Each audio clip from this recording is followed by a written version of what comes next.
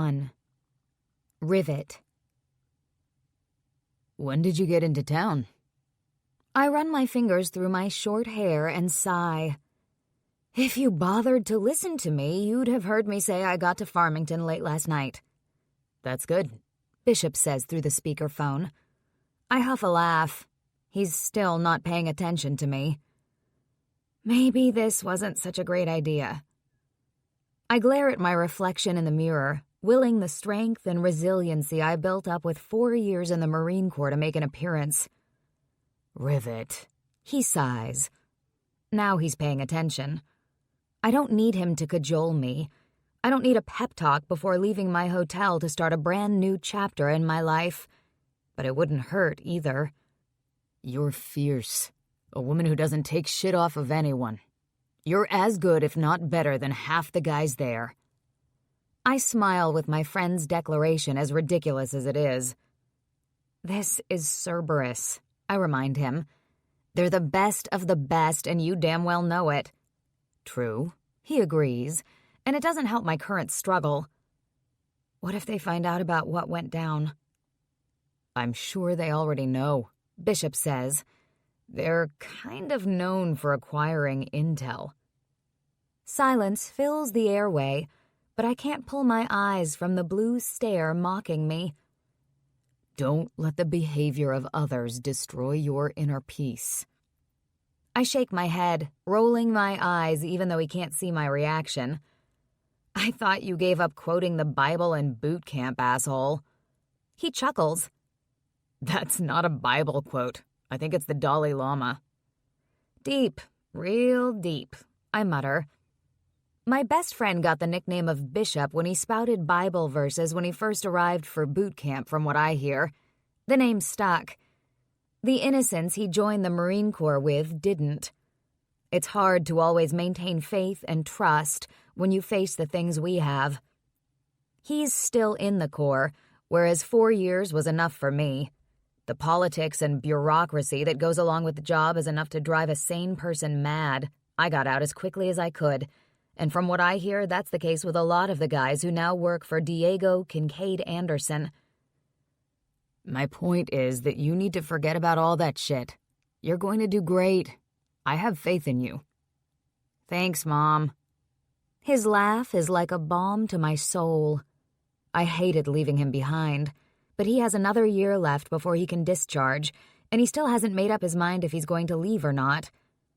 Things are simpler in the Corps as a man. Not easier, mind you, but just different. The expectations are set so much higher. Everyone is watching you, testing you, waiting for you to fail. Okay, maybe not everyone. I had a great group of guys I worked with for the better part of a year. My issues stemmed from the other assholes on base, the ones that would never accept a woman in combat, no matter how many times she proved herself worthy. A loud rustle comes through the line, distracting me from my incessant stare into the mirror. "Where are you?" "East," is his response, and I know he can't tell me more. "Be safe." "Always. I'll call you when I can." "I know." We say our goodbyes, and just like every time I get off the phone with him, I feel a knot in my gut, threatening to make me sick. I know what the job entails. I know the lies we tell our families while we're deployed so they can sleep easier at night. We never give them the full truth. We don't talk about the close calls or the people we've lost along the way. Death, carnage, and injuries are swept away with saying, "I had a bad day," or "Things got a little wild today." Civilians wouldn't understand. Civilians don't want to understand, and that's fine by me because I don't want to talk about the shit I've seen, the things I've had to do to survive. But the guys I'm joining know the score. They've all been through it. They've all lived the same nightmares, some longer than others. Dominic Anderson, Kincaid's older brother, isn't an official member of the Cerberus MC, but he's an integral part of the organization. He spent 20 years in the Corps, the longest-serving member if my research is correct. Knowing what I know about military life and active combat, my worry over Bishop is warranted. He's my best friend, and has been for the last several years. We know everything about each other, literally everything considering that drunken night in Bahrain, but we didn't let that ruin our friendship. I make my way around the shitty motel room gathering my things, trying not to let depression set in when I realize one overstuffed gym bag counts for all of my worldly possessions. I've practically been deployed continually the last 4 years, so collecting shit and settling in any one place for too long seemed pointless. But looking down at the bag on the bed is eye-opening. I think about calling my parents, but I can't suffer through another round of their disappointment since they won't wrap their heads around the fact that Cerberus isn't some criminal motorcycle club running drugs, guns, and selling women. No matter how many times I told them to stop watching SOA to get their information, they won't listen. I guess I can be grateful that they watched McHale's Navy to understand my time spent in the Corps. With one final sigh, I leave the hotel room, jump on my bike, and head to the Cerberus clubhouse. Only once on the ride over do I consider turning around and heading in the opposite direction. Several women smile at me from the kitchen while I wait outside of the conference room. I don't know why I'm nervous.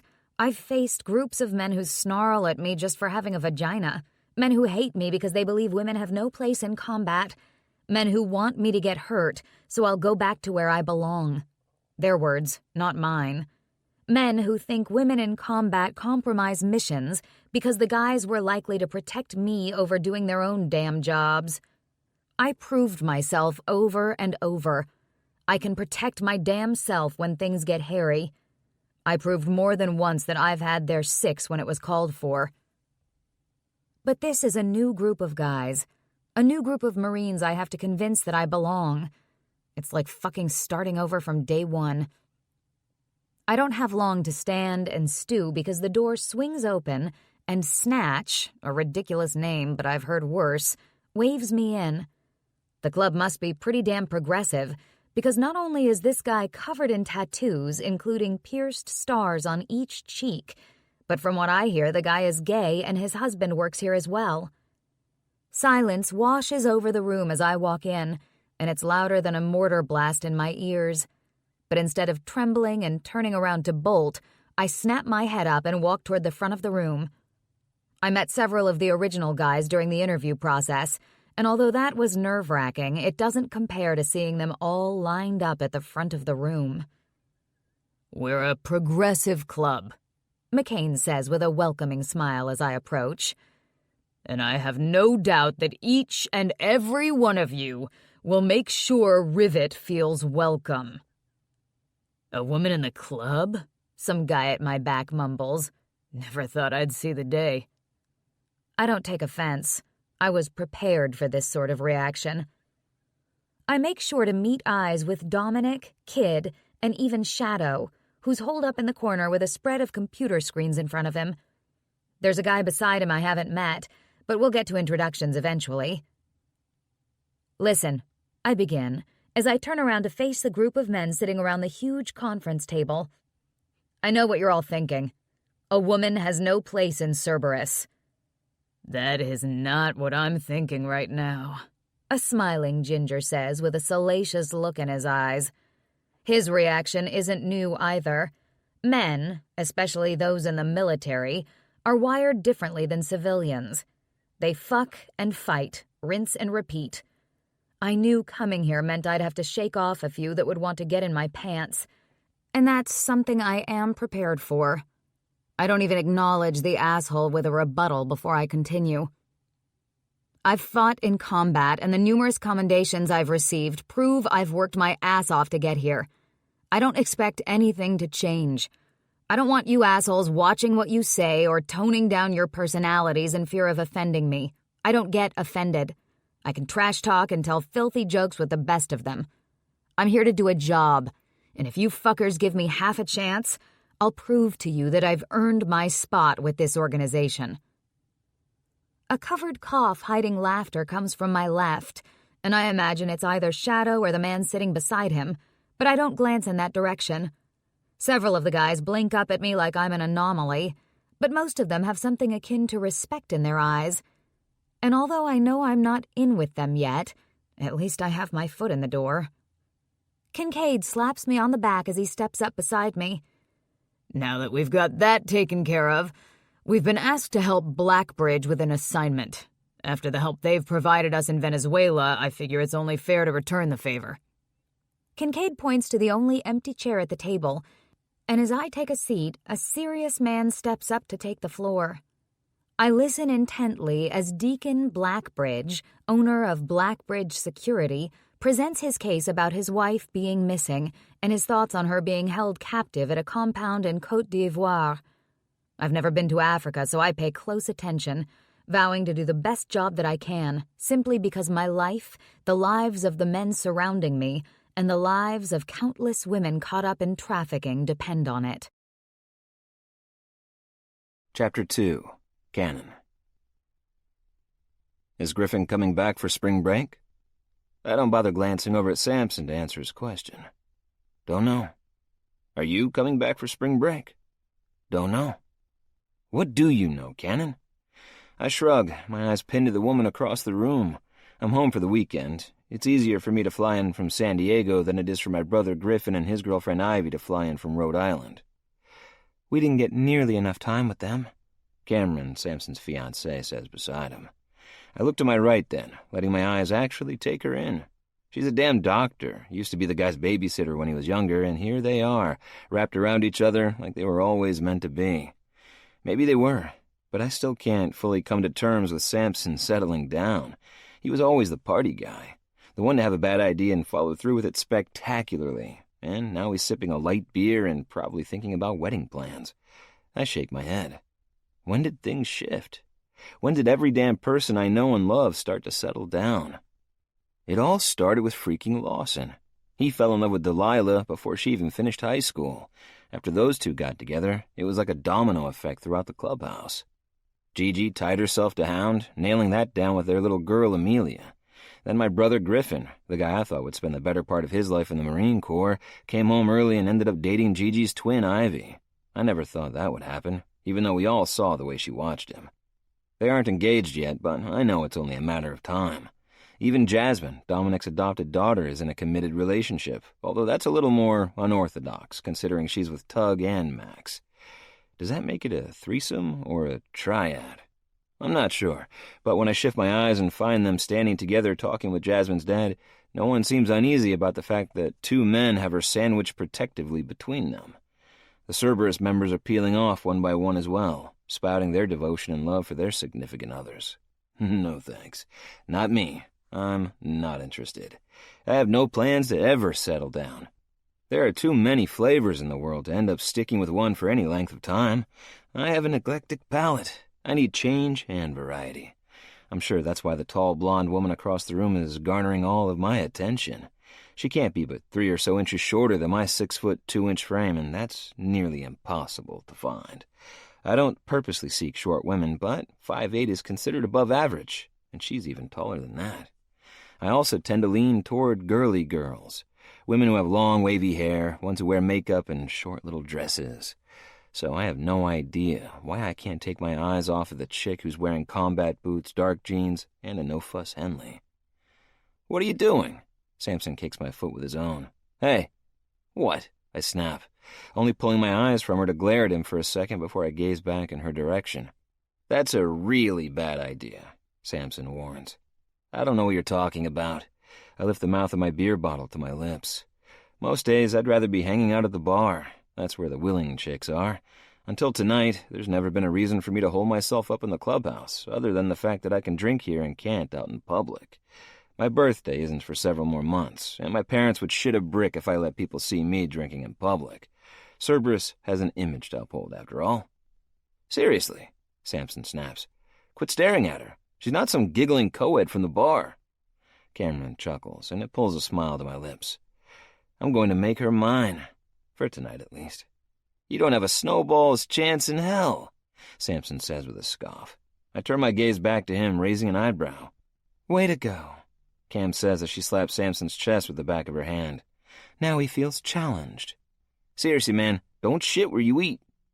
I'm sure you can tell by the gleam in my eye that my mind is already made up. Jesus, this is going to be bad. So bad, Cam agrees with a smile. You don't think I can do it? I think you're used to simple girls, and that woman would never be interested in your goofy ass. And that right there is the crux of the situation. Ever heard the saying, I'm not such and such. I simply play one on TV. That's me. The class clown, the jester, the idiot always willing to make someone laugh. But behind closed doors, the chicks I score aren't laughing. Panting, moaning, and begging for more maybe, but they're certainly not giggling. None of my friends know what I'm really like. I'm sure they presume I'm the slap an ass and make them giggle type of guy. But that's so far from the truth, a laugh nearly bubbles out of my own throat. I'm demanding, to say the least, and the girls I hook up with understand that my proclivities aren't to be shared around. I'm not ashamed of what gets me off, but I don't want my business spread around either. Those chicks get the light, fun canon in public, and then they meet my darker side once the bedroom door closes. I think the change brings a little extra thrill to the situation and heightens pleasure. And that's me inside the bedroom and out, a man always seeking a new kind of pleasure. I imagine the newest Cerberus member would give me just that, and the prospect of feeling her leanly fit body against mine, where I'm more used to soft, supple flesh, will haunt me until I get her alone in the dark. I can be serious, I argue. Cam scoffs, and Samson doesn't appear to be convinced either. I always get the girls I go after. No, you don't, Cam says as she leans in a little closer to me. Did you forget about Charlie? She wasn't swayed by your stupid pickup lines. My pickup lines are famous.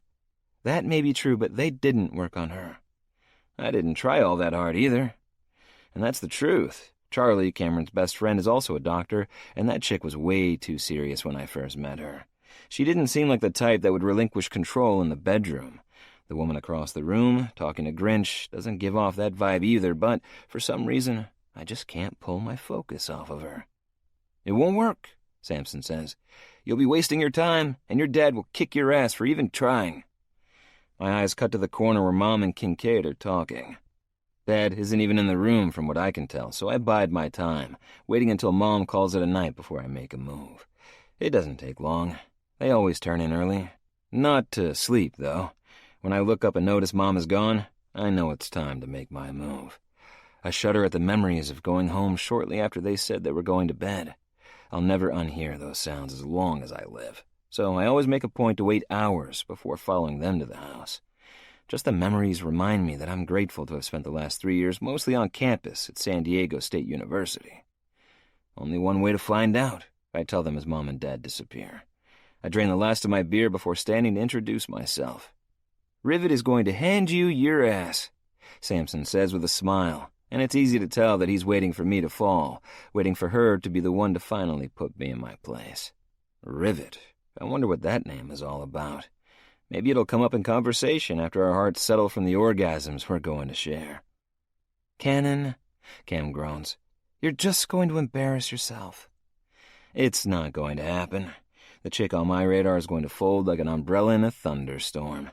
I smile at my friends before walking across the room. My custom grin is in place when I approach, walking past Jinx, Tug, and Mia. But Rivet doesn't even bother to look my way. Her conversation with Grinch seems to be more important. It won't be that way for long. Hey, baby, I say, interrupting the conversation so she notices me. Chapter 3. Rivet. Hey, baby. I turn my head, frowning at the guy that's approached us. He doesn't look like Cerberus, and I don't recognize him from the meeting earlier. There's nothing that screams Marine about this guy. Not his shaggy blonde hair or the stupid shirt he's wearing that reads, "Show me your kitties," with a smiling cat wearing sunglasses. I turn my body, trying to exclude this idiot. Yeah, I continue, picking up the conversation right where I left off before being so rudely interrupted. 4 years was enough for me. The bureaucracy was just too much to re-up. Oh, The fool says, still not taking a hint. You were in the military? Grinch, the guy I'm talking to, smiles like a fool, and it takes everything I have not to roll my eyes. Is this going to be some form of hazing? An initiation of sorts for joining their ranks? The new guy comes in closer, inches from invading my personal space, and I clench my hands to stave off the urge to shove him back. Are you a general? 'Cause you just made my private stand at attention. I narrow my eyes at him. Is this guy for real? Grinch coughs into his hand, much the same way Shadow did during the meeting earlier, but he doesn't tell the guy to fuck off. I can't help but think this is some sort of test. The thing about me is, I hate fucking tests. Wanna help me dishonorably discharge? He waggles his eyebrows up and down. Does this shit normally work for him? I let my eyes assess him, but even with his tanned, muscular arms and the thick thighs filling out his jeans, he doesn't really pose a threat to me. I've seen bigger and badder and took them to their knees without blinking an eye. I can stand at attention for hours. There's no missing the innuendo in his words. Wanna play formation? With that, my lip twitches. This entire situation is just ridiculous, and I'm waiting for the entire Cerberus team to start laughing at the prank. I don't want to be the asshole who can't take a joke, but then the fucker crosses a line, reaching up and trailing his fingers down my arm. There isn't skin-on-skin contact because I'm in a long-sleeved Henley, but I can't let the disrespect go any further. What do you say? Are you Delta Tango Foxtrot? He grins wide, his fingers still in contact with my arm. DTF. Down to fuck.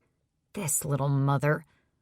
I wait until his hand is near my wrist before I act, and with a simple twist of my own hand and putting my weight exactly where it needs to be, I'm able to flip the fool on his back. He squeals like a damn girl a second before his back hits the floor with a loud thump. The entire room goes silent, and for a split second I wonder if I seriously fucked up.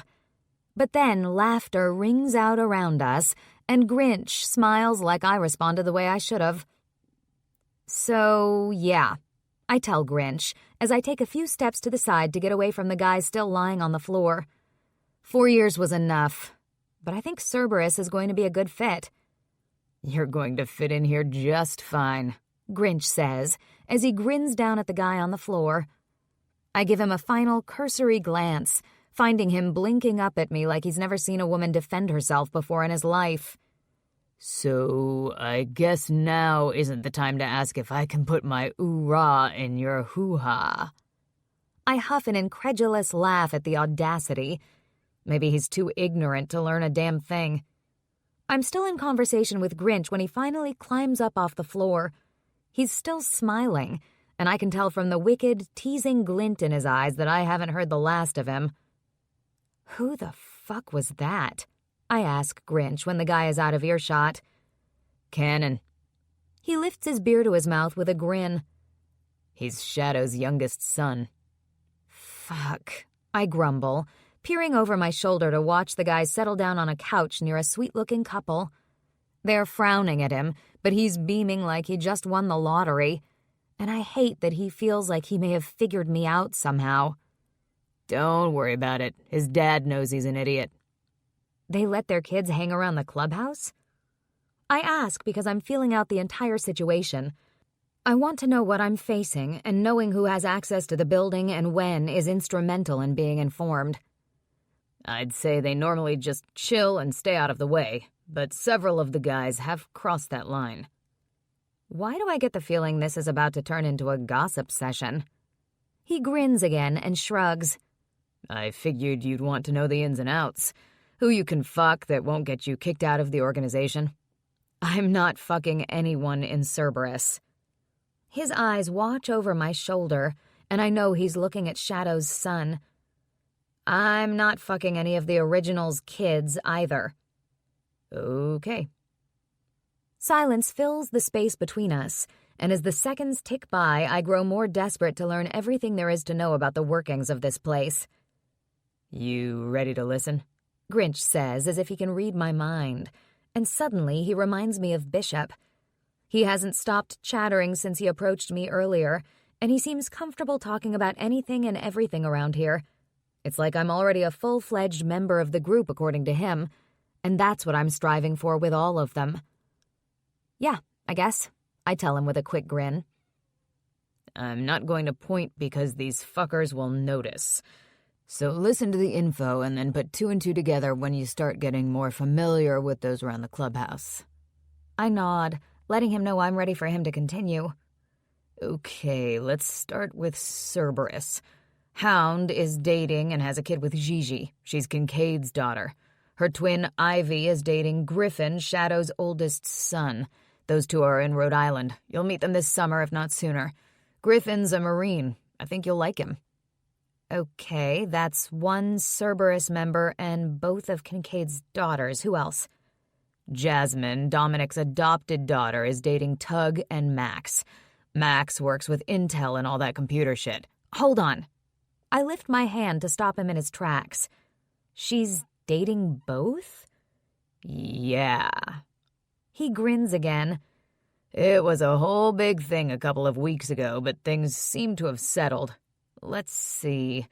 Scooter is in a relationship with Max's sister, Mia, and that was touch and go for a while since her abduction, but things seem to be looking better for them. Abduction? Long story for a different day. He glances around like he's trying to figure out who to talk about next. Oh, they're also in Rhode Island, so you'll meet them later, but Snatch and Itchy's adopted daughter, Delilah, is married to Snatch's biological son, Lawson. They got married here in the clubhouse a few weeks ago. Wow. I have no words. Do they ever leave the clubhouse? Like, meet people who aren't linked to the organization?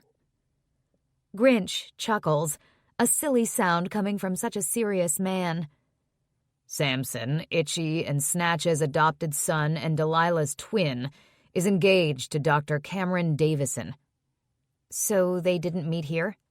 Well, his brows furrow. I think she was his babysitter when he was young. My eyes widen. But they didn't get together until this last year. It's not like something inappropriate was going on. Okay. He grins again. This is like an episode of Jerry Springer. Not really. Hound met Gigi. Oh, wait. Yeah, that doesn't really count. What? I'm already invested in the damn gossip. Too deep to stop now.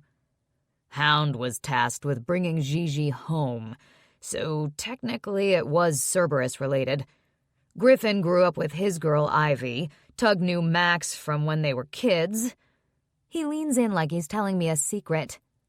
Rumor is those 3 met in a sex club in Denver, so that was really just a coincidence. Sex club? Which is run by Kincaid and Dominic's cousin's son.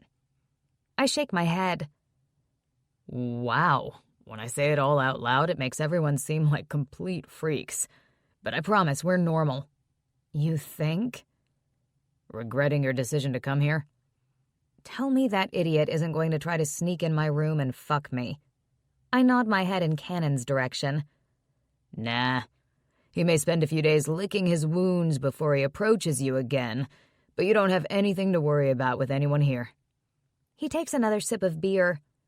Well, Jinx is probably undressing you constantly with his eyes, but you're safe.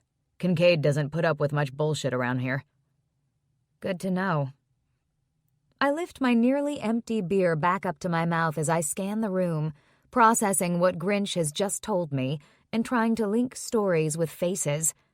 It's all a little too much to take in, but for some reason with the new information, I feel like I fit in even more.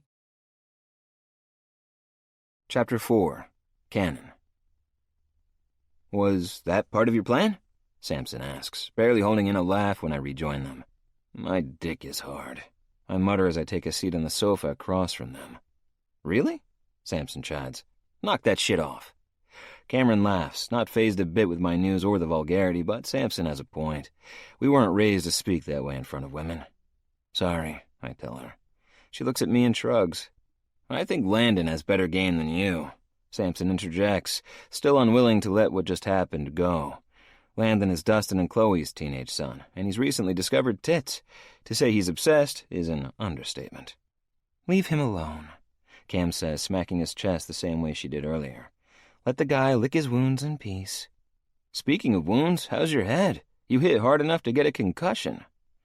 I ignore them both, frowning when I lift my deserted beer bottle from the table, only to remember I drank it all before I approached her. "What do you think he's telling her about me?" They both turn their heads, looking at Grinch as he leans in close and speaks. I can tell from the way they're both darting their eyes around the room that they're gossiping.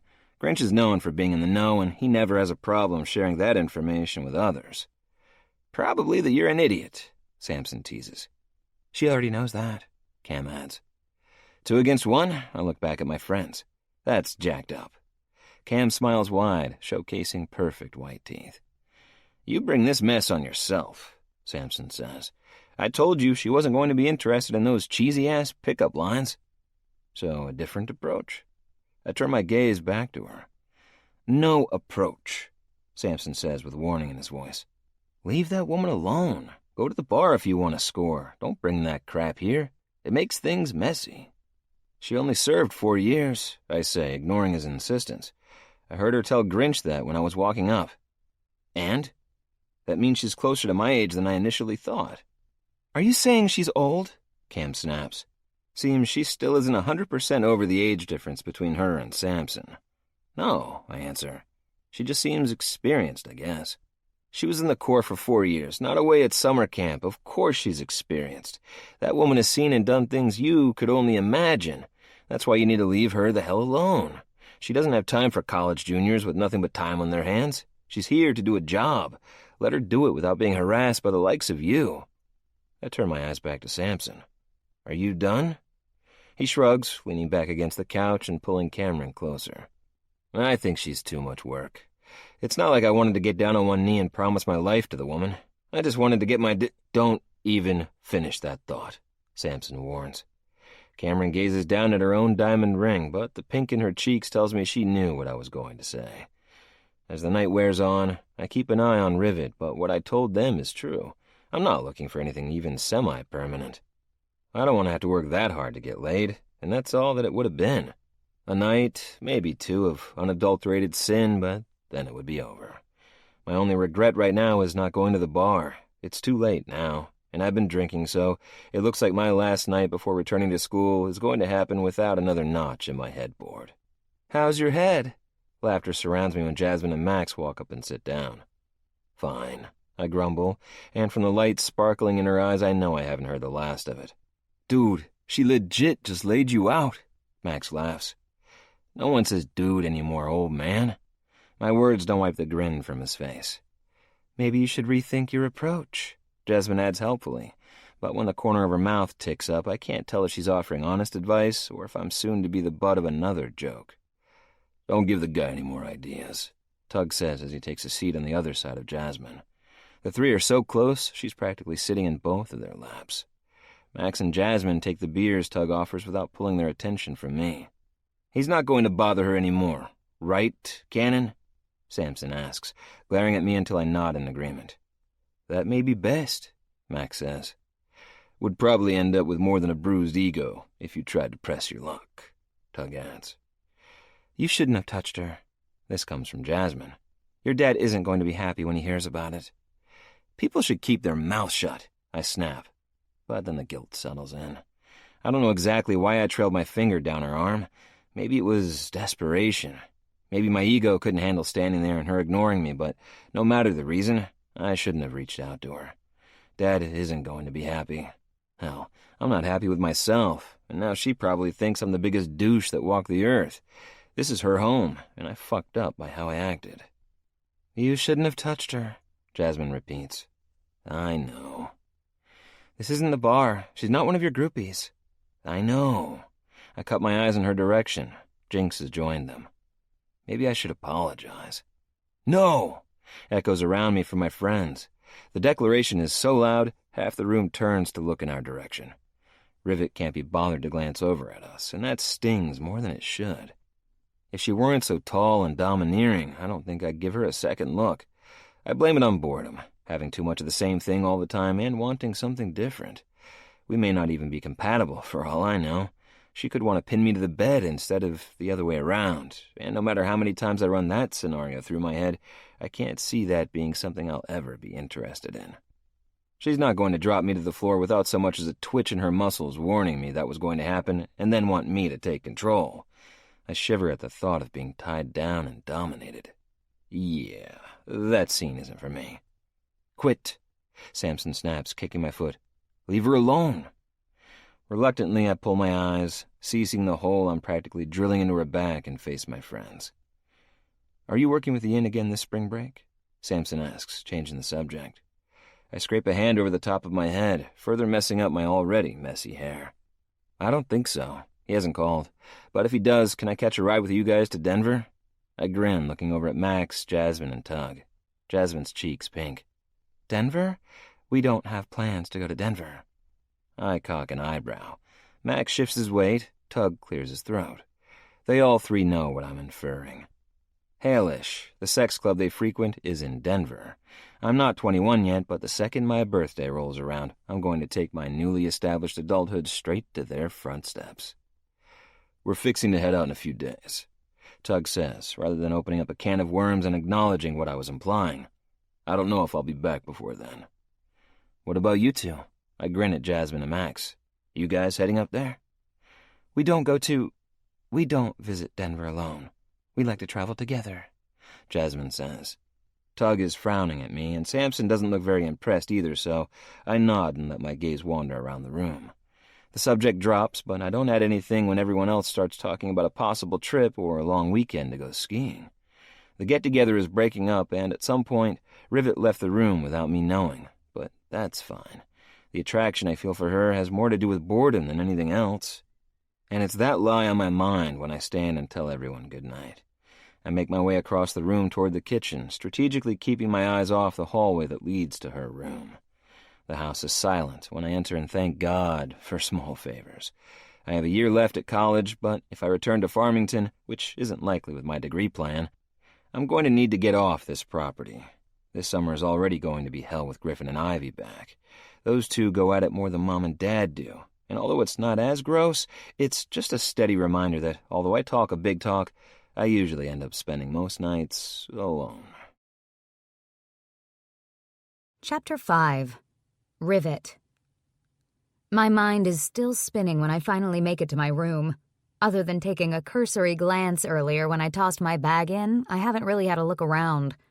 My bag is tossed by the bed just where I left it, but there's a wrapped gift sitting in the middle of my mattress that I eye warily.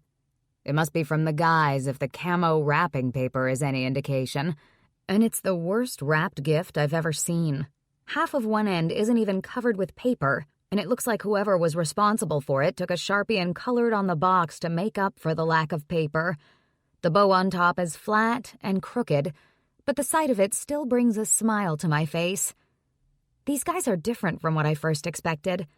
Maybe it's my jaded experiences that made me want to tuck tail and run away before I even made it through the front door. But I was right when I spoke to Bishop earlier. These guys are the cream of the crop. Other than Jinx licking his lips every time I caught his eye, and that fool Cannon, my night was actually enjoyable. From what Grinch said, the evenings around the clubhouse are pretty low-key.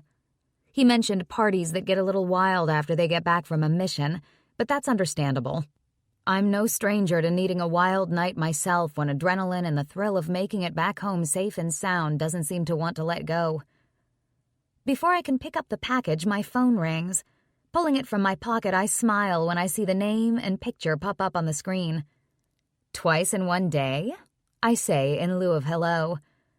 You must not be far enough east to be making a difference. Bishop chuckles. I've been worried about you.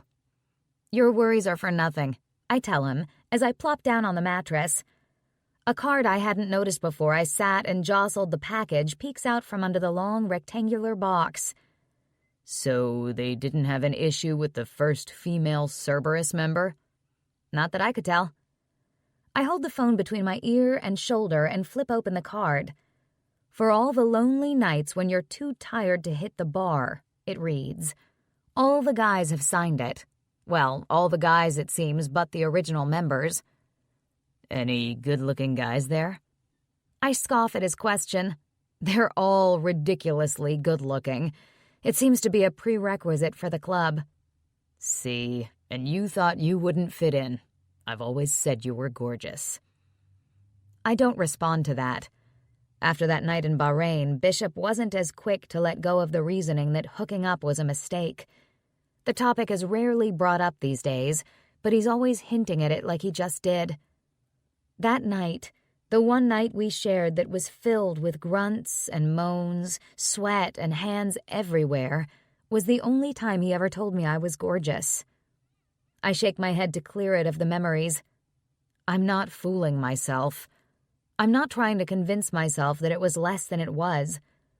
I've always seen that night as something that would end up destroying our friendship. It was a good night, a great night, but it'll never happen again. I don't want it to happen again. I'm not pining for him like I suspect he does for me occasionally.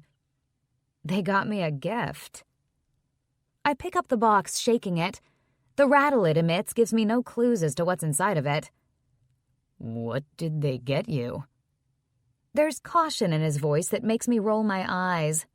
Don't know, I haven't opened it yet. It's heavy as hell, though. Open it, he urges, and his insistency makes me want to hang up and peer inside by myself. Then I feel guilty. I let Cannon get me agitated, and now I'm deflecting that negativity on Bishop. After we hang up, I don't know how long I'll go until I get to hear from him again. They did a super shitty job at wrapping the thing. I tug at the tape, but there seems to be layers of it. Guys aren't very good at wrapping shit, he says almost dismissively. Are you opening it? Trying? My phone is still between my ear and shoulder, but this stupid paper is going to take more range of motion. Hold on, let me set the phone down. Put it on speaker, he says before I can pull it from my ear. I hit the speaker button and set the phone beside my thigh. I bet it's new night vision. Wouldn't that rock? I didn't bring any gear with me. Kincaid had emailed, letting me know that everything would be issued upon my arrival. So other than my handgun, I came empty-handed. Good night gear is hard to come by. I imagine they only have the top-tier shit there, Rivet. He sounds a little bitter. Are you still wanting to join Cerberus? We avoid this topic as well. Bishop had high hopes for his military career, but it hasn't been everything his recruiter made it out to be. I smile at that. Every single person who has entered the military was lied to by their recruiter. Mine wanted to be my best friend, letting me drink and hang out at his house even though I was still in high school at the time. We were good friends. Or so I thought. When I was 2 weeks into boot camp and called to beg him to get me out, he acted like he didn't even know who I was. Everything from the recruiters is sugar-coated, and I walked away from that phone realizing that trust isn't as fluid as you think. Cerberus doesn't have an application process. They seek you out.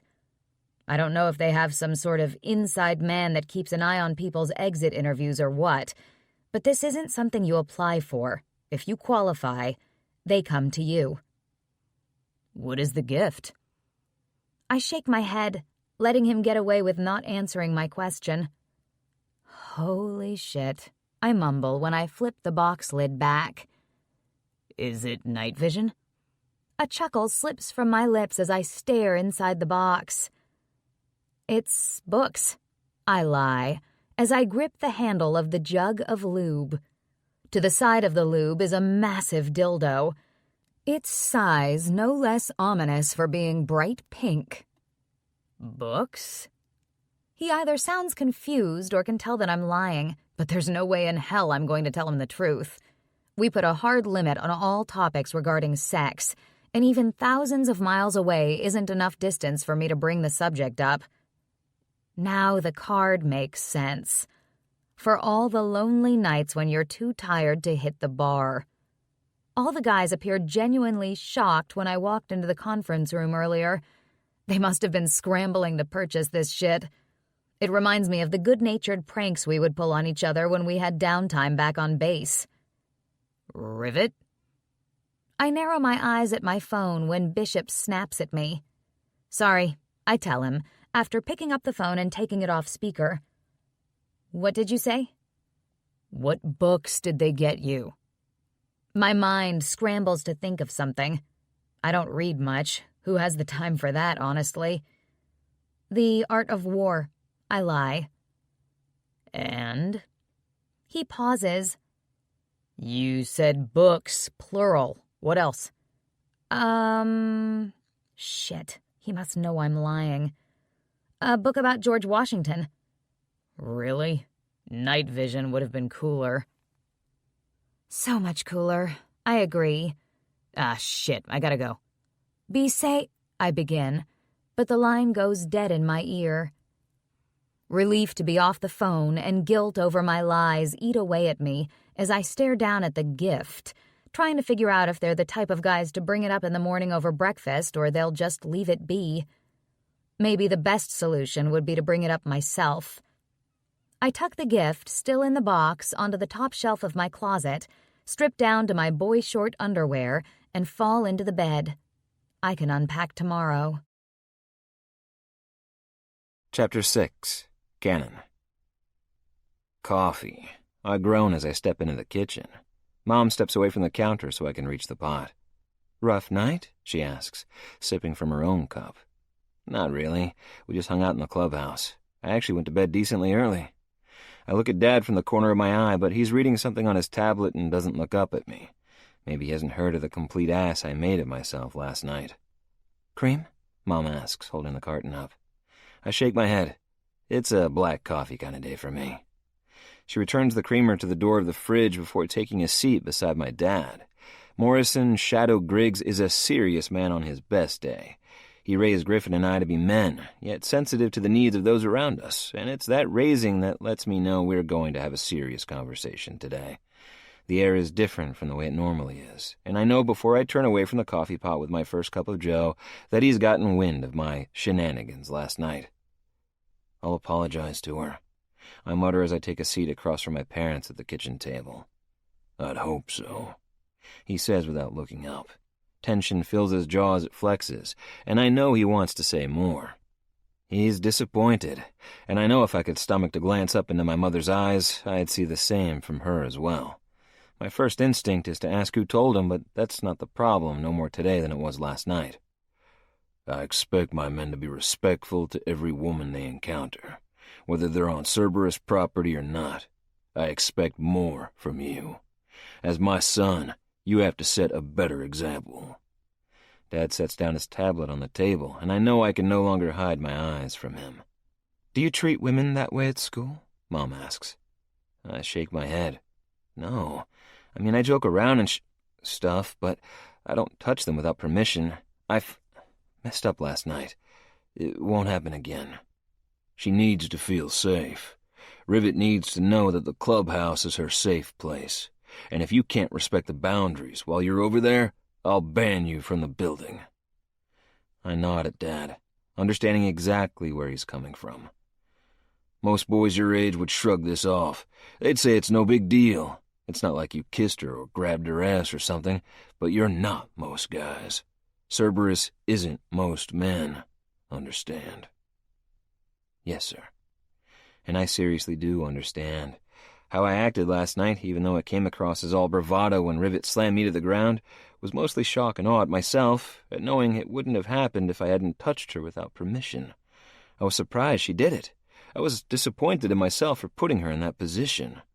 Dad is drilling the point home, but my lack of sleep last night had everything to do with my guilt. Tension fills the air, and I want to get up and leave, but he hasn't dismissed me yet. Mom sighs a long-winded rush of air before she picks her cup back up. "What are your plans for spring break?" I give her a weak smile in appreciation for being the one to change the subject. "I don't know yet. Ian hasn't called about spending the week in Denver.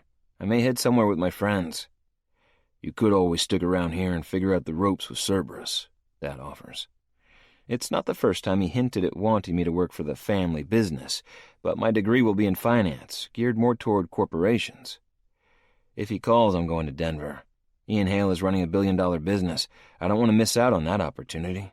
"Cerberus is running $1 billion business," Dad says casually, drinking his coffee. "What?" My brows pinch together. Surely I heard him wrong. "You heard me right. Dad winks at Mom when she chuckles. We're kind of a big deal. Jeez, I groan. Have you guys been watching Will Ferrell movies again? Dad smiles, but he doesn't confirm. Listen, Cannon, I know you want to get away from here. I know you have stars in your eyes and think every other place is better than New Mexico. But there are just as many opportunities here as there are with Ian Hale in Denver. I'll keep that in mind. Plus, we have the park fundraiser that same week. It would be nice to have you around to help, Mom interjects. You mean to lug around heavy stuff?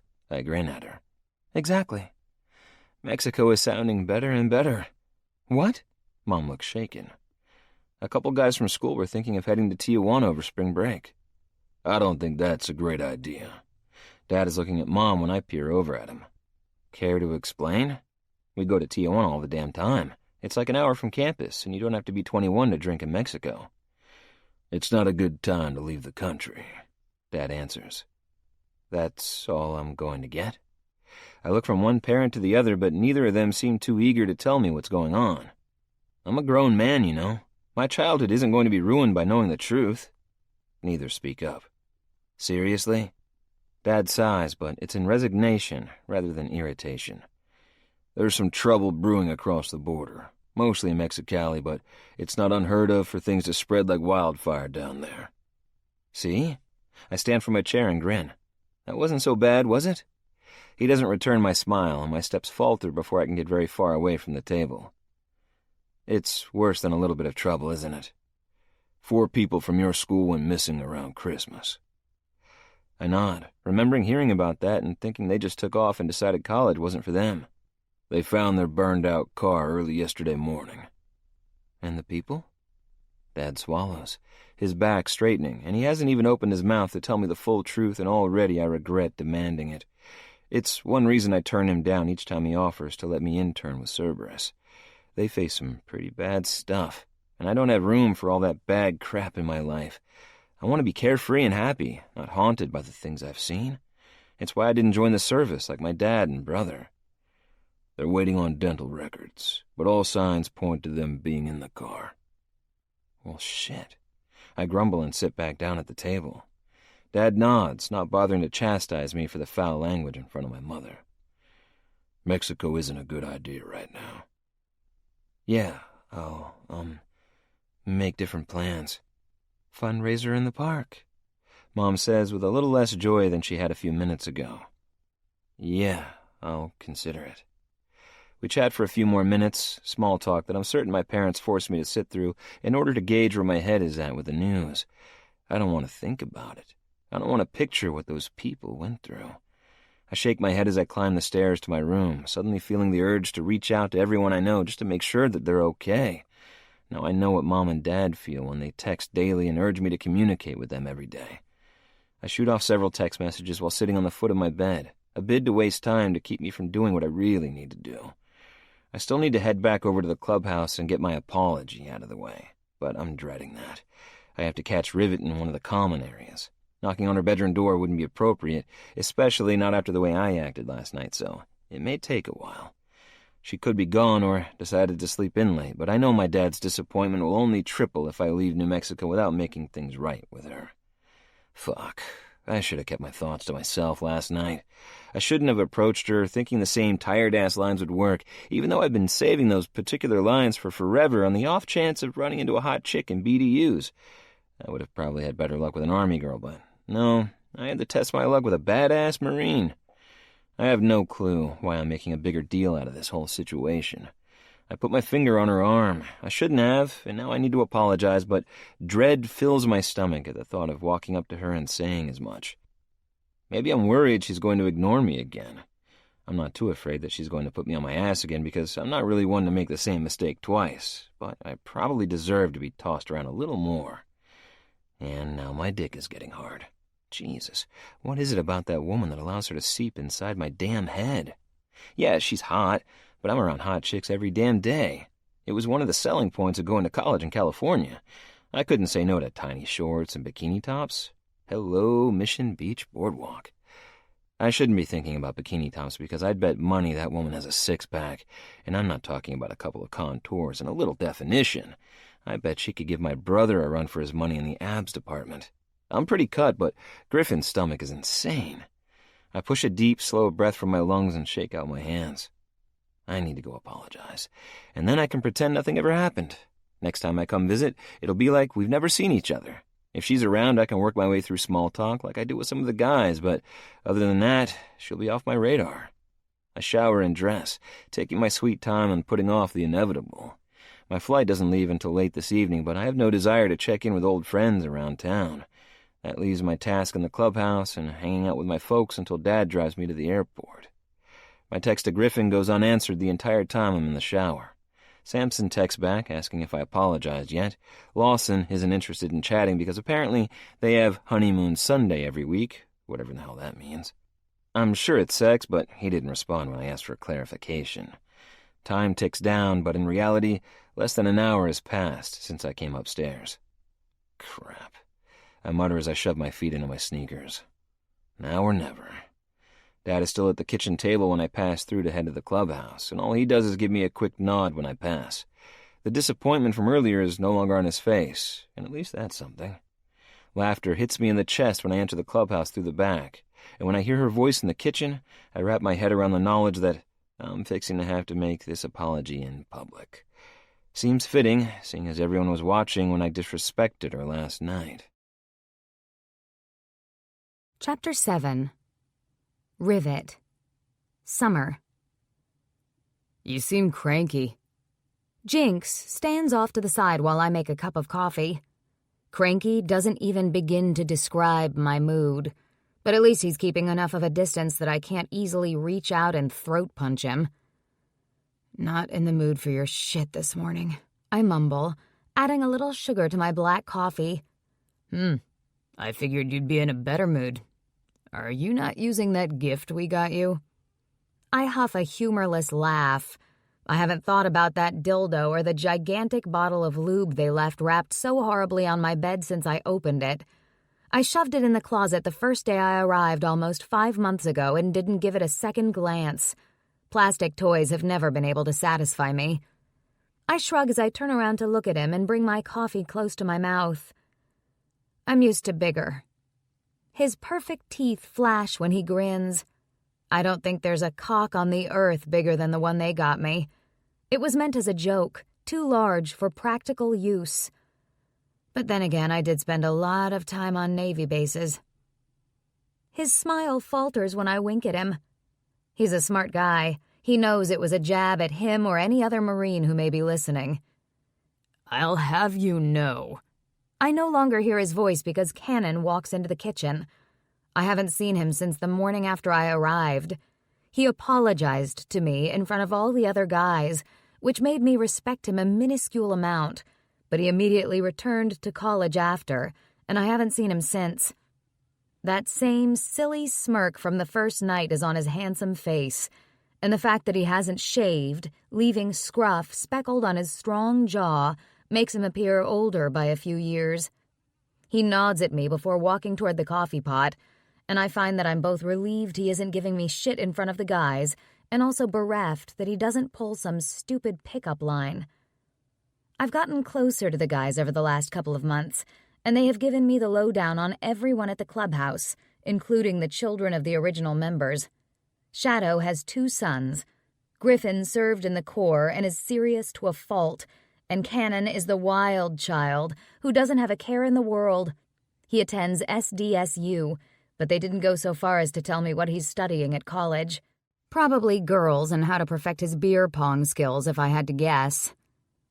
That's probably a bad idea, Grinch says when I grab the seat next to him at the kitchen table. Huh? I'm not even focused on him, but when I look over at my teammate, I realize that's exactly the problem. Getting horizontal with that boy will only breed trouble. His eyebrow raises, causing my cheeks to heat with embarrassment. Are you out of your fucking mind? I hiss, trying to deflect his assumption, but it's clear he isn't buying it. I didn't mean to stare at the boy, but I'm only human. His t-shirt is hugging every muscle on his chest, and the sight of his back moving, torso twisting when he pulls a coffee cup from the cabinet would make any red-blooded woman stop and watch. I was reading his shirt. Yeah, okay. Grinch isn't convinced, and why should he be? The man hears and sees everything, which normally wouldn't be a problem. It's a great skill to have in our line of work, but the fact that he caught me watching Cannon spells trouble. Grinch may know every single thing going on, but he's also the club gossip. He isn't selective in who he tells things to. I guarantee the other guys will be razzing me about watching Shadow's son by the end of the day. My hackles rise at the prospect. Rivet? What? I turned to look at him, once again annoyed that my gaze was across the room, hyper-focused on the way Cannon's jeans hug his thick thighs and shapely ass. I asked what his t-shirt said. I turned my head, forcing my eyes away from Cannon and look at Grinch, glaring at him in warning. Fuck, being in this group will make your head spin. When we're working, everything is serious and even smiles are few and far between. But in the clubhouse, it's like living with a bunch of preteen adolescents who want to gossip and share secrets like we're at summer camp or a sleepover. I dart my eyes across the room, but Cannon is turned, so I can't see the front of his shirt. For all I know, it's just plain navy blue with nothing on the front. If so, wouldn't that prove Grinch's point? Like I said. He takes another sip of his coffee, but I don't miss the upward tilt of his lips before his cup meets his mouth. Nothing but trouble. Scowling, I refuse to look at Grinch. I refuse to turn away from Cannon, hoping that staring at him will only make his appeal dwindle away. He was a complete idiot the night we met, and he was serious the next day when he apologized, genuine in his discomfort for acting the way he did. It took a lot of balls to walk up to me after I put him flat on his back, but to his credit, he didn't seem irritated that I bested him, nor did he make excuses about having too much to drink.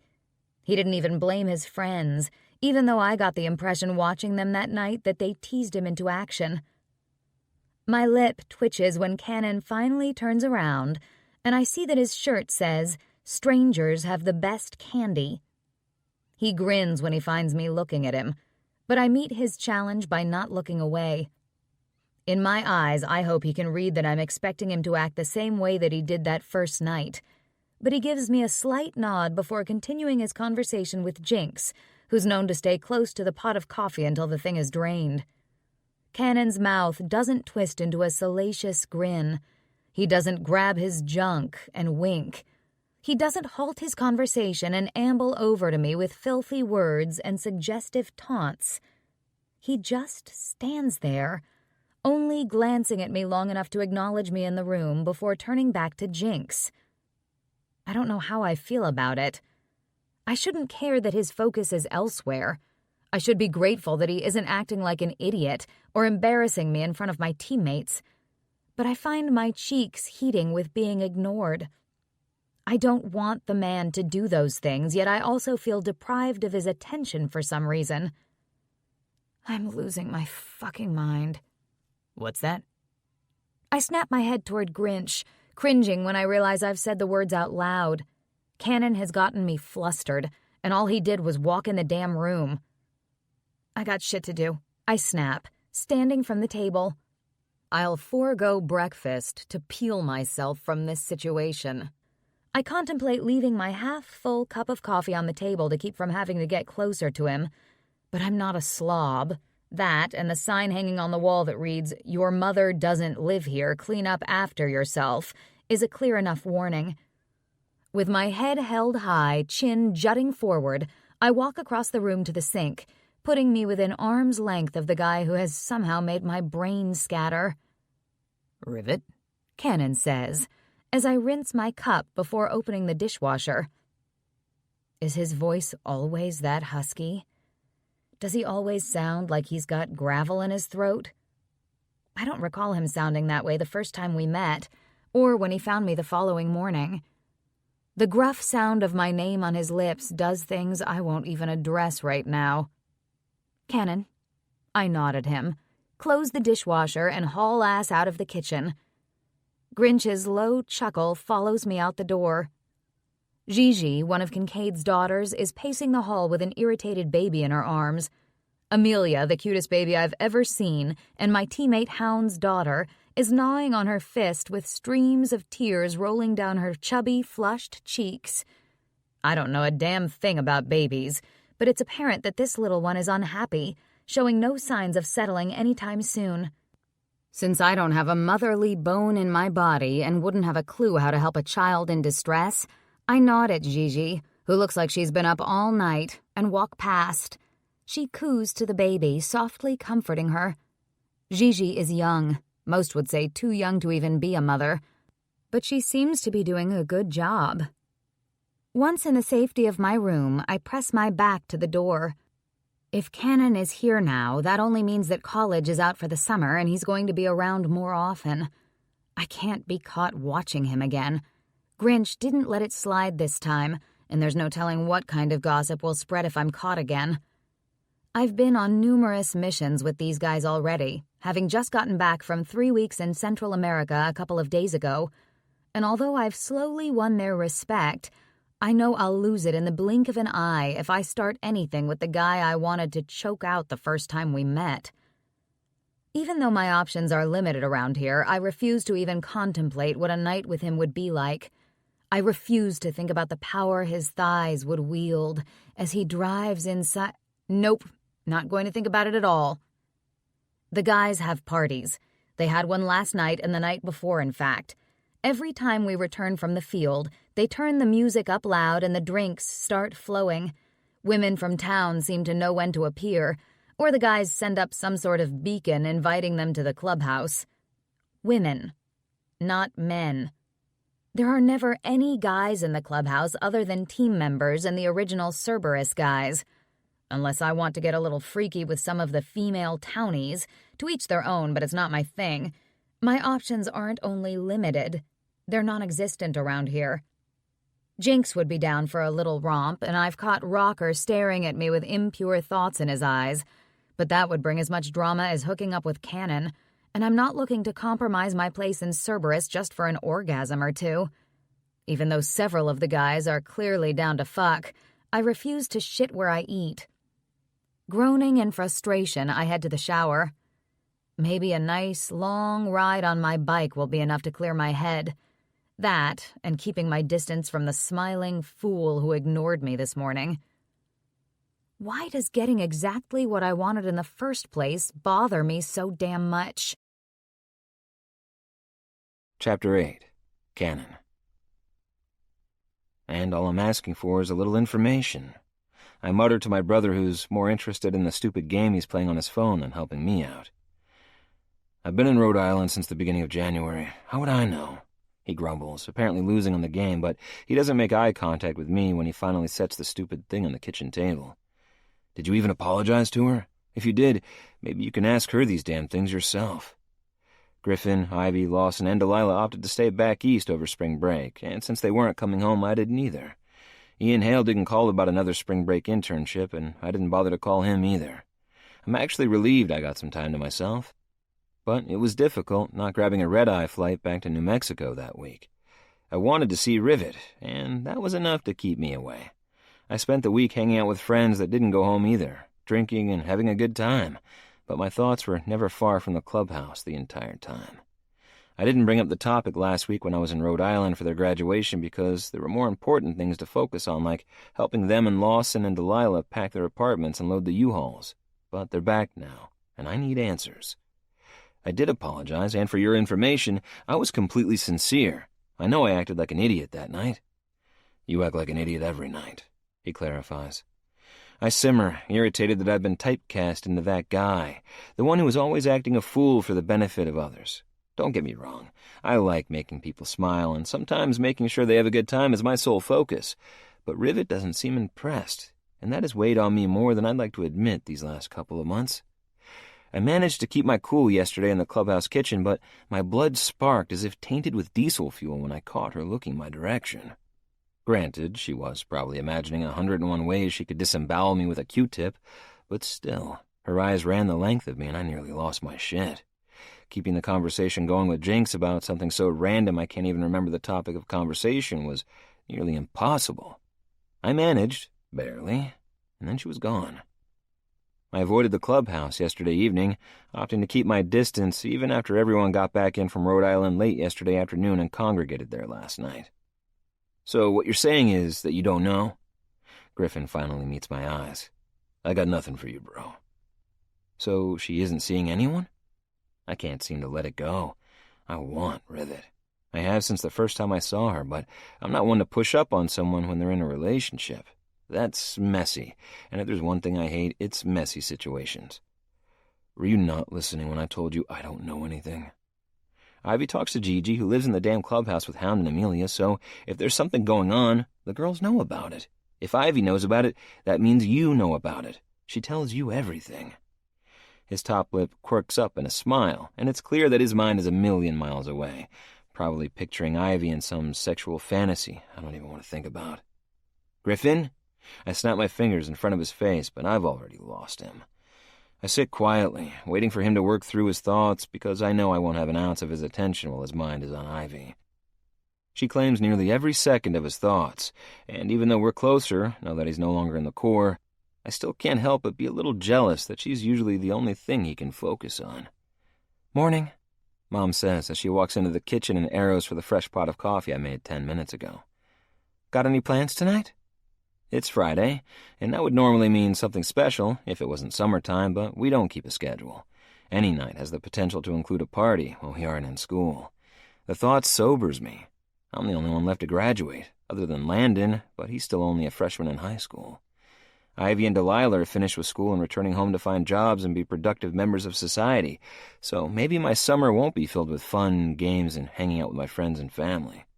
Samson graduated also, opting to get his diploma in the mail since he took online classes to complete his program this last year. His dads weren't impressed by the lack of ceremony, but Cameron had to work at the hospital, and those two were just as inseparable as all the others who have paired off in recent years. Jake's, probably. Griffin tells Mom as she takes a seat beside us. I look at him, confusion drawing my brows tightly together. I clench my jaw in frustration, irritated that he can snap out of his thoughts for her, but not me. We haven't even discussed plans for the evening, but I'll be wherever everyone else decides to go. Although I'm now the odd man out, the only one not mated for eternity to my soulmate, I still enjoy hanging out with them. Plus, Jake's is the perfect place to find my own entertainment for the night, and a way to somehow manage to get Rivet out of my head. Not that I was able to do that with the pretty girls in San Diego in the last couple of months. And let's not even talk about the one time I tried to hook up with that gorgeous stacked blonde and couldn't follow through. Maybe being back on my home turf is exactly what I need to exorcise the demon that's been haunting me and ruining my mojo. Guys, Dad says as he enters the kitchen. He presses a kiss to Mom's temple before filling his own cup of coffee. Glad to be home? Things are great, Griffin answers. But now the real work begins. I know it's going to be nearly impossible to find a place to live in town. Mom frowns at his news. A place to live? She doesn't bother hiding the disappointment in her voice. I imagine both our parents, along with Diego and Emmeline, assumed Griffin and Ivy would stay on the property. I know I don't have any intention of fleeing the nest any time soon. It's too comfortable here to want to leave. We can't stay here, Mom. Of course you can. Dad takes the seat across from Mom so he can see Griffin better, and I already know what's going to happen. I sigh, irritated that Dad is going to try to persuade Griffin to stay. If I didn't know that Ivy was still upstairs in my brother's bed, I'd bet money she'd be having the same conversation with her own parents. We need our own space, Griffin says as he looks at our father. I'm a grown man. I'm not going to stay under my parents' roof. I thought you wanted to build here. Mom sounds as if she's on the verge of tears, as if her oldest son just told her he's packing his things and moving to a different continent. We want to. Griffin keeps his eyes on Dad. That's what we want, too. We've had this conversation more than once, son. You should stay here while we iron out the details on the build. Hound's house is nearly done. They're putting on the finishing touches this week. Cerberus owns most of the land, for as far as the eye can see. Hound and Gigi will be the first ones to own property across the street from the clubhouse, whereas my parents and the other original members have built behind the clubhouse. Although now part of the family, Hound still insisted to build on the land that has been designated for the team members. I have no doubt it has more to do with his and Gigi's kinkiness and needing a little distance from her parents than anything else. It takes months to build a house. I can already tell that Griffin has made up his mind, but I know my mom and dad won't give up so easily. They both imagine awful things happening to us while we're not on Cerberus property. It's with good reason, considering how crazy the world has gotten, but they protect us to the point of smothering us. Hence the reason Gigi took off at 18 and spent years trying to avoid coming back here. And spending money on an apartment or renting a house is wasteful when you can just stay here. We need our own space. We need privacy. I want to cheer him on and let him know I fully support his decision. It's difficult, not to mention incredibly creepy, to have to listen to your brother getting busy with his girl through our shared wall upstairs. "We don't go in your room," Mom mumbles. "We don't even bother you when the door's closed." "Maybe you'd be more comfortable at the clubhouse. There are still a couple of empty rooms over there. You and Ivy are welcome to one," Dad offers. Griffin rejects the idea immediately. "I'm not going to have her walking around the clubhouse in her pajamas around those guys," he growls. "I'll end up killing one of them." "None of them would disrespect Ivy," Dad interjects. What he doesn't say is that Kincaid would either kill them himself or they'd end up out on their asses. "Or," Mom adds, "she could always get dressed before leaving the room." My lip twitches at the sight of Griffin's knuckles turning white from gripping his coffee cup so hard. I don't like to see my brother getting agitated with my parents, but at the same time, I'm grateful that their irritation isn't directed at me this time. "If you join Cerberus, one of those rooms is technically yours anyway." "I haven't made that decision yet," Griffin grumbles. "There's still too much up in the air right now." He doesn't say it, but I know he's referring to the bullshit that went down while he was in the Corps. He hasn't gone to court yet to testify against the lieutenant that made him do awful things while in combat. "I really wish you'd stay," Mom whispers, but Griffin doesn't give in to the sadness in her voice. My brother's jaw clenches at the low blow my mother is using right now. Neither one of us ever wants to hurt or disappoint either one of our parents. They gave us amazing childhoods, and we were raised with a level of respect for them most kids don't possess these days. "He's made up his mind, Misty," Dad says with acceptance. "If you're hell-bent on leaving, those new apartments off the highway are leasing soon. They have a huge banner out front. It isn't ideal as far as security goes, and I imagine the gates they're installing would be easy to breach, but that's going to be your best option." I hide my chuckle with another sip of coffee. Mom is good with sad, but Dad is the expert at passive-aggressive. He knows Ivy's safety is Griffin's #1 priority, ranked higher than her happiness, and him mentioning the security at the apartments is a well-aimed shot. Griffin doesn't cave. "I'll look at them later today." "Morning," Ivy says as she joins the rest of us in the kitchen. She tugs down her tank top, cheeks flushing pink in embarrassment. And I don't know if it's her state of dress or if she just hasn't gotten used to people knowing what she's been up to upstairs. Yeah, they definitely need their own space. Chapter 9. Rivet. "That is not what I meant," Rocker huffs. "You just said that Pretty Little Liars was your favorite show," Grinch says with a wide grin. "I did not." Rocker sits back in his high-backed bar stool, arms crossed over his chest, and he looks as much the petulant brat I imagine those girls on that show would look like when they're called out. "You did." I smile around the beveled edge of my beer bottle before tilting it up for a long drink. We've been to Jake's more times than I can count, but the age of the patrons is decidedly younger tonight. I didn't realize how many college kids came home for the summer until we arrived tonight to the packed parking lot and even further overflowing bar. I won the coin toss we always have when we arrive. None of us wants to put our backs to the door or the crowds of people milling around, but we wouldn't be able to chat if we all lined our broody asses up along the far wall. I'm just grateful I'm even included in the coin toss.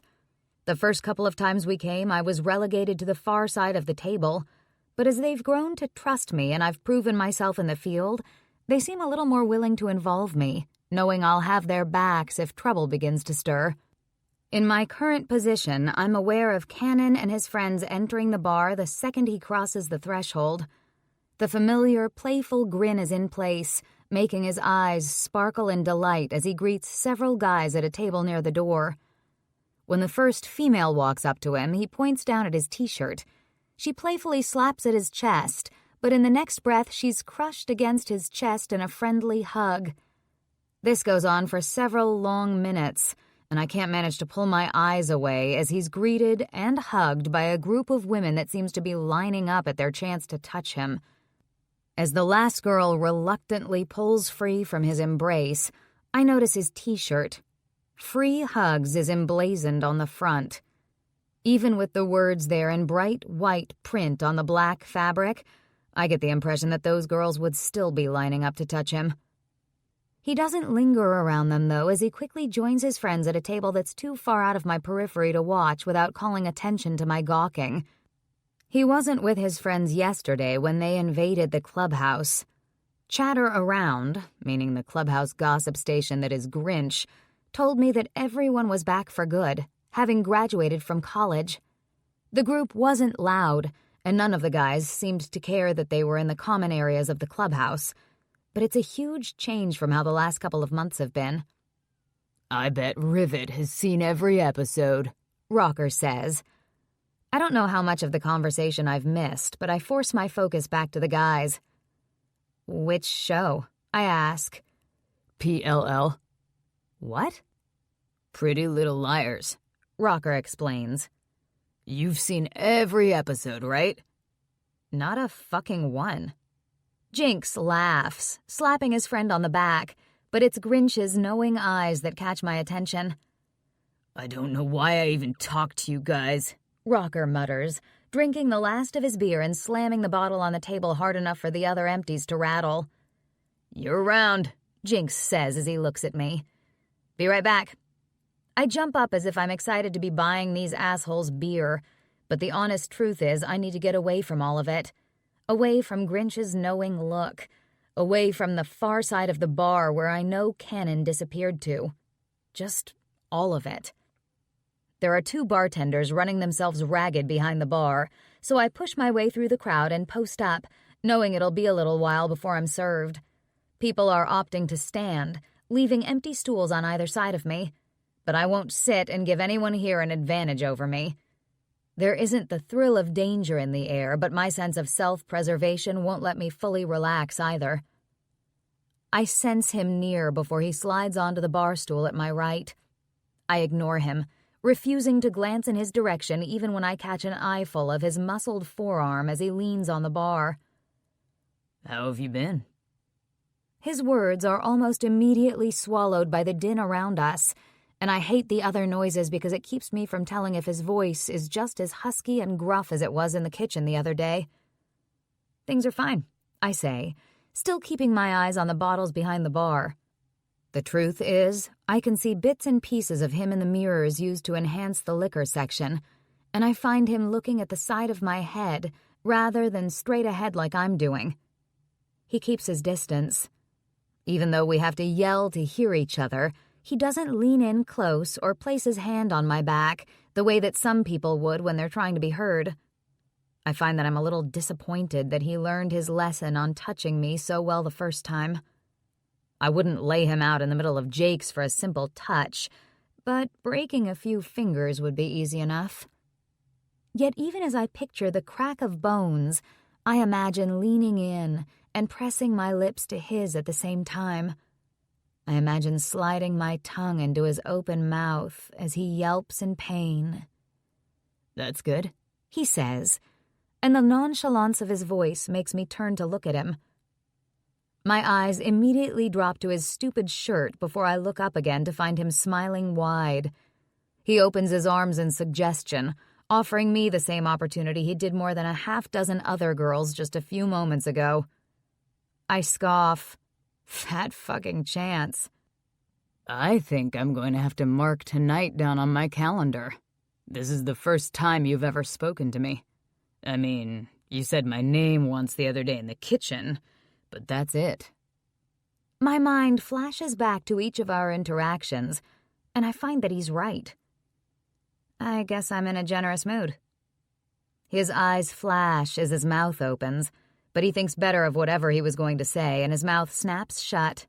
Smart man. The bartender finally makes it to our side of the bar. I place my order for 6 bottles of beer, and Cannon orders a Coke. My lip twitches. Not drinking tonight? Not old enough to drink, He answers. at least not outside of the clubhouse. I look back at the pretty bartender that can't take her eyes off of him even as she begins pulling long necks from the cooler and popping the cap off of them. I bet she'd give you anything you want with just a grin and one of those stupid pickup lines. Cannon doesn't take his eyes from mine. Probably, but Dad has a rule about drinking in public. We don't break it. That shocks me. You don't seem like the type that would obey rules. Really? His teeth dig into his bottom lip as he turns a little more, angling his body and giving me all of his attention. What type of guy do I seem to be? He's still smiling, but I can tell he's asking the question already anticipating an answer he won't like. Fuck the world? I shrug. Like a guy who couldn't give a fuck what others think. This isn't entirely true. I'm almost certain if it weren't for his friends, he never would have approached me the way he did on my first night at the clubhouse. He was performing for them. Filthy mouth, he says with a smile, turning his attention from me only briefly when the pretty bartender slides his soda across the scarred surface of the bar. I can't wait to hear what kinds of filthy stuff you come up with when you're under me for the first time. My eyes narrow, certain I didn't hear him right. But that doesn't stop my body from singing. He all but said we were going to fuck, but this time there wasn't an ounce of playfulness in his tone. He didn't say it with a smile the way he spewed those absurd lines all those months ago. He said it with assuredness, simply like it was a prediction rather than with hope. He lifts his glass to his lips and walks away. Here you go. The bartender doesn't smile at me the way she did Cannon. I'm pretty good at judging people and assessing thoughts, and it's clear that this girl doesn't like me. She sees me as a threat to whatever claim she wants to have over the guy who just left me with my mouth hanging open and my body burning with agitation and need. Thanks, I mutter, as I slap money down on the bar and gather the bottles of beer. By the time I make it back to the table, I'm praising myself for not scanning the bar to find Cannon, but that doesn't mean I'm not revved up and looking for trouble. Cannon isn't an option. He never will be, and if I dig down deeper than skin deep, I can say without a doubt he doesn't interest me. My issue has more to do with my lack of action in the last several months, and the fact that he's gorgeous, and even though he says stupid shit, he can no doubt back it up. I drop the beers off to a slew of thank yous before turning my attention back to the people milling around the bar. When my eyes land on a guy a few years older than me, and I find him looking at me with keen interest, I've already made up my mind. Don't wait up, I tell Grinch, garnering his attention so he can watch me head toward the guy on the other side of the bar that isn't Cannon. Hopefully this will squash any doubt that I've got my eyes on Shadow's son. Hey, the guy says as I approach. A brilliant smile is aimed my direction, and I can admit the guy is handsome in an all-American sort of way. His khakis and button-down shirt don't really do it for me, but I'm not here for a love connection or a fashion show. Want to get out of here? He doesn't bother to answer with words. He simply places his half-full beer down on the table and stands. Chapter 10. Cannon. I was sincere when I apologized to Rivet in January. I touched her when I had no right to do so. I also shouldn't have just said what I did at the bar either, but here we are. Those words left my mouth and I have no way of putting them back in. She doesn't punch me in the nose or tell me to fuck off. From the way her mouth is hanging open, I don't know that her brain has processed what I even said. She's hot as hell tonight in her normal uniform of tight jeans, combat boots, and dark-colored Henley. But she's also wearing her Cerberus cut, something I haven't seen on her yet since they only wear them outside of the clubhouse. My eyes drift to the rivet patch situated right about her left breast, but it doesn't stay there long. I've already disrespected her twice. I don't want to make it a third time. I take a drink and walk away before she can reject me again. My pride can only take so many hits, and it's going to take another massive one tomorrow when I have to apologize once again. I wasn't surrounded by my friends, I wasn't being watched and analyzed, or trying to make anyone laugh. That's why I said it in a serious tone. At the time, I didn't want to leave any room for doubt, and my normally joking demeanor didn't have a place in that conversation. Yet, as I walk away, I remember that Rivet isn't some girl I can hook up with and ignore. She isn't a college co-ed looking for a good time. She's my father's employee. She's going to be around. If we sleep together, if she's crazy enough to let that happen, she won't disappear into the long list of girls I spent time with. She'll be there, in the clubhouse, at the pool, in the backyard. It hits me like a ton of bricks as I make my way across the bar to rejoin my friends. Going after Rivet, no matter how bad I want to slide inside of her, is a stupid thing to pursue. There's no clean, easy break when she's living less than the length of a football field from my own bed. "How's the soda?" Samson asks as he takes a long pull from his beer. "Leave him alone." Cameron bumps her shoulder into his. She's the oldest one at the table, but the one who gives me the least shit about being the youngest one in the group. "He'll get the drink legally next week," Ivy adds. She's old enough to drink, but she's sticking to bottled water tonight. "Oh, that's right," Samson says. "Any thoughts on what you want? We could have a huge blowout here." "I'd prefer something low-key."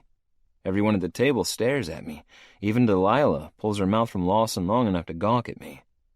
"Low-key," Griffin says, confused. "Who are you and what did you do with my brother?" Shaking my head, I place my glass of soda down on the table. Do they really care? Do they want to know that being the fun guy is exhausting, and it really doesn't appeal to me anymore? At least it doesn't on the level that it did before. I can't change my personality. My go-to reaction is always to make people laugh, smile, and shake their heads at my ridiculousness. But having the option of being serious and not getting stared at like I've grown a second head, like what's happening right this very moment, would be nice, too. "Low-key as in only 2 strippers instead of 5? Samson asks. Cameron promptly smacks his chest with the back of her hand. He rubs at the spot like she really hurt him, but she's watching me, not paying attention to the pout on his lips. "No strippers," I tell him. "Not even one?" Lawson clarifies. "Someone check him for a fever." "I don't have a fever," I grumble. "They're having a sale," Lawson adds with a smile. "Strippers go on sale?" Griffin says with an incredulous look on his face. "How do you know that?" Delilah snaps, but there's humor in her voice. "I was checking things out for Samson's bachelor party," Lawson says, addressing his wife first before looking at Griffin. "That new place right off the highway is opening, so they're offering discounts for people who book early." "I don't want strippers either," Samson says, just as his fiancée says, "Not a damn chance." "What?" Lawson looks around the table, but every one of us knows he isn't serious. "Those girls are just dancing their way through medical school." "You sound like Cannon now," Griffin chuckles. That stings a little. Cameron huffs. "I went to medical school and didn't meet a single girl who had to strip to be there." "Maybe they didn't tell you because they were afraid you'd judge them." Cameron rolls her eyes at Samson. "Now you're siding with Lawson?" "No." He jerks his head back comically fast, as if he knows disagreeing with her will lead to issues later, probably of the sleep on the couch and don't touch me variety. "It was a joke, babe."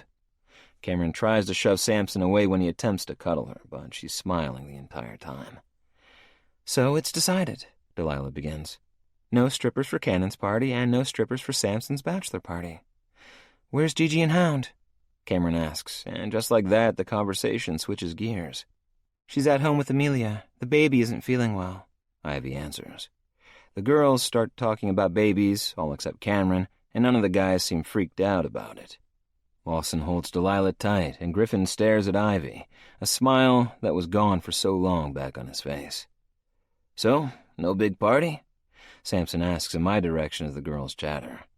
The band left the stage a few minutes ago, and it's easier to hear with only the jukebox playing. "Nah." "Something at the clubhouse?" "That actually sounds perfect," I agree. "We have to see if it's okay with the guys. I don't think we should keep invading their space." Griffin interrupts.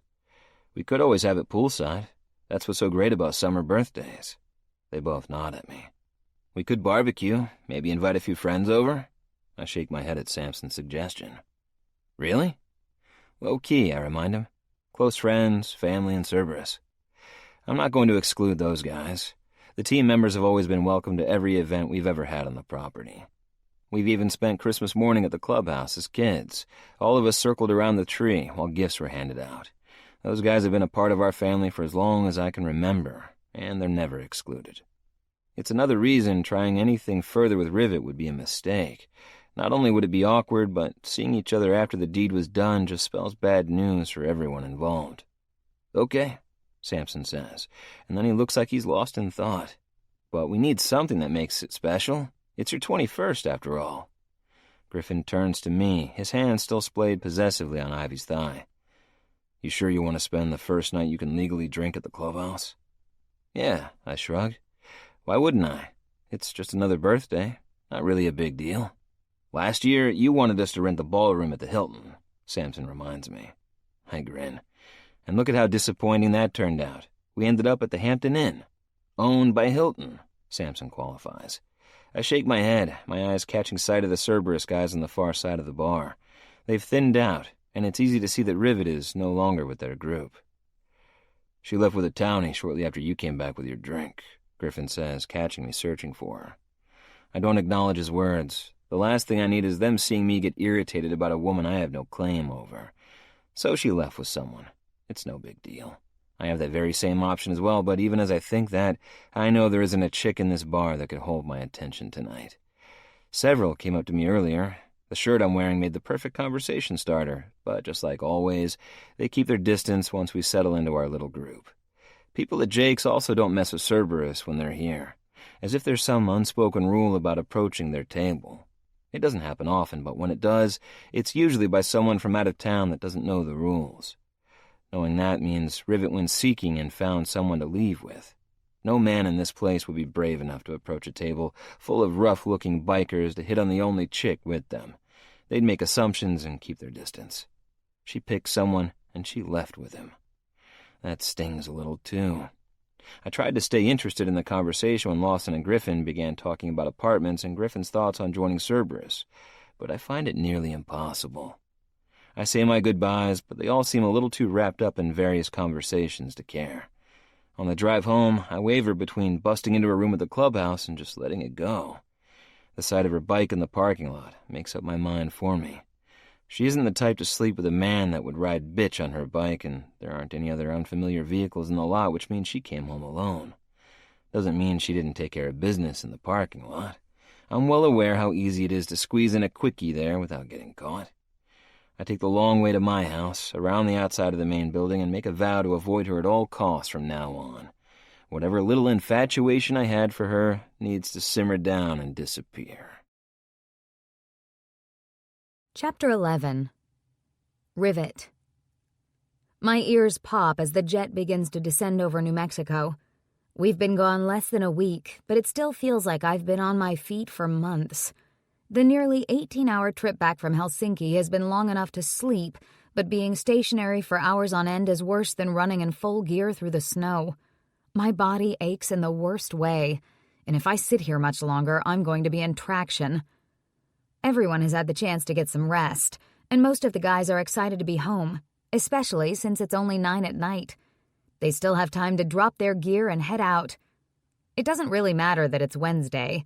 Most of the guys probably already have someone lined up to visit the clubhouse for a couple of hours of unwinding. How easy it must be to have a penis. I tried last week with that guy Shane. He told me his name outside of the bar, like the question had come from my own lips. That was the first red flag. The second came when he offered to take me to dinner before heading back to his place. I declined, of course. I wasn't after dinner, and he very well knew it. Hell, I walked up to him and asked him to leave without so much as a smile. I was a sure thing at that point. But the final flag, the one that led me to jump on my bike and haul ass out of there, came when he looked sheepishly at my motorcycle. I wasn't offering him a ride, and I told him as much, but then he pulled the keys to his minivan out of his pocket. I didn't really judge him about that either, but the car seats in the back and the fuzzy pink steering wheel cover threw me for a loop. Only then did I glance down at his damn hand, and sure enough, a gold wedding band was on his ring finger. I didn't even say a word. I spun around and left. I did something to make karma come after me so hard, and I don't even have a clue what it was. Hound, our team leader, stands and walks to the front of the plane after we land. I know you guys are excited to be home. The last couple of days in Finland were shit. I heard a couple of you mention calling some chicks back to the clubhouse, and you know I'm normally not one to keep you from having fun, but we're back a day early. What's the point? Jinx asks. No chicks on Wednesdays, is this a new rule? Hound ignores him. There's a birthday party going on, and I've been asked to let you know that you're always more than welcome to hang around and have a good time, but no one outside of Cerberus is allowed there tonight. A few guys in the back groan, but I can't help but smile. A night without moans coming from the other rooms and invading my space will be awesome. The night's still young, Hound continues. Feel free to take your lonely dicks elsewhere. He doesn't look at me when he says those words, and for that I'm grateful.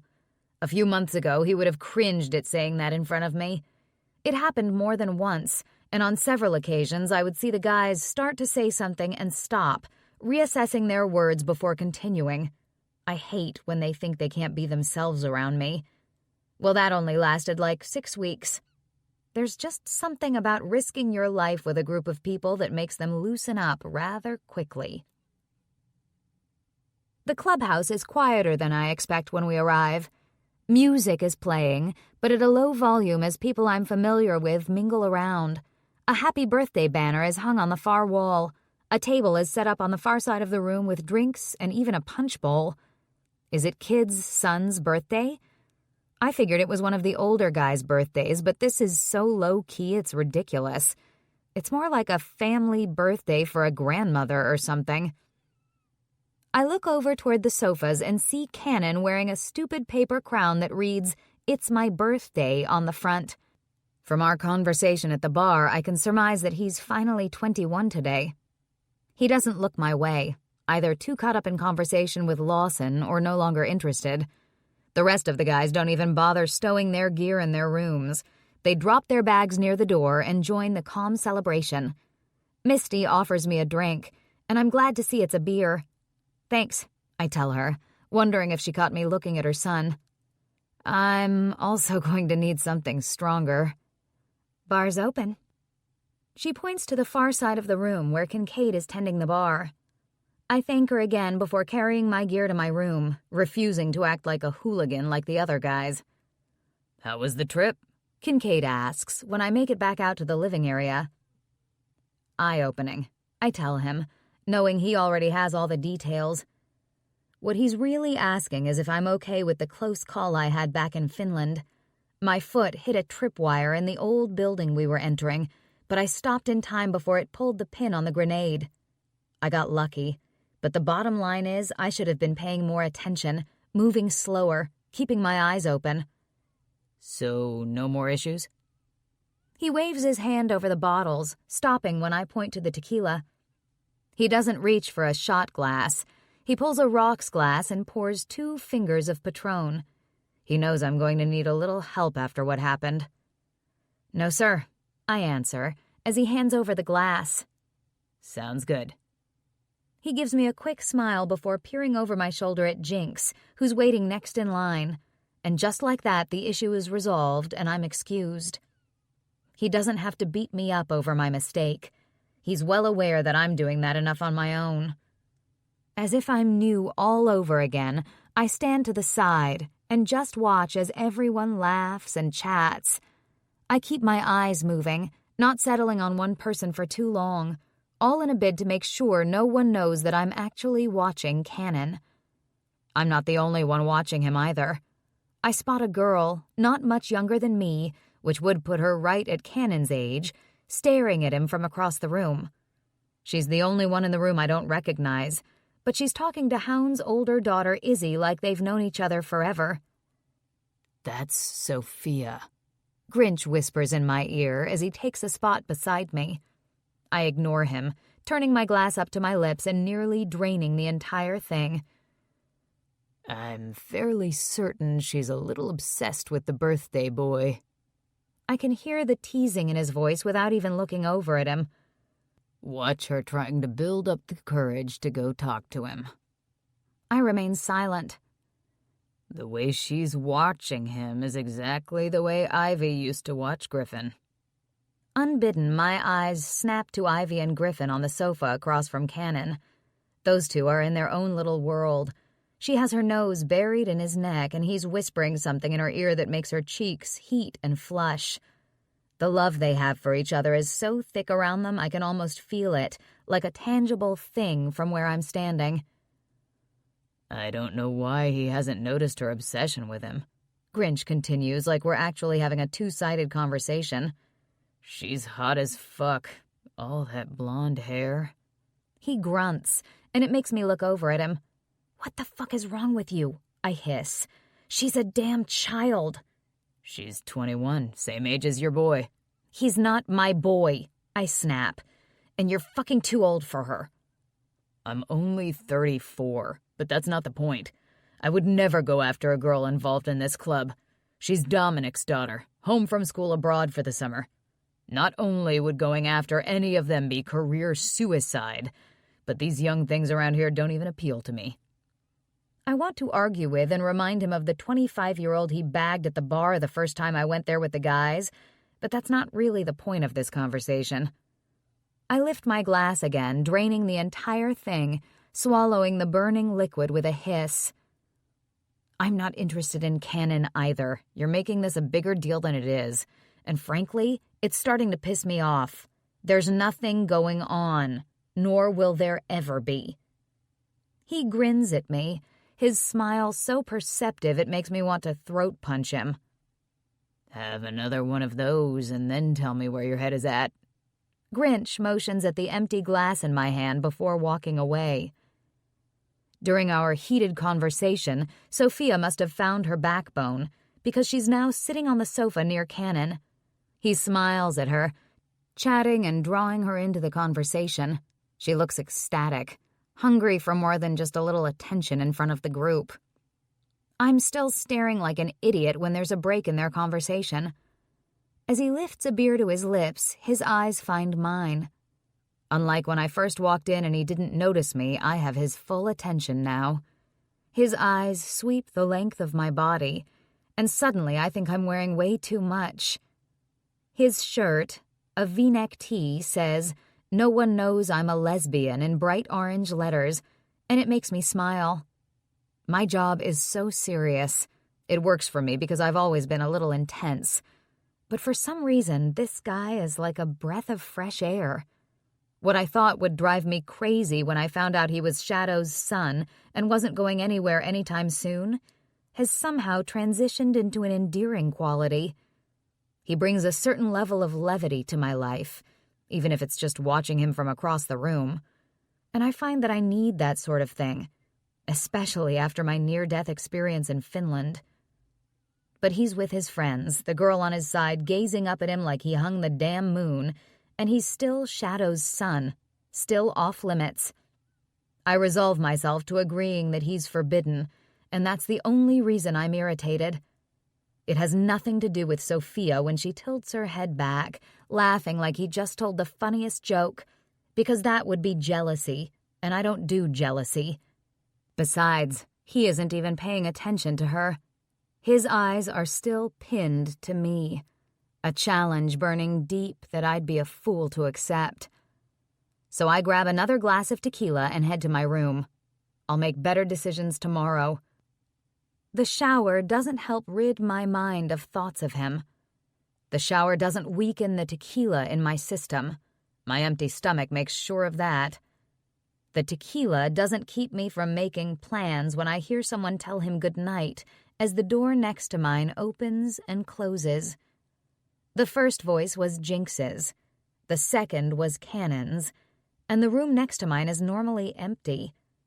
My brain is firing enough to know that the man I can't stop thinking about is right next door. But my brain doesn't kick out the idea of going over there. No. My tequila-riddled brain thinks it's the perfect fucking idea. Chapter 12. Canon. Tonight was perfect and exactly what I had envisioned for my birthday. I'm officially 21, and I've had just enough alcohol to make me feel like a king. I'm in that incredible state of awesomeness, right where I'm happily buzzed but not so drunk that I'm going to end up ralphing on the floor or waking up with a pounding headache.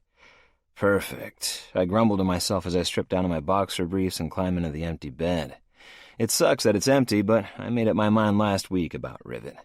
It didn't keep my eyes off her perfect body this evening, but checking her out isn't against the law. I don't have a clue what time it is, but I know it's too late to be rocking up to my parents' house, so the decision to stay in one of the spare bedrooms at the clubhouse was an easy one to make. I could have stayed up later, had a few more drinks, but everyone else started to split. First, Max and Jasmine ducked out as soon as Tug got home with the others. Then Samson made some stupid excuse, but I didn't miss the filthy way he was watching Cameron while she was talking to Emmeline and Mom.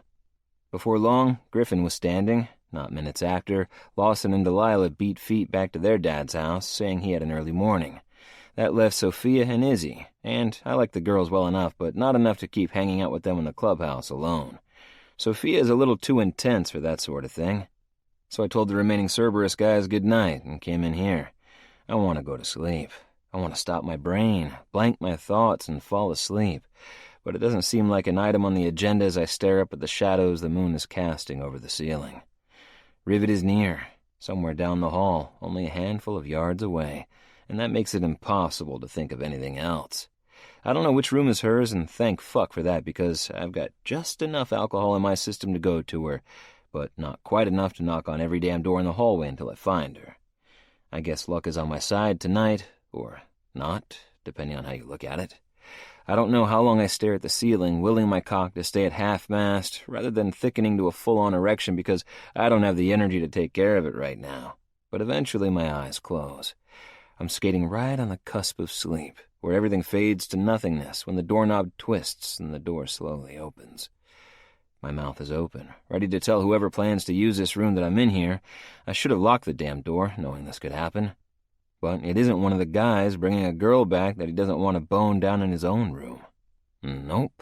It's not a guy at all, I notice, as the light from the hallway slices through the room, illuminating my face. Rivet stands in the doorway, her eyes locked on mine, and there's a recognizable hunger on her face. The erection I was willing to go away stands up, tenting the covers before she even steps inside and closes the door behind her. She's no longer in her tight jeans and familiar Henley, and the sight of her toned legs just below the hem of a no-nonsense robe is everything I've dreamed of. That's not true. I've seen so little of her body that even in my fantasies she's usually fully dressed. "Hey," I whisper, thinking that speaking too loudly will make her somehow disappear. She doesn't say a word as she crosses the room. Her eyes rake down my bare chest, and the sheet around my waist lifts even higher as my cock jolts, as if seeking out her touch.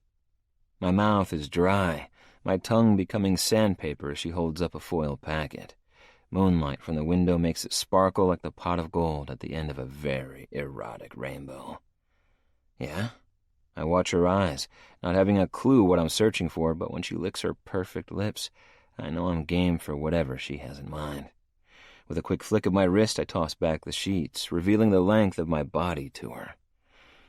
As much as I want this to happen, as many times I've dreamed about being inside of you, you're still going to have to take it if you want it. She doesn't hesitate, letting her eyes pause over the stretch of my boxer briefs, my cock beneath dripping with eager anticipation.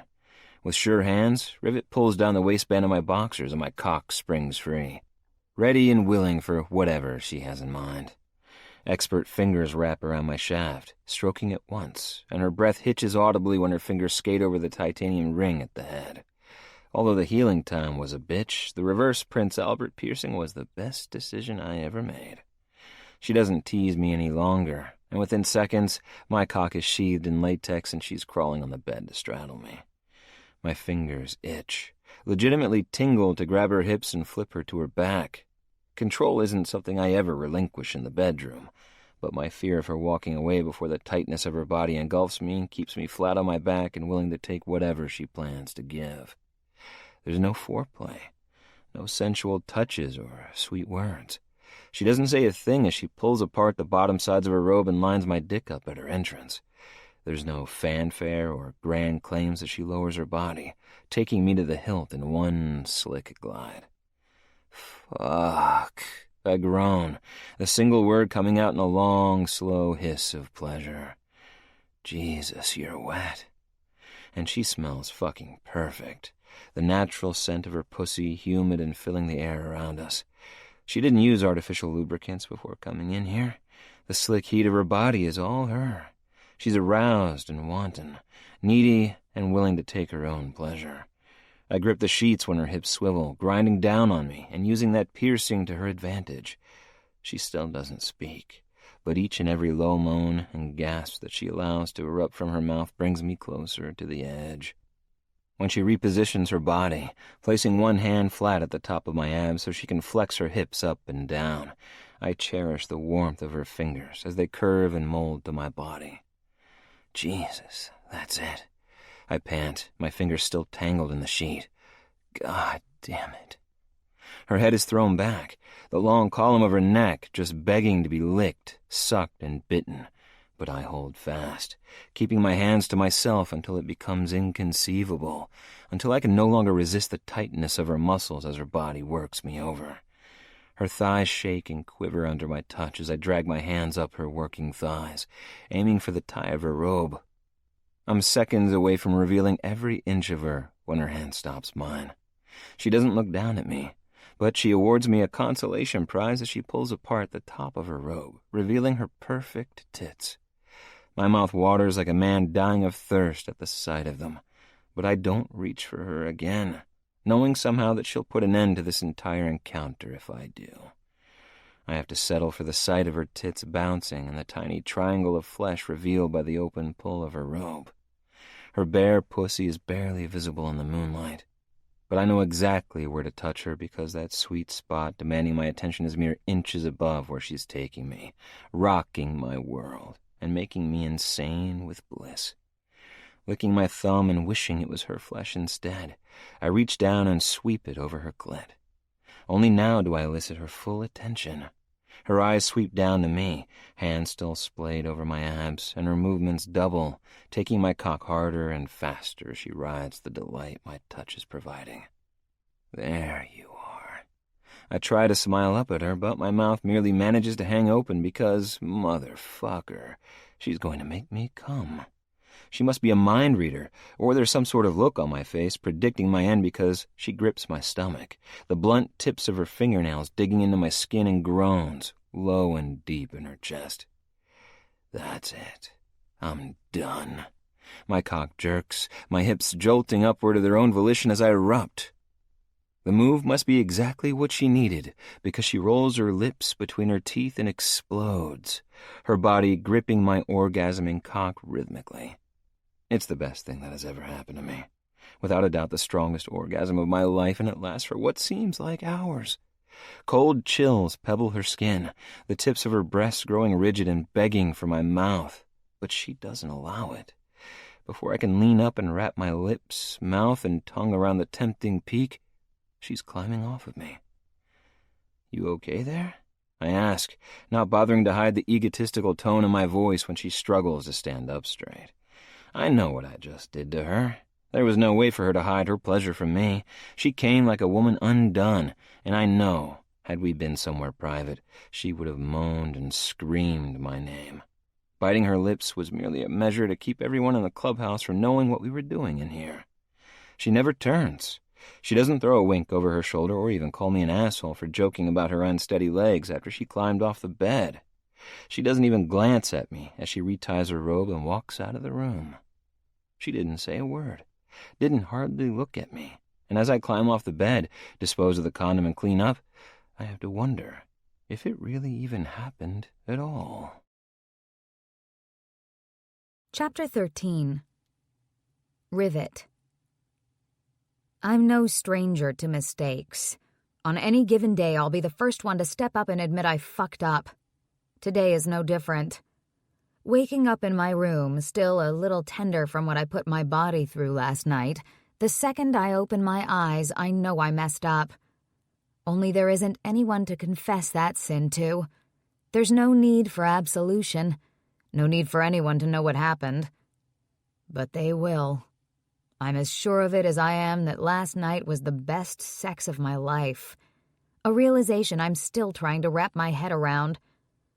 When my body was thrumming for him, singing and begging me to go to the room next door, I didn't consider the fallout. I didn't think of the consequences, even knowing what I do about Cannon's personality. He isn't the type to conquer and not let the world know about his latest acquisition. He won't keep his mouth shut. My secrets aren't his to maintain, and that's where the trouble lies. Everyone will know. And it's not just the taunting and teasing from the guys I'll be forced to endure. His dad will know.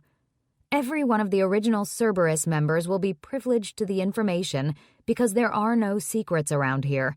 Gossip spreads like wildfire, most of the information flowing from Grinch's mouth into the ears of anyone willing to listen. They could lose all respect for me. Jinx could easily decide that keeping his distance is no longer something he should have to do. My night with Cannon opens the door for all the guys around here to think it's open season on a chance to fuck me. I've seen it before with female Marines who give in to base urges and sleep with a guy in their unit. They become the team slut, the one everyone wants a turn with when the guy's other options are limited.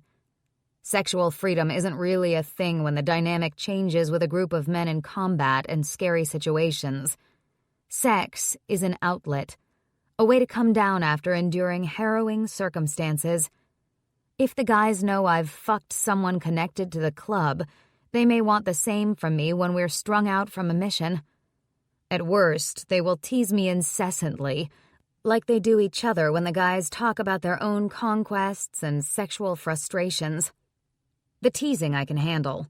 It's not knowing what will happen when Shadow finds out that keeps me in my bed long after morning fades into midday. The fear of being handed my walking papers after only a handful of months working for Cerberus keeps me locked in place. That, and knowing I've been lying here awake for hours and I haven't heard the bedroom door next to mine open and close, indicating Cannon has left.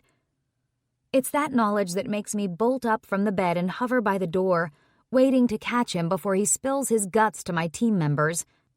But after what seems like hours of waiting, when that door does open and close, I can't seem to pull mine open to stop him.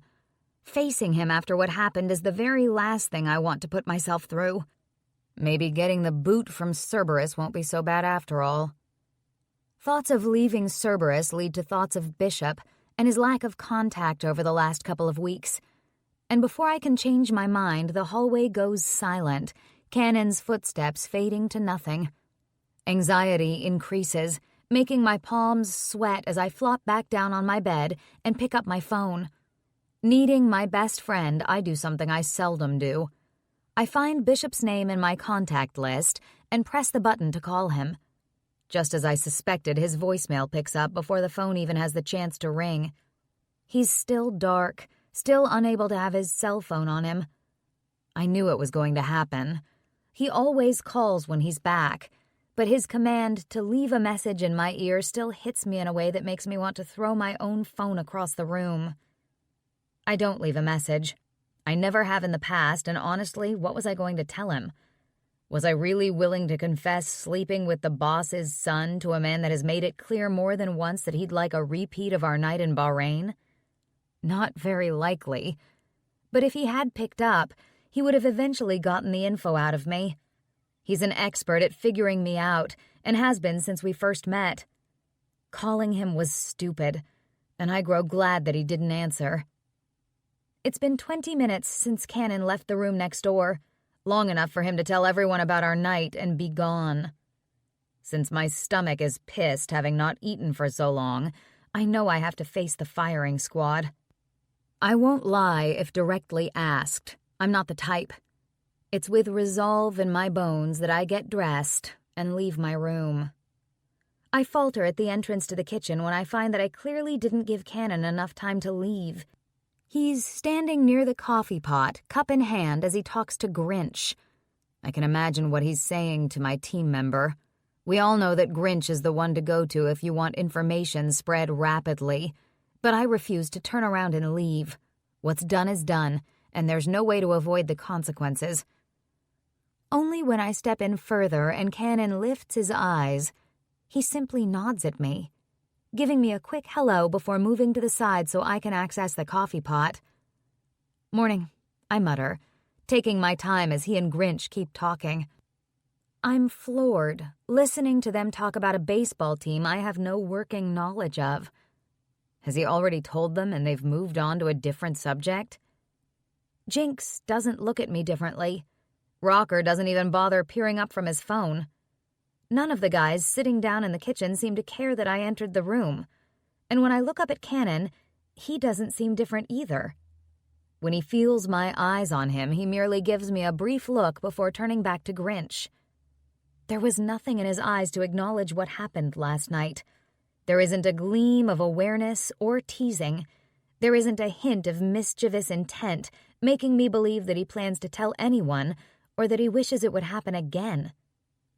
Maybe I misjudged him. Maybe he doesn't want everyone to know. Maybe he got what he was after, admittedly by my own seduction, and he's done. And why does that sting a little? I don't want more. I don't even want another night with him. But even as I think it, my body clenches around nothing, sore and tender and yet still desperate to be filled once again. I keep my eyes down, focused on my cup of coffee, too wound up and filled with nervousness. Then his damn dad walks in, a bright smile on his face and greetings for everyone in the room. When I look up, Cannon is looking a little unsure, and I wait for the train wreck to take place. It's not unusual for one of the original members to come in and chat. Hell, it's standard protocol for most of them to touch base with each of us in the days following a mission. But his presence here is making my hands shake. So much for getting something to eat. My nerves couldn't handle it right now. People chatter and joke.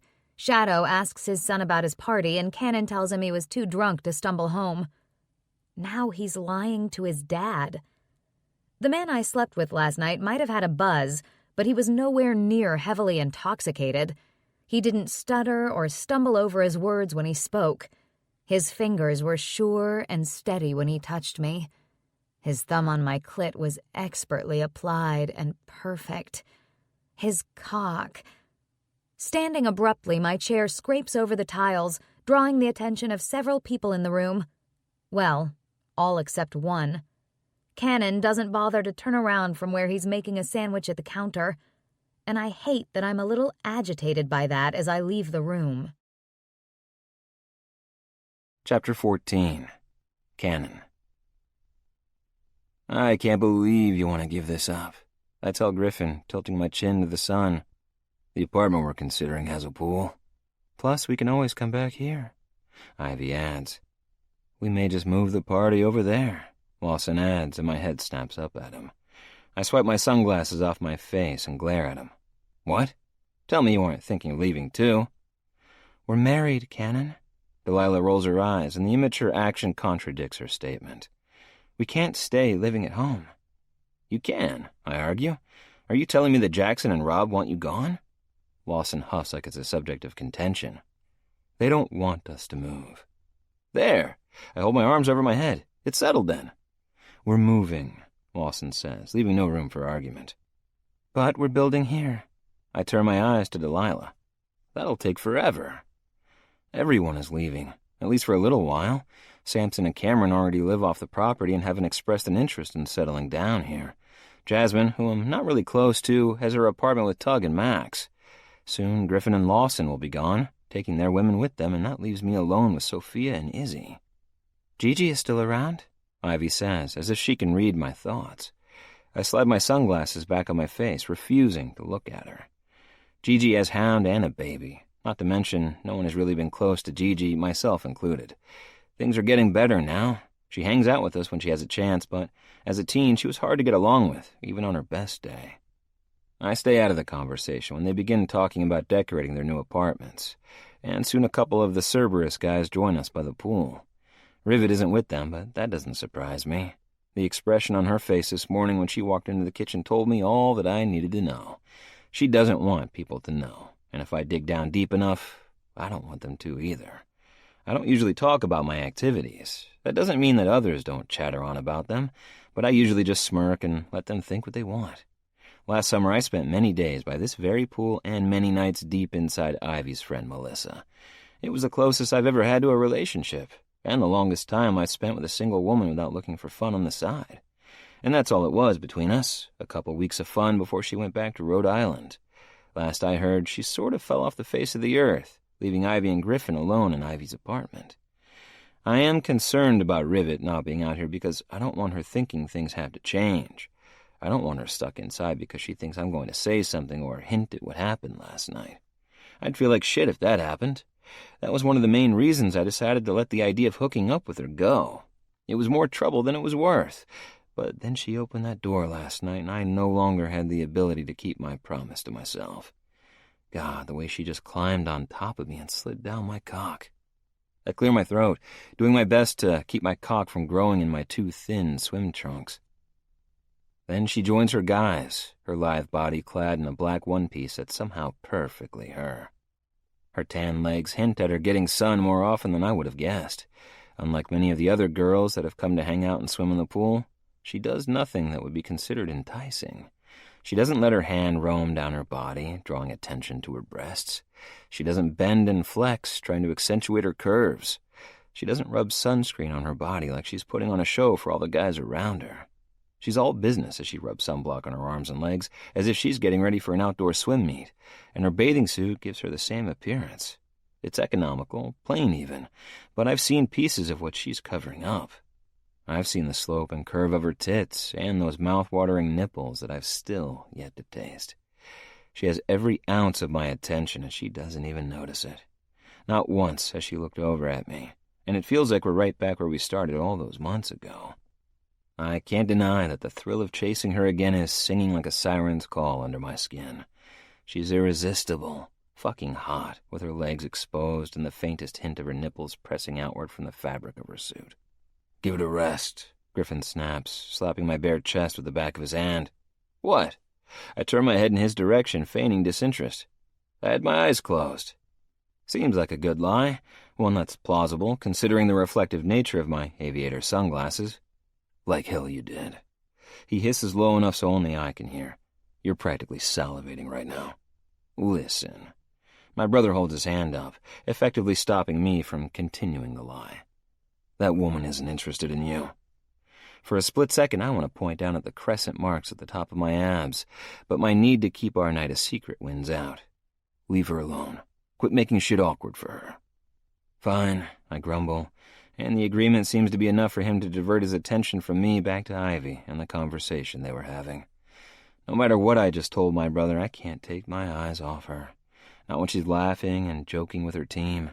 Not when she dives into the pool, coming up for air and swiping her blonde hair out of her eyes. And certainly not when she starts swimming laps up and down the length of the pool.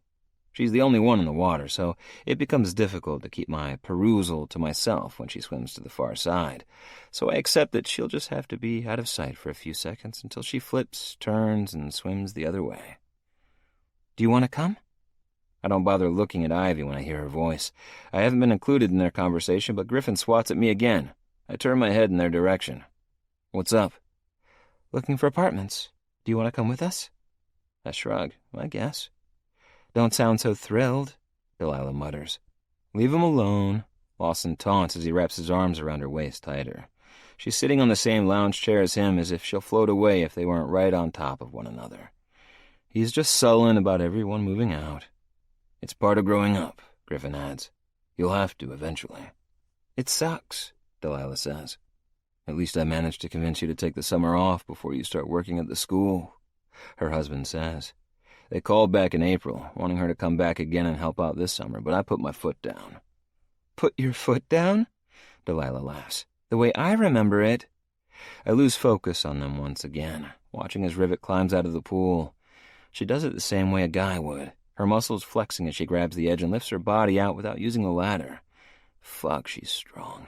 Every inch of her is honed for action, and that includes her core muscles, the ones that gripped me like a fist last night. Jesus, I need to get away from this damn pool. I stand to leave, but the others don't even break their conversation as I walk away. Instead of going back to my parents' house, I head to the kitchen of the clubhouse.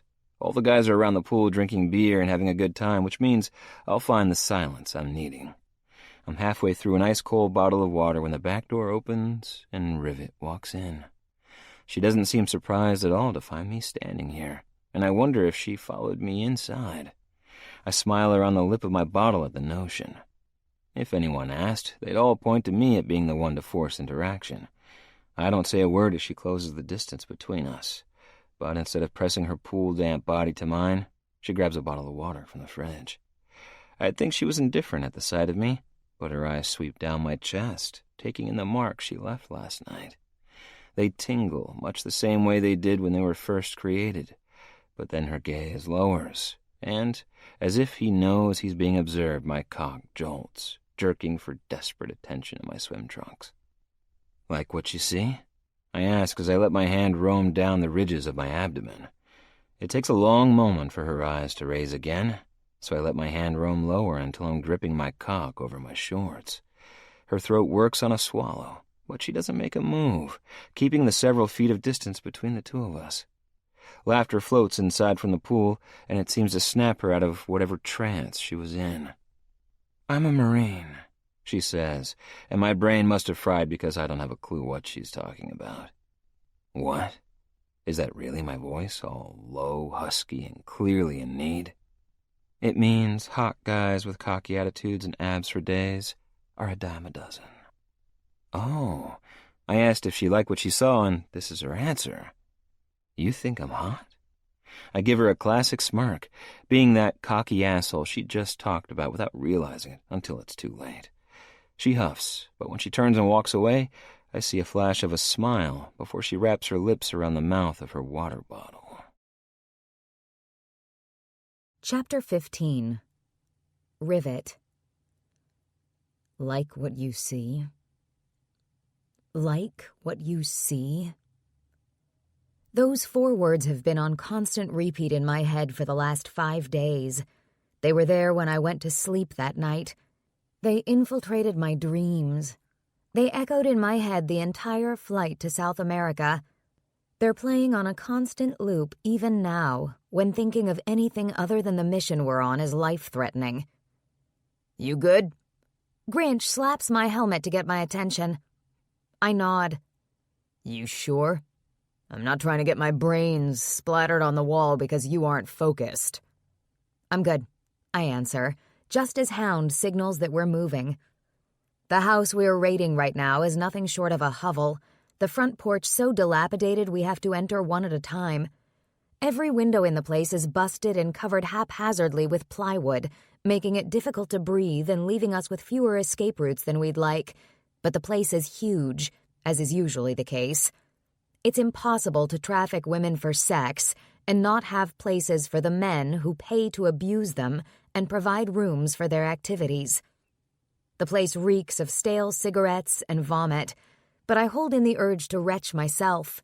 It's part of our training, and there's no greater red flag than puking when you're supposed to be on the lookout for bad guys with guns. The guys ahead of us engage in hand-to-hand with 2 guys they've encountered, but we don't all rush in to help. They're capable of handling business, and we've been instructed to remain as silent as possible. There are at least 15 guys in this damn place, all heavily armed with nothing to lose, and it's best to get them all under control rather than engaging in a firefight that could end with some of the women being hit. Casualties aren't always avoidable, but we do the very best that we can. "Riv!" Grinch begins, but I sense the guy coming closer before he can say my name fully. Spinning quickly, I unsheath my knife and slice it across the guy's throat. He drops like a lead weight, his life spurting from the neck wound cut with precision and skill. "Atta girl," Grinch praises, but the thrill doesn't last long because there are still 9 guys by my count needing to be taken out. Grinch meets one guy and another comes for me, but I don't have the ability to get my knife to his throat. Cupping my hand over his mouth, I jab my blade into his ribs, pointing upward to penetrate his heart. The thud of his body hitting the floor is the only sound being made. "4 left," Hound says, his disembodied voice coming through my headset. Another scuffle, a few more grunts, and then we're informed that all threats have been eliminated. "Rivet, Jinx, secure the perimeter," Hound directs. Normally, I'd be pissed to be sent outside while they continue to work the scene, but the weight of the air inside is stifling, and I'm glad to be able to draw in fresh air as I step out on the porch, making sure to avoid the holes in the rotting wood. Please tell me we get to burn this fucker to the ground. I glance over at Jinx, and his smile says it all. The bodies of the guys we killed will be collected and sent wherever it is they go, and this place will be razed, preventing another band of bastards from using it for the same purpose. We keep an eye out, making sure no one tries to sneak up on us, and I don't bother fighting the yawn that escapes my mouth. I sleep, going to bed at the same time I normally would, but rest is impossible when I spend my hours resting with thoughts of Cannon and that fucking pierced dick of his. "Rivet." "Sir?" I ask, after pressing my comm when Hound's voice invades my head. "Can you... I think we're going to need you down here. Grinch, relieve her." I wait for Grinch to make it out the front door before heading back inside to find our team leader. "Basement," he says when I step inside the living room. "Off the kitchen." I head in that direction, finding all the guys standing at the doorway. "Sir?" "Can you take your headgear off and go down there?" "Excuse me?" Walking into any room, even at the behest of my team leader, without my gear, makes me feel uneasy. "There are 4 women down there. They won't even talk to us," Hound explains. "One hit me in the fucking head with a stick," Rocker adds, but he isn't hurt. His helmet must have protected him from the blow. "They're freaked out, and we thought that..." "Since I'm a woman, I'd be better suited to get hit with a stick?" Rocker chuckles, and I hear Grinch's loud laugh in my ear. They must have the comms open. Is this some sort of test? I can already tell by looking in my boss's direction that this isn't a laughing matter. "I'd like to avoid having to subdue them or medicate them into submission, but we can't leave them down there." But without my gear? I'm all for doing what the team needs me to do, but I don't want to willingly get hurt in the process. "They need to know you're a woman, and you..." He sweeps his hand up and down, indicating the length of my body. "Don't exactly look feminine like that." "So I look like a man?" Hound huffs. "It's very androgynous."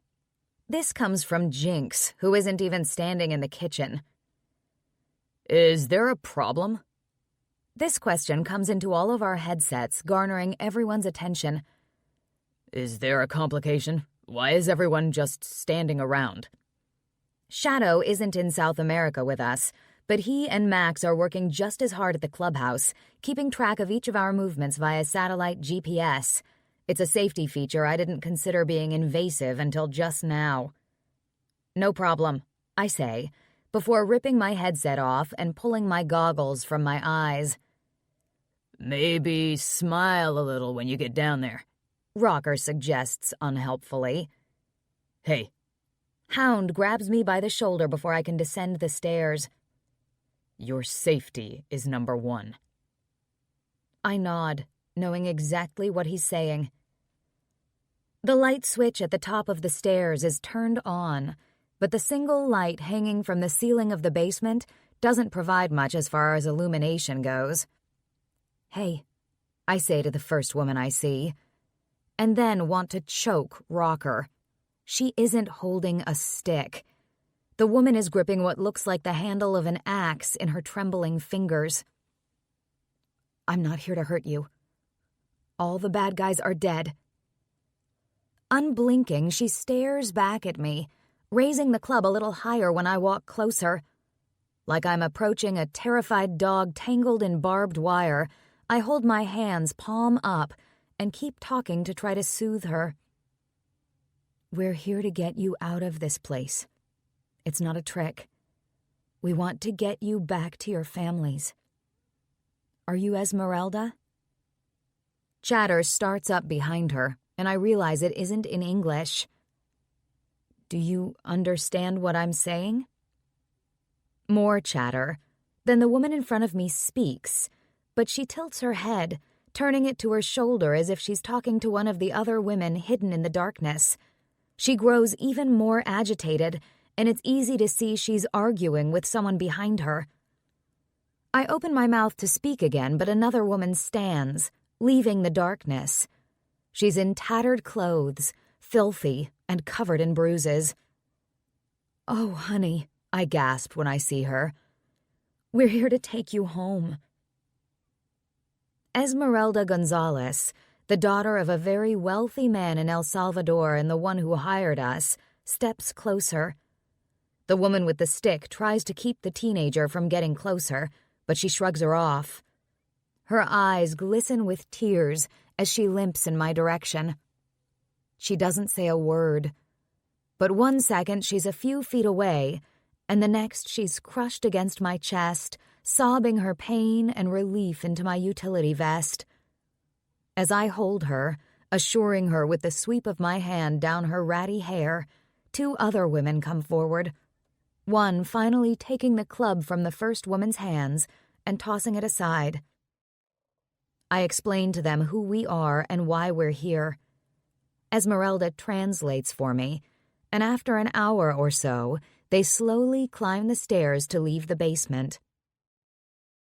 It's hard for Esmeralda to finally let go of me, and if I'm being honest, it's difficult for me to walk away from her as well. And that's how I ended up with Mia. Scooter smiles at me, but I don't feel the same connection that he does. I appreciate you doing that, Hound says, when we have a minute alone. I don't mind helping out. I turn to face him fully so he can see how serious I am. But I didn't join Cerberus to become the fucking social worker of the group. He stops me by grabbing one of the straps of my vest before I can storm off. I know emotions are running high right now, but talking to me that way, refusing to do part of the job, will not be tolerated. I clench my jaw, keeping still even when I want to rush away or throat punch him. You did what was needed. You did exactly what every other person on this team would have done if those women allowed it. Let go of the anger, Rivet. There are plenty of men that could have been chosen for this position, but you scored it, in part because you are in fact a woman, and sometimes that's needed. Just like tonight. I walk away the second he releases me, feeling fully chastened. I made a bigger deal of it than it actually is. I'm not lesser than the other guys because I'm female. If anything, I have something they don't, in the literal sense. Those women would have never calmed down for the guys, but I was able to do that. I was able to help my team without further traumatizing those women. By the time we make it back to the hotel we're staying in, I feel like a true member of the Cerberus team. Not only am I a good addition, but sometimes they actually need me to be there. Chapter 16. Canon. Not the greatest curb appeal. I mumble as I step out of the back seat of the SUV. Griffin scoffs and Ivy giggles. They're still working on it. All the concrete is poured, but the brand-new apartments don't have grass and foliage around the buildings yet. Right now it looks like a mix between industrial and commercial. Not exactly welcoming, as far as residential prospects are concerned. "Hey!" Delilah bounces over with Lawson not far behind her. Her and Ivy hug like it's been years since they laid eyes on each other, when they were together by the pool yesterday. We've been poolside almost incessantly since summer break began. But from the look of excitement in their eyes, that won't last much longer. "Hey!" Delilah wraps her arms around my waist for a quick hug before snorting as she pulls away. "Where do you get these stupid shirts?" I look down at my t-shirt. It has a construction excavator on it and the words, "Your hole is my goal," to the side. I think I got this one on Amazon, maybe. Good morning! We all turned to watch a chipper, middle-aged woman walking toward us. You must be Ivy and Delilah. I'm Candace. She's a smart woman reaching for the girl's hands first, even when I know for a fact that Griffin was the one to call and set the tour up. I spent an entire class one semester about knowing and engaging your audience, and it seems this woman must have taken a similar course. She gives the guy's hand a perfunctory shake before turning her attention back to Ivy and Delilah. Candace talks about the kinds of flowers that will be planted in the beds along the sidewalk as she urges us to follow her around the main office. She points at the pool, which is surprisingly finished and already glistening under the warm morning sun. And there's an information center and gym right through there. She points to a room that's split in two, one half with 2 computers set up beside an industrial printer, and the other half has 2 treadmills and an elliptical. Not exactly state-of-the-art equipment in there. I mutter loud enough for Griffin to hear, but low enough that Candace doesn't think I'm insulting her facility. The one back home is better. True, Griffin says as we walk past. Guess I'll have to see you every day anyway, huh? Griffin works out like he's constantly training for a triathlon. He didn't even skip a workout on his birthday or Christmas. I knew pointing out the lack of equipment was a good idea. Fuck, they haven't even moved and I miss them already. I hope you know, I'm going to be hanging out at your place a lot. He shrugs as if it's a given. The longer we walk around the property, the more I begin to like it myself. Once we get inside of the first apartment, my mind is made up. I want to live here too. Nice, I praise, stepping inside of the shower of the larger apartment Candace is raving about. This is our biggest apartment. The Sierra is 1,200 square feet, 2-bedroom, 2 baths. And this shower is big enough to hold a party in. I groan at the way Lawson and Griffin gaze at their women, and the sultry gazes rush me out of the shower. Remind me to never shower here after you move in. Do we really need 2 bedrooms? Delilah asks as we stand inside the smaller of the 2 bedrooms. Lawson's hand flexes on her hip before roaming to the front of her stomach. Ivy gasps, not missing the action either. Is there? She points to Delilah's stomach. No, her friend says, but there's hope in her voice. At least, we don't know yet. It's still too early. Ivy squeals like Delilah just told her that she's due in 7 months, and they hug again, bouncing on the balls of their feet, while Candace just watches with a wide grin on her face and dollar signs in her eyes.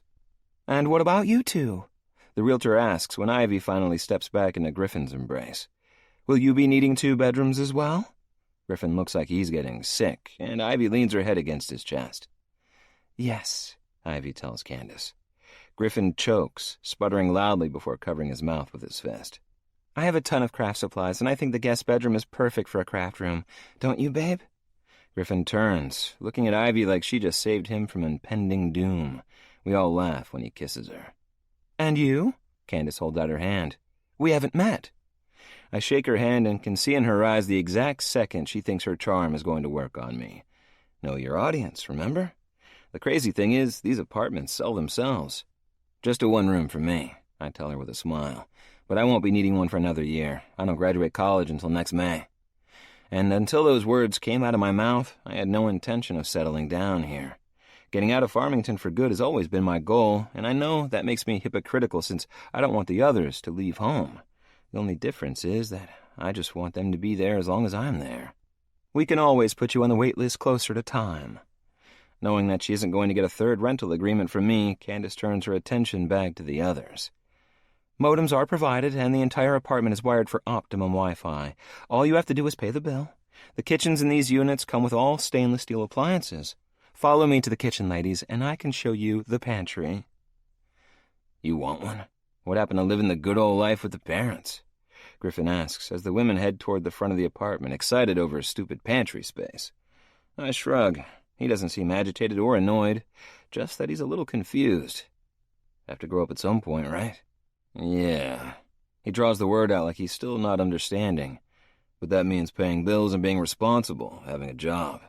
It means taking life seriously and making sacrifices when partying sounds like more fun, Lawson adds. I can tell neither one of them doubt that I can do it. They just seem baffled that I'd even want to grow up and take on more responsibility. And that's what irritates the shit out of me. I know. I answer and leave them standing in the guest bedroom. After the girls finish fawning over the pantry and the cabinet space, we head back to the main office so they can sign leases. It seems to take forever, and just the abundance of paperwork that has to be completed just to rent a damn apartment seems like more of a hassle than what it's worth. A background check? I ask as we leave the office. Really? They also check credit scores, Lawson says as he walks past to catch up to Delilah, who's chatting with Ivy about furniture.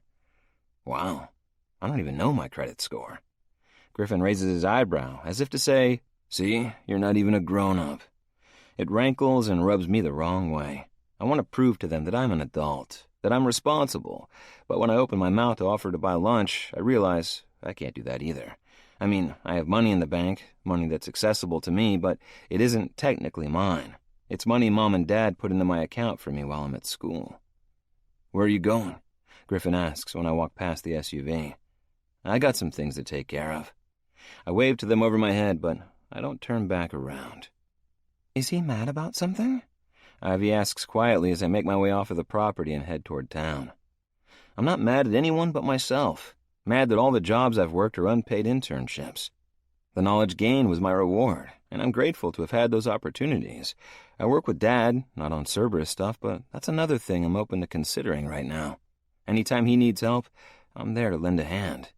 But I haven't made money on my own, and that's something I need to change immediately. Chapter 17. Rivet. A late afternoon nap leaves me waking up to a nearly silent clubhouse. When I finally leave my room, only Jinx and Rocker are in the living room watching television. They argue like two little brothers over which baseball game they want to watch before they grow bored enough and just turn the television off. Want to go to Jake's? Jinx asks us. Rocker shrugs.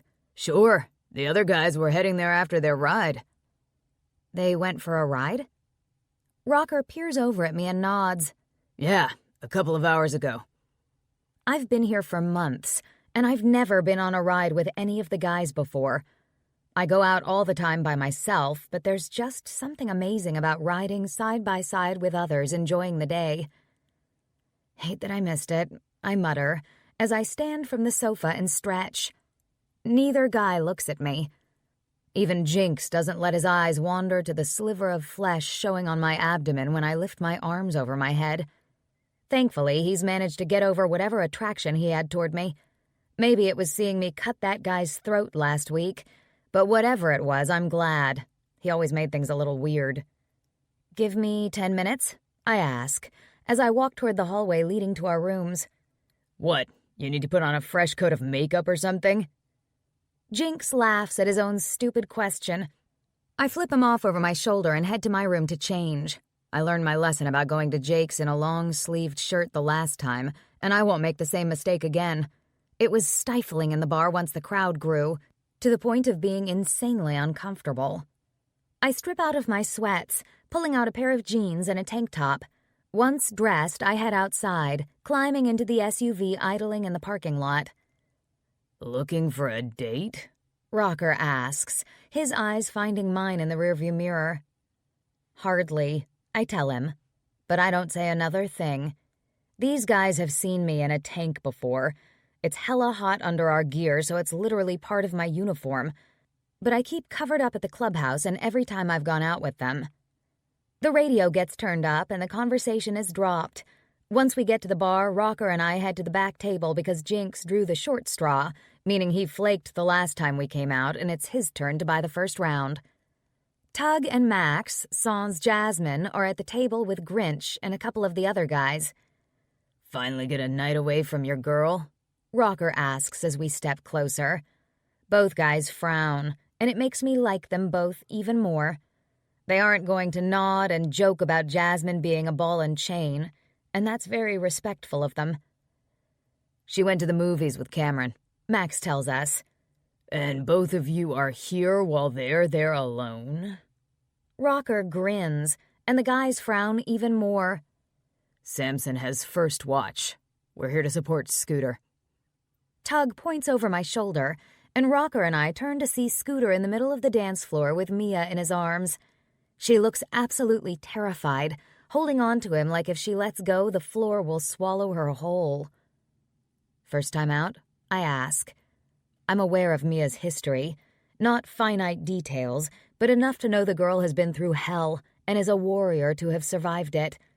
Seeing her shake in his arms reminds me of Esmeralda, and I wonder how the young girl is doing. First time at the bar. Scooter tried to talk her out of it, but she insisted.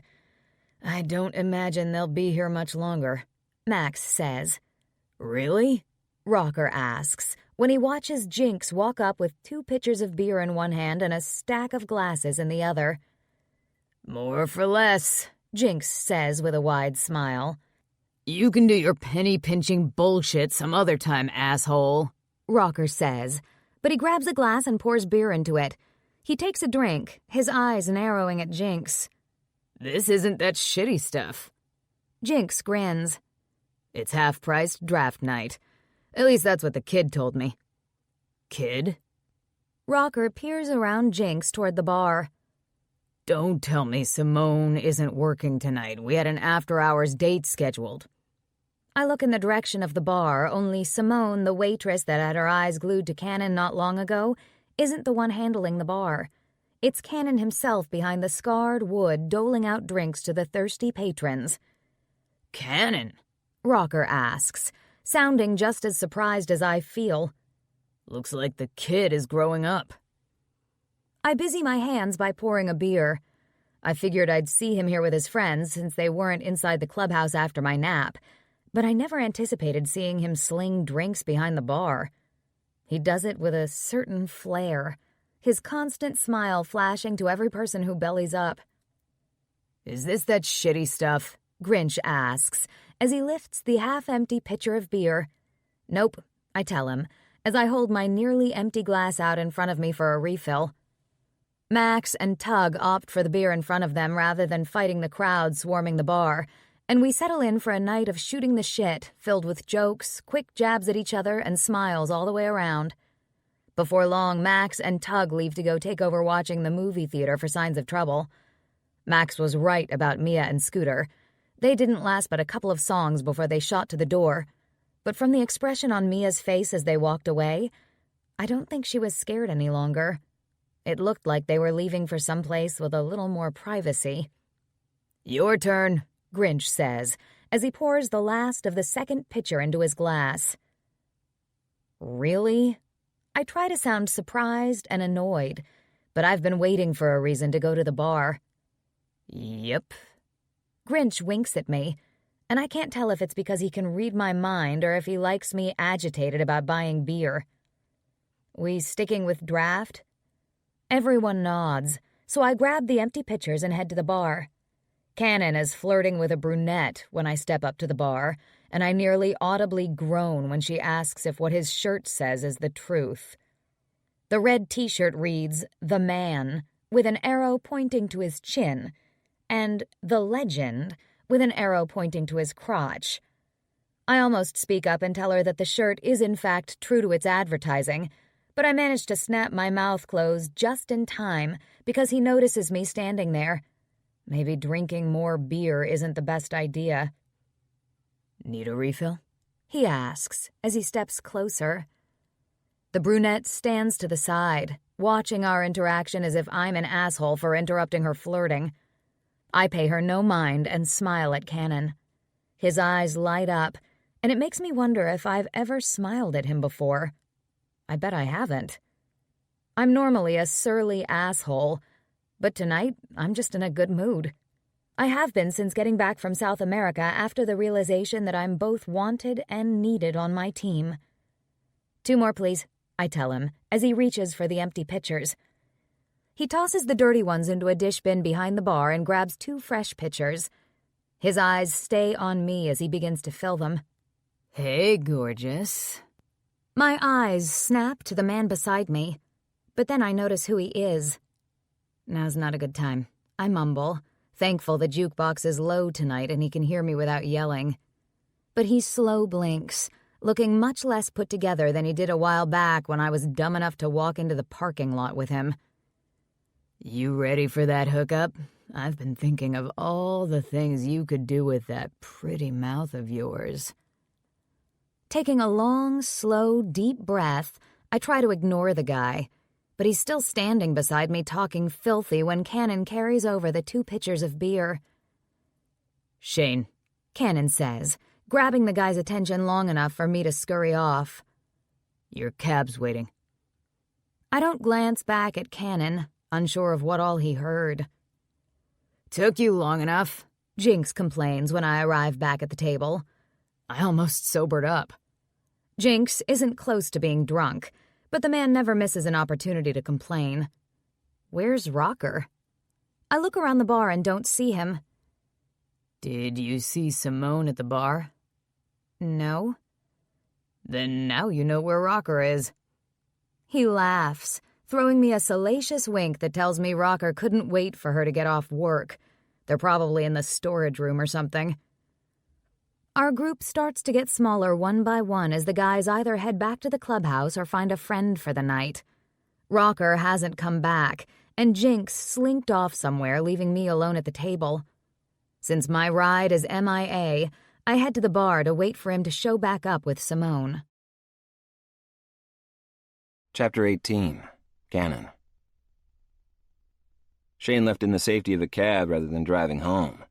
I tell Rivet after serving a few drinks and finding her sitting back on the stool at the far end of the bar. She does the same thing every one of the other Cerberus guys does. She keeps her back to a wall and her front facing forward so she could see what's going on around her. Griffin is the same way, so I imagine it's something they teach during combat training. "Okay," she says, but it doesn't seem like she cares. "I'm just letting you know. I didn't want him to end up wrapped around a pole. It would destroy his wife. Raising twins alone wouldn't be a fun thing for her." I heard part of the conversation when I walked up, and it was easy enough to put 2 and 2 together to figure out Shane was the guy she left the bar with a while back. "I didn't even kiss that guy," she mumbles. "Didn't kiss me either."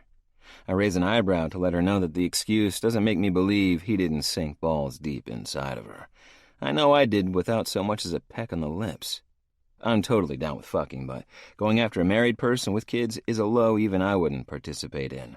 It honestly changes the way I see her. I wipe down the bar, keeping my distance from her as the night drags on. I refill her glass only when there are other people waiting to be served and busy himself when there's a lull to keep her from speaking to me. It irritates her. She almost has steam coming out of her ears by the time she's ready for a second refill. "What I meant," she begins, clamping down on my wrist when I reach for her empty glass, "is that I didn't touch the guy, not even a kiss. I left him high and dry in the parking lot. I'm not okay with married men. I'm not okay with single men with children. I don't do complicated, which means I don't do baggage." She releases my hand, but I don't walk away. I can tell by the look in her eyes that she's telling me the truth. What I can't figure out is why it's so important to her for me to know. "Just water," she grumbles when I stand there gazing at her for a long moment. Her confession changes everything as I go from not wanting anything to do with her to wanting to pull down the tiny strap of her tank top and suck her nipple into my mouth.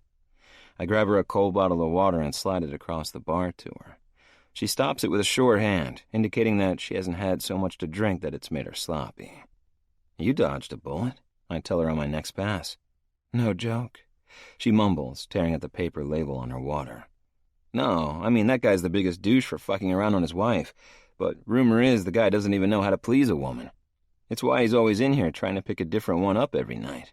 The local women have either been there, done that, or have heard about it from the ones that have." She grins up at me, and it's the second time she's directed her happiness toward me tonight. "Bartenders learn a lot. How long have you been working here?" "A couple days." "You bartend before?" "Nope." Her eyes widen when I make a drink with flash and attitude. "Don't lie to me." Her grin is wide. She's happy and impressed, and that makes my heart beat a little faster. "I haven't done it formally. This is my first paying gig, but I would make drinks whenever my frat had parties." She snorts. "What? Surprised I'm in a frat?" "Not even a little. They're more than just parties, you know." Her eyebrow shoots into her hairline. "Really? Then what else are they?" "We do a lot of charity work and fundraising, that sort of thing." She nods, her eyes drifting back down to her water bottle. Quickly, I fill a couple more drink orders so I can get back to talking to her. "No sorority for you, then?" She huffs, rolling her eyes as she lifts them to meet mine. "I didn't do the whole college thing.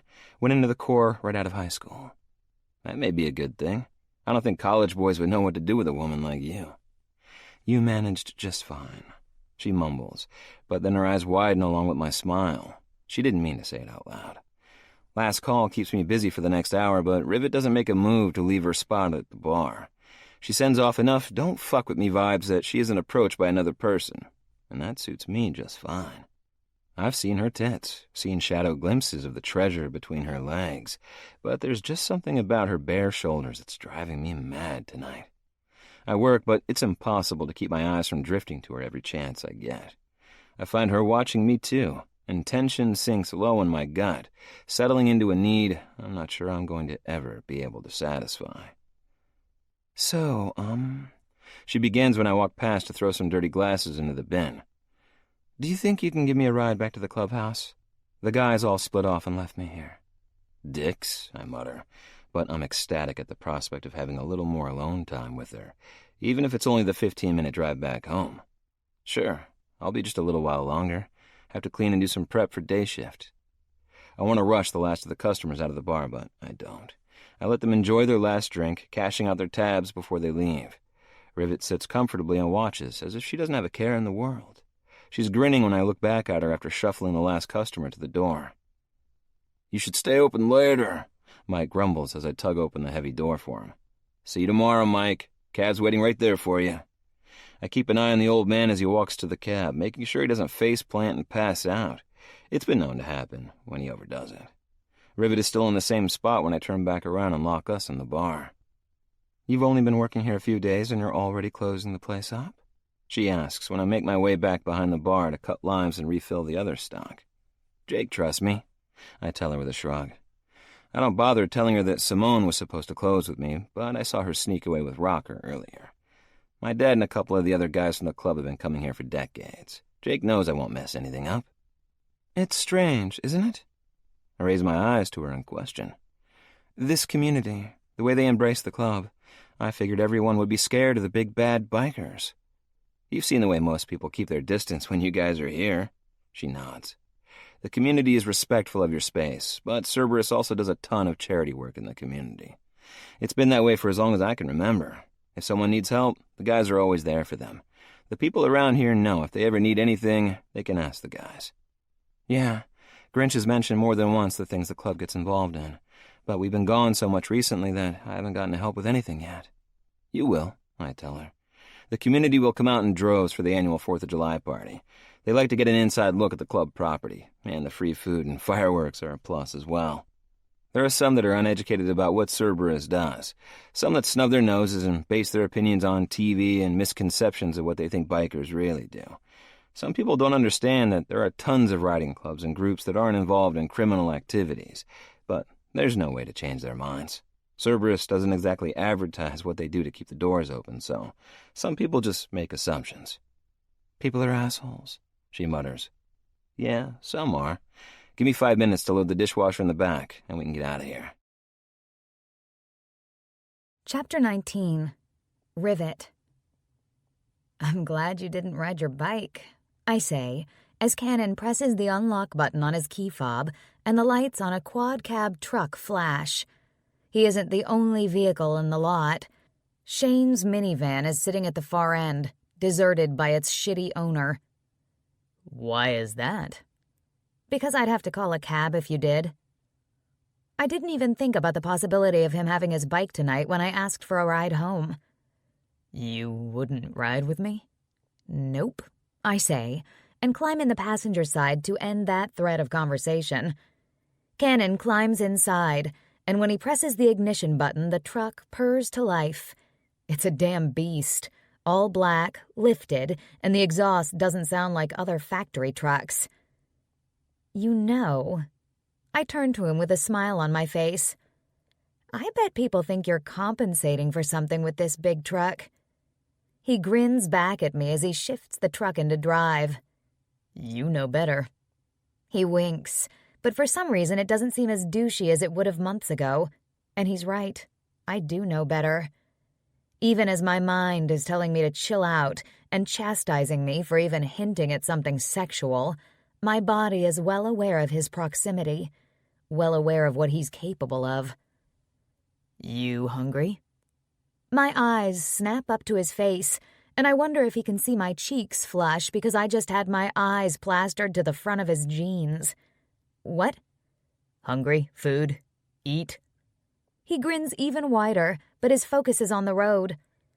There's a couple of fast food places still open, and I'm starving. I could eat, I say, and it only takes a few moments before we're pulling up outside of a local burger joint. Disappointment begins to settle as he pulls toward the drive-thru. Why I want to spend more time with him, I don't know. But I do. The drive-thru only means we'll get back to the clubhouse quicker. When it's our time to order, I tell Cannon what I want.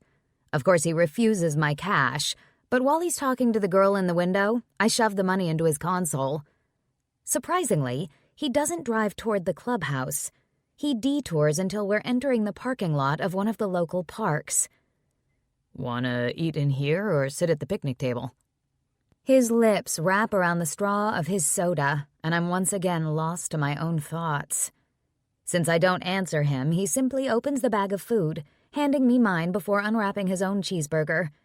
Silence fills the cab of the truck as we eat, but it doesn't feel as awkward as it should. I had sex with this man. I invaded his space and jumped on his dick like I had every right to do so without so much as saying a word. He let me. Of course he did. He made his desires clear the very first night I came to work for Cerberus. But I'm the one who made the first move. Other than his you-know-better comment earlier, he hasn't even alluded to our time together, and honestly, that chaps me the wrong way for some reason. We're alone, and he still doesn't bring it up. I'm grateful he kept the secret in front of the guys, but I would have bet money he'd bring it up once we were alone again. We only got to play here a couple of times when Griffin and I were kids. Cannon angles his head toward the swing that's swaying back and forth from the breeze. And only when Dad was home from the field. We had top-of-the-line play sets and stuff back home, but we all wanted to play with other kids from school. Shadow didn't trust your mom? He takes another long drink before speaking. He was overprotective of us and her. All the guys at the clubhouse were the same. Diego didn't let the twins play here if he wasn't around either. The club member-to-kid ratio was 2-to-1, so for 4 or 5 of us to play meant 2 or 3 dads were coming, too. Schedules didn't always line up for that to happen, so we spent a lot of time on the property. Now, most of the time, we choose to be there over anywhere else. Because you feel safer? I choose slowly, wanting to keep him talking. Nah. I mean, bad shit happens all the time, even in Farmington. But we just get tired of the crowds. The club is a novelty. People want to know more about it. So we never know when people are sincere, or if they're trying to get close just to see what the club is all about. It's why none of us bring people back to the clubhouse, other than if we're having a small party or something. I keep eating, hoping he'll keep talking, and my luck continues. So, as kids we all wanted to make more friends, have other people to play with, but now as adults we mostly keep close to each other. Hell, even Gigi ended up with someone from the club. Griffin and Ivy were always meant to happen. Samson, although engaged to Cameron, still comes back every chance he gets. He sighs. I sense a but coming. It's nothing. His eyes dart out his side window, and I hate the distance that's suddenly between us. You done? I nod, wadding up my trash and handing it to him when he holds his hand out. Opening his door, he climbs out to throw everything into the trash can in the parking lot, and the second he climbs back inside, he reverses out of the spot and heads toward the clubhouse. He's struggling with something, but it's not my place to ask. We don't really know each other, and if he wanted to explain, he would have done so when I prompted him the first time. Tension has replaced the easy silence from earlier, and it doesn't dissipate on the ride home. Once he parks the truck, he doesn't say anything as he climbs out. I manage to catch his arm before he can walk around the side of the clubhouse to his parents' place. Was that night a one-off? The question comes out in a rush, and the longer it takes for him to answer, the more I regret even asking it. His eyes latch on to mine, and he stays silent for a long moment. That night was out of character for me. I don't bother to stop the huff of laughter as it escapes from my lips. I get the impression that you're very familiar with casual sex. I'm not talking about casual sex. His sexy throat works on a swallow.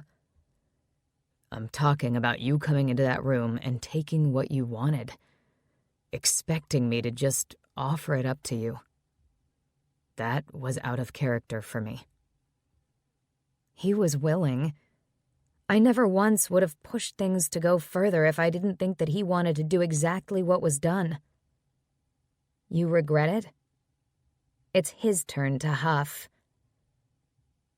I don't understand. I continue to look him directly in the eye, giving him the chance to clear my confusion. Tell me what you mean. Instead of opening his mouth, he shows me with his actions. Cannon steps forward, using one hand to wrap around my throat and the other strong and steady against my back as he pulls me in closer. Laughter and music from inside the clubhouse float out to us on the warm breeze, but neither one of us is concerned with what the other guys are doing. We're right here, together in this moment. I'm always in control. His voice is filled with gravel, and the huskiness of it lands low in my stomach, a cascade of butterflies taking flight and making me tingle all over before I can get control of myself. My hands wrap around his wrist, nails digging into his flesh. That makes two of us. I seethe, but he refuses to let go of my throat. He isn't rough. My breathing isn't restricted, but his intent is very clear, and for some reason it is doing all sorts of things to my body. My breathing is shallower. My eyes are half-masked, heavy with need and desperation. The tips of my breasts are hard and throbbing, and I'm not even going to think about what his grip is doing to my lady bits. I won't bend, he whispers, his mouth mere inches from mine. I turn my head, preventing him from pressing his mouth to mine. I won't either. I bet that perfect pussy of yours is wet.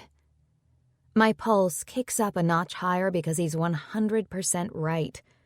His thumb presses just below my jaw, and it's clear he can see just how much he's affecting me.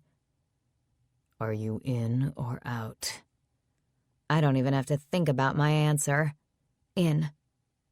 He releases me long enough to guide us around the far side of the clubhouse, but I pull on his arm when I realize he isn't just going around back to use a different door, one that prevents us from parading through the common area of the clubhouse where all the guys are hanging out.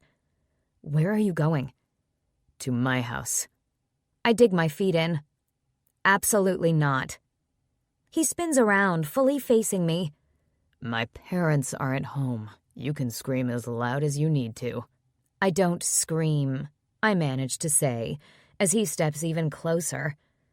Even with the warmth of summer surrounding us, I can feel the distinct heat of his body against mine.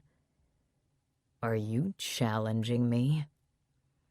Without bothering to look around and see if we're alone, Cannon dips his fingers inside the waistband of my jeans. I grip his wrist once again and he stops his downward trajectory. What are you doing? Don't ask silly questions.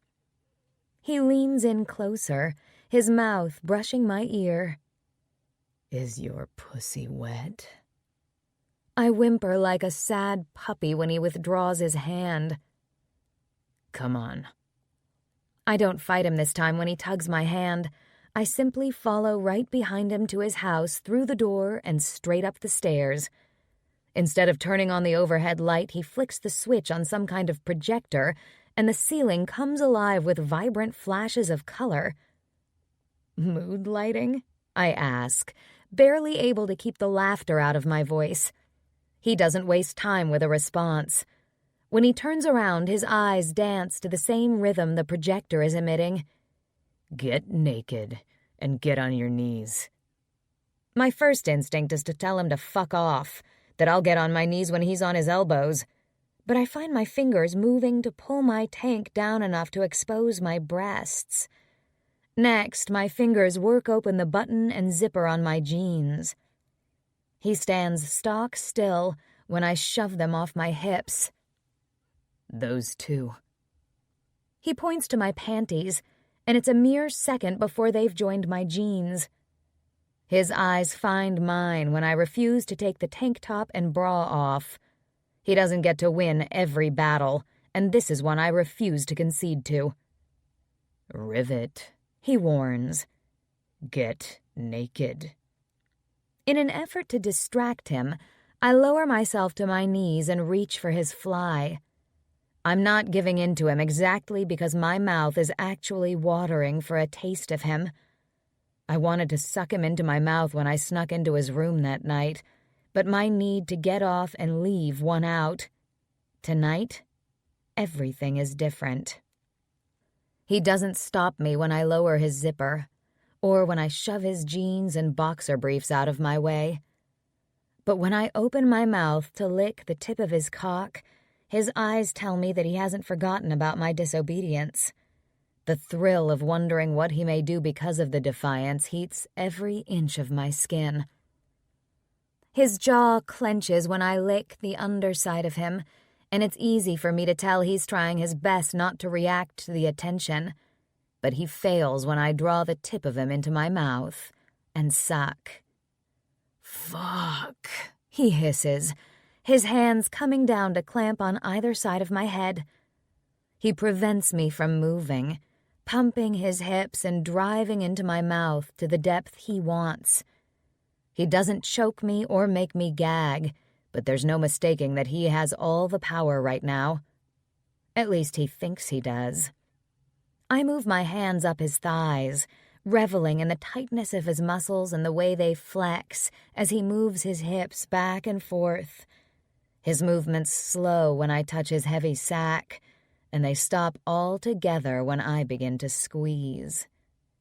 Playing with fire, he warns when I grip a little tighter. It's not enough to hurt him, but enough to let him know he isn't the only one with power right now. When he pulls his cock out of my mouth, I don't let him go far. I bring my lips to the underside of his cock and lick all the way down his shaft before teasing my tongue at his piercing. Eventually, his grip on my face disappears until the only contact we have is my mouth and hand on him. His arms hang loosely by his sides as he groans in frustration. Rivet, he pleads, and I know he wants me to suck him back down my throat, but I'm not in the mood to give him exactly what he wants. Eventually, he comes to his sense, bending over and yanking me up off my knees by a rough grip under my arms. Get naked. I slap his hands away when he reaches for my tank top. Try it again, and I'll get dressed and walk out of here. He grins a slow smile, spreading across his face at my threat. My body sings with the wicked way he's looking down at me. Get on the bed. This is one command I do obey, because the glint sparkling in his eyes says he's about to show me who's boss, and I can't wait for the real him to come out and play. Chapter 20, Canon. Fuck, look at you. Pink pussy glistening, nipples hard and waiting for my mouth. I tap my finger on my bottom lip, drawing out the anticipation I see in her eyes. What should I do first? Just fuck me, she pants, and the smile on my face spreads from ear to ear. You got a quick fuck last time when you were in charge. I'm taking my time tonight. Her face falls, lips turning down in the corners, but she doesn't make a move to get off the bed. It means I still have her. She's still eager to see what I'm going to do, and damn if I'm not going to try to do it all before the sun comes up. The refusing to take her shirt off rubs me the wrong way, but I know enough about this woman that pushing and taking away all of her power would only leave me alone in my room with only my hand to work myself over. I'm not interested in that one bit, so the shirt can stay. For now. Standing on the side of the bed, I let my eyes sweep down her body, lingering on each part I need my mouth to taste, but I can't hide my shock when I see her toes. Pink. I ask on a laugh as I lift her foot, showing her like she isn't aware. Are we going to talk about my toenail polish, or are we going to fuck? I scrape a rough thumbnail down her instep and she hisses, trying to jerk her foot out of my hands. Who's in control right now, Rivet? Me, she says without hesitation. And damned if she's not right, even as I'm standing over her like I own every ounce of her pleasure. Is that so? With one knee on the bed near her knee, I lean forward, swiping my nose through the crease of her thigh. Her hips swivel, seeking my mouth or some form of contact to her center, but I deny her. Cannon? She growls, the threat clear in her voice. I don't listen to her irritation. I listen to her body, the harsh pants of breath escaping her lips, the way her breathing hitches when I blow cool air on her core. All of that is singing a different tune than the one coming from her mouth. Do you want me to lick your pussy? She growls again. No? I tease even though she's rocking her hips up to meet my mouth. I move back each time she gets close and her frustration continues to grow. If you keep still, I'll make you come with my mouth. If you move, I stop. Her hips immediately settle on the mattress, but fire forms in her eyes as she glares at me, teeth digging into her lower lip. I'm sure to keep her from opening her mouth to shoot cuss words at me. Spread your legs. I emphasize my command with a mild slap to her outer thigh. If you... I pull back, and she snaps her mouth closed again, her legs bending at the knee and falling open. She's on display for me, and damn if it isn't the best sight in the world. Good girl. Another growl. I hide my smile by dipping my head and kissing the lips of her pussy. She moans in response, grinding her hips up, and I pull away again. Will you ever learn? I don't lower my head. Rather, I press my thumbs into the tendons where her torso and thighs meet. I want to come on your tongue, she all but pleads. Cannon. I continue to massage, mere inches from where she wants to be touched. Please. My eyes find hers, and she's staring down at me with pure need in every feature of her pretty face. Will you stay still? She nods. I'll try. I dive in without preamble, and although she just promised, she couldn't stay still unless I strapped her to the damn bed. Her enthusiasm is heady, making me want to grind my hips into the bed for my own form of relief.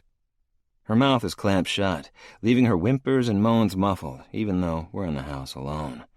I applaud her effort, but silence isn't what I want tonight. It was a requirement with the thin walls when we were together in the clubhouse, but I want cuss words streaming from her mouth. I want screams and my name on her lips. I pull my head away after taking a long, leisurely swipe right up the center of her. Do you like it? She nods. I can't tell, you're so quiet up there. Why are you torturing me?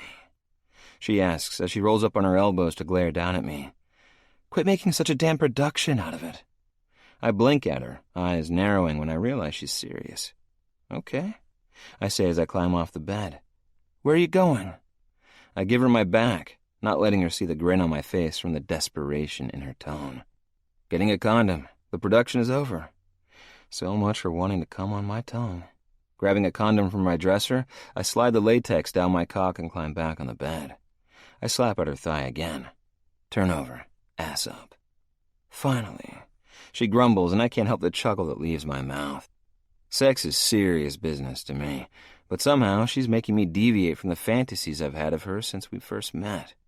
With one hand on her hip, I line my cock up to her entrance, but before I can thrust into her, she rocks back and takes me to the hilt. We moan at the same time, and she feels so good. I keep my hips still and peer down, watching her fuck herself on my cock. Her pussy lips cling to my shaft as she rocks forward, and no matter how many women I've fucked before, this is the most erotic sight I've ever laid my eyes on. But then I realize she's still in control, refusing, like the stubborn woman that she is, to relinquish power to me. I smack her flank again. Be still. She doesn't, so I do the only thing I can think of. I grab her hips and slam into her. If she wants to fuck back into me, that's fine, but she'll do it at the risk of taking too much of my cock. It doesn't faze her at all.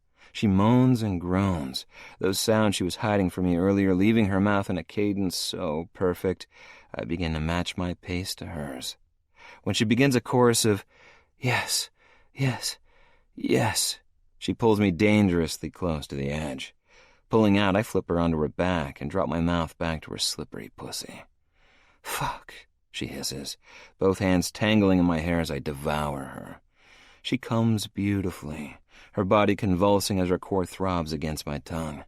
I lick and lick and lick, biting her, nipping at her, sucking her clit into my mouth until she shoves me away and begs me to stop. I don't. I can't. I simply line myself back up and thrust back inside of her. Her blunt fingernails dig into my biceps, and I pray she leaves her mark on my skin exactly the same way she did the first time. Jesus, Cannon. I grin down at her, my mouth hanging open as I try to breathe deep enough to stave off my own orgasm. I knew you'd say my fucking name. My voice is low, ominous, but for some reason she still laughs.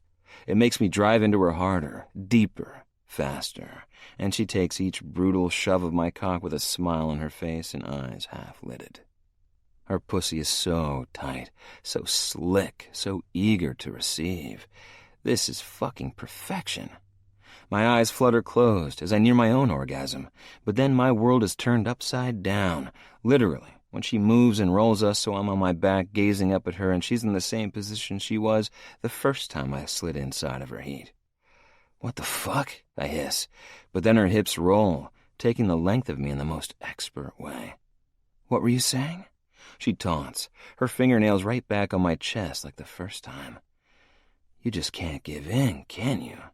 I hold her aloft and piston my hips up at her. Her eyes begin to roll, but she tightens every muscle in her body, and I'm right on edge again.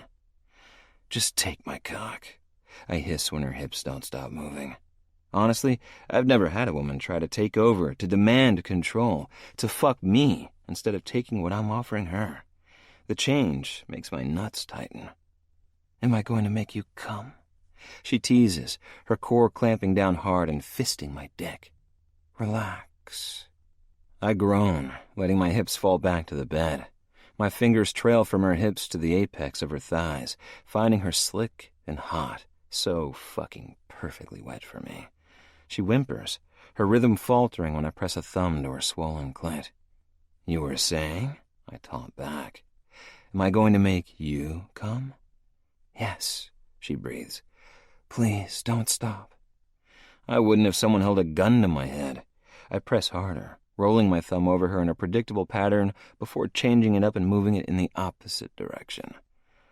I'm going to come, I warn her, and she moans, her lip once again digging into her lower lips as she pulses around my cock.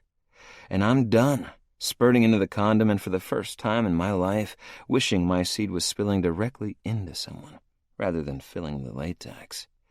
Fuck, she hisses as she falls to the side. I can't help but chuckle at the sight of her legs still draped over mine. Good, huh? A small, exhausted laugh escapes her lips, but she doesn't contradict me.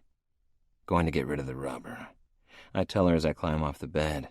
In the bathroom, I make quick work of the condom and wash my hands. Figuring she'll be gone by the time I get out, I go ahead and jump in the shower. She isn't gone when I open the bathroom door and look back at my bed. She's in the same position I left her in, sprawled on my bed and fast asleep. My cock jolts at the sight of her pink slit, swollen from my cock as it peeks out from between her legs. But she's asleep, and that's another hard limit of mine. If we were in a relationship or had a conversation about it, I'd climb on the bed and lick her again until she began to whimper and beg me to stuff her full of cock again. But we aren't, and we haven't. So I towel dry, grab some sweats, and climb on the bed, only shifting her body enough so I can pull up the sheets over our bodies. With a smile on my face and pleasant fatigue in my bones, I pass smooth out. Chapter 21. Rivet. I try my best not to freak out when I open my eyes to Cannon's sun-filled room. I knew what I was doing last night. I don't have the haze of alcohol to blame this time around. He asked by the truck if I was in or out, and it didn't even take a half of a second to answer him. What I didn't plan on was falling asleep in his bed and sleeping so soundly that it took the sunlight and someone banging around downstairs to wake me up. My muscles ache like I participated in a triathlon rather than some damn decent sex last night. I bite my lip to keep from groaning out loud as I climb off the bed and search for my discarded clothing. I try not to let shame settle in my blood when I bend over and realize I slept with my tank top and bra pulled down, tits on full display all damn night. At least he didn't force the issue about taking off my shirt. If he had, I would have been out of here so damn fast. I hit the bathroom before leaving his room, not sure what's going to happen once I try to leave. Shadow and Misty weren't home last night, but that doesn't mean they aren't here now. Out of sheer desperation, I looked toward his bedroom window, as if scaling down the wall to avoid the walk of shame is an option. Jesus, I grumble to myself. Get your shit together and own up to what happened. With any luck, the trek back to the clubhouse will be easy and quiet. Hopefully it's early enough that Cannon is the only one lurking around. But with as much noise as he's making, it won't stay that way for long. It sounds like someone's rearranging furniture down there, and it's loud enough to wake the damn dead. I leave my shoes off as I open the door and poke my head out, trying to assess the situation. But I already know I'm not going to get out of here without making contact with at least one person. The door leading back to the clubhouse is on the far side of the kitchen, and I can tell whoever is downstairs is in that very same room. Fuck. I hiss under my breath and slowly walk down the stairs. The perfect scent of coffee fills my nose, but as I arrow toward the door, I don't give in to the temptation to look over my shoulder.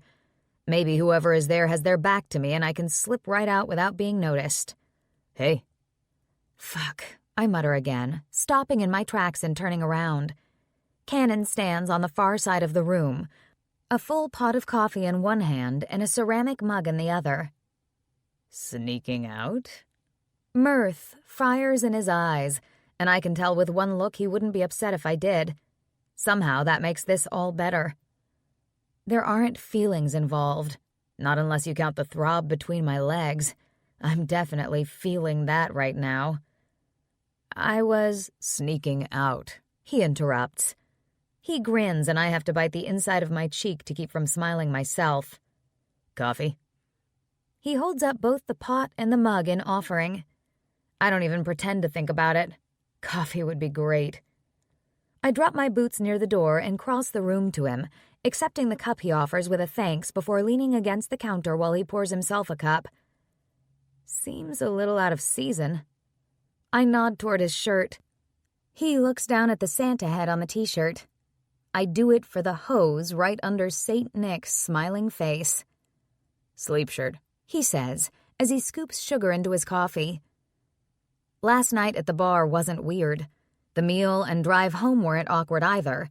But after last night and our sexual battle of wills, I'm standing here a little uncertain this morning.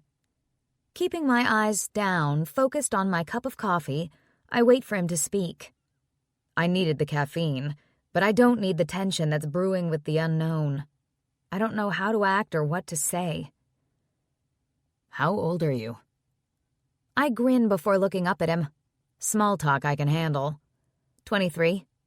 What's your focus in school? Business. My eyebrows shoot up. What? I didn't expect you to have such a serious career path. I'm not always joking around. No joke. Last night was no joking matter. I clear my throat to stop my impromptu trip down memory lane, but the sparkle in his eyes and the twitch in his upper lip tells me he already knows where my head wanted to go. Thankfully, he doesn't bring it up. So, Marine Corps for 4 years? I nod. Why not longer? It wasn't the right fit for me. There are a lot of the guys who discharge because of the same thing. It's almost like the Corps kept them from moving forward. Like they were too good, too skilled, and staying enlisted only held them back. I don't know about the others, but I've never thought I was too good for the Corps. There's just a lot of shit I had to put up with, and it wasn't worth staying in. Cannon places his coffee cup on the counter and inches closer to me. I hold my ground, but I don't know if I want him to get closer, or if I should take a step back and demand some distance. I don't have a clue what it would be like in the military, so I'm not even going to pretend I understand. But I know the Cerberus guys are happy you're a part of the group. Maybe it worked out exactly how it was supposed to. I can agree with that. I lift my coffee to my mouth and take a sip. How long do you have left in school? Any conversation that isn't about me is a good thing. Just 1 more year left. He doesn't expand on the topic, and it leaves us just staring at each other. The awkward morning after tension changes, transitions into something with a little more fire, and my body begins to wake up again. Cannon, I whisper, because I'm freaking out about what we've done, what it may possibly mean, and the repercussions of our actions. Don't think, he responds. Just feel. His strong hand cups my face, and he begins to lower his mouth to mine, and so help me, I'm going to let him kiss me. I don't do it often. Keeping distance this way is the only thing I can think of to put a stop to the emotions that kissing brings. It's a level of intimacy I avoid at all costs. I kissed Bishop in Bahrain, but I was drunk and just about everything sounded like a great idea that night. Before his lips can meet mine, the door leading outside opens. I jerk back, putting space between us, but when Misty looks over, it's clear she knew what was happening. My pulse begins to thrum for a whole new reason because seconds behind his wife, Shadow steps into the kitchen. "Hi, guys," Cannon says casually, like it's an everyday occurrence for a woman to be in his house this early. "Did you have a fun time?" My boots are lying haphazardly near the back door, and they don't go unnoticed by my boss. Misty frowns at her son. Shadow doesn't pull his eyes from mine, and it's impossible to look away even though my cheeks are heating with the fire of 1,000 suns. "Cannon," Misty begins, "why don't you go get the rest of the bags out of the car?" He squeezes my hand before he walks out, and that action draws Shadow's attention. If he had any doubts about what happened last night, he doesn't any longer. I clench my jaw, my teeth grinding together to keep from kicking Cannon in his perfectly muscular ass as he leaves the kitchen. Misty shuffles out of the room, leaving me standing there holding a cup of lukewarm coffee and knowing I'm seconds away from getting fired. Holding my head up high, I turn and place the cup in the sink. "Shadow, listen, I'm sorry." He holds his hand up, effectively silencing me. "You're both adults, and I can't control what you do or who you do it with. But this is my home. I need you to respect that." "Yes, sir." I hold my head in shame until I sense him moving away from the door. The second it's clear, I rush forward, scoop up my boots, and shoot out the door like my ass is on fire.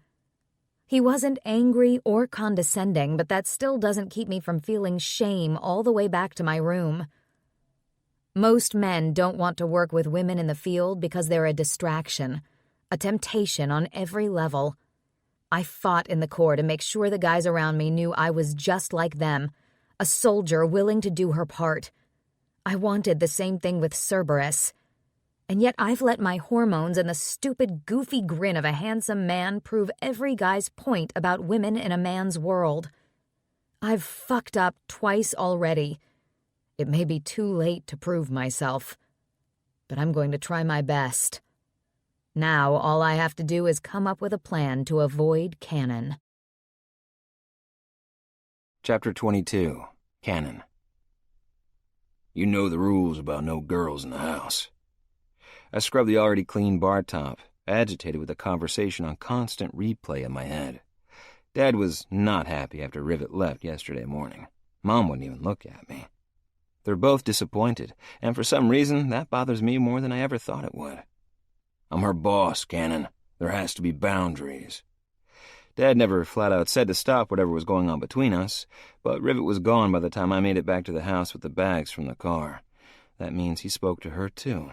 When I went to search for her, she was already gone on a solo bike ride. She wasn't back by the time I went to bed, and even though her bike was in the lot when I left for work this morning, I knew bothering her would only cause more issues. Been busy? Simone grins at me when I turn to look in her direction. Slow as hell, I respond. I'm drinking as fast as I can, Mike mumbles from his bar stool. Simone and I laugh. I don't even know how Mike is still alive. He drinks too much to have any amount of viable liver left. Only a half shift for you today? Simone asks as she lifts the cooler door to make sure everything is stocked. Yeah, I'm helping Lawson and Delilah move into their new apartment today, and helping Griffin and Ivy tomorrow. I turn away from her, not wanting to reveal how I truly feel. After yesterday, I know exactly why they want to get out of their parents' houses. I'd bolt too, but renting an apartment when I'll be heading back to school in a few months is ridiculous. Really? It's hot as hell outside. They don't want to wait. I shrug before flipping the bar towel over my shoulder. The heat doesn't really bother me anyway. Well, go ahead and get out of here. No sense in both of us staring at Mike while he drinks himself into an early grave. Mike huffs, but he doesn't take his eyes off of the television. ESPN will have all of his focus until one of his drinking buddies shows up. With a quick salute to Simone, I head to the employee lounge, grab my helmet, and head outside. The warmth of the sun beats down on my back to the clubhouse, but all I do is park my bike and jump in my truck. Several of the guys, including Rivet, are out front shooting the shit, so I know now isn't the time to have any sort of conversation with her. She doesn't even look up at me, and when I'm pulling away, I watch her keep her head down in my rearview mirror. The gang is already at the storage unit when I arrive. Ivy is fanning herself while Griffin and Lawson talk about logistics at the back of the U-Haul truck. You know, I say as soon as I walk up, you could have not put this shit in storage if you knew you were going to be moving so quickly. It would have saved us from having to pack and unpack twice. Griffin glares at me. And rent a U-Haul for weeks and just let it sit? I shrug. Whatever. Let's do this. They said they wouldn't charge us for an extra day if we get the truck back by noon tomorrow, Delilah says as she walks up. She doesn't miss a beat stepping into her husband's arms. Shit, it's too hot for that mess right now. I swipe my arm over my forehead and squint at my brother. We just going to knock it all out tonight? Might as well. We both got ground units side by side, so that makes it easier. We don't have much stuff, Delilah says as she peers into the stuffed storage room. We have a couch on order and a bedroom suite for the spare room. And by bedroom suite, do you mean crib and changing table? Ivy asks with a grin. For fuck's sake. Here we go again. Maybe I'm not as grown up as I'd like to think. If planning for children and shit is what is required, count me out. Just a daybed for now, Delilah clarifies. We don't want to jinx anything. Ivy nods in understanding. As Lawson and Delilah turn to strategize over what needs to be packed first, Griffin turns to me. Talked to Dad yesterday. I just slow blink at him. He told me about finding Rivet in the kitchen first thing yesterday morning. What? Of course he would say it loud enough for everyone to hear. I cut my eyes to Ivy, but I don't say a word. No way, Lawson says as he narrows his eyes at me. All focus on moving is now gone, and I am center stage. Cue the interrogation. Some days, I hate how nosy these people are. Really? Delilah squeaks, shock apparent on her face. I'm surprised you haven't been bragging. Griffin isn't grinning at me. He's watching me intently, assessing my response. I'm not talking about her with you people, I mutter, hoping that'll be the end of it. We have too much stuff to get done today. Oh, shit, Lawson sputters. Right? Griffin snaps, his head bobbing up and down like I asked a question and he's answering me. His smile is wide, matching the one Lawson can't seem to wipe from his stupid face. Both girls giggle, but they don't do much else to explain something I'm clearly not understanding.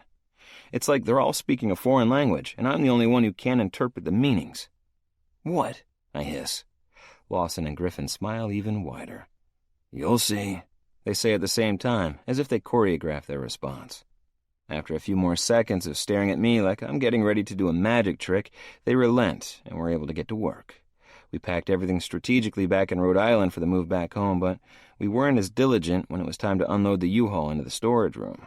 Things are stacked wonky, and even though Delilah was planning to load the U-Haul to make things easier at the apartment, it just wasn't feasible.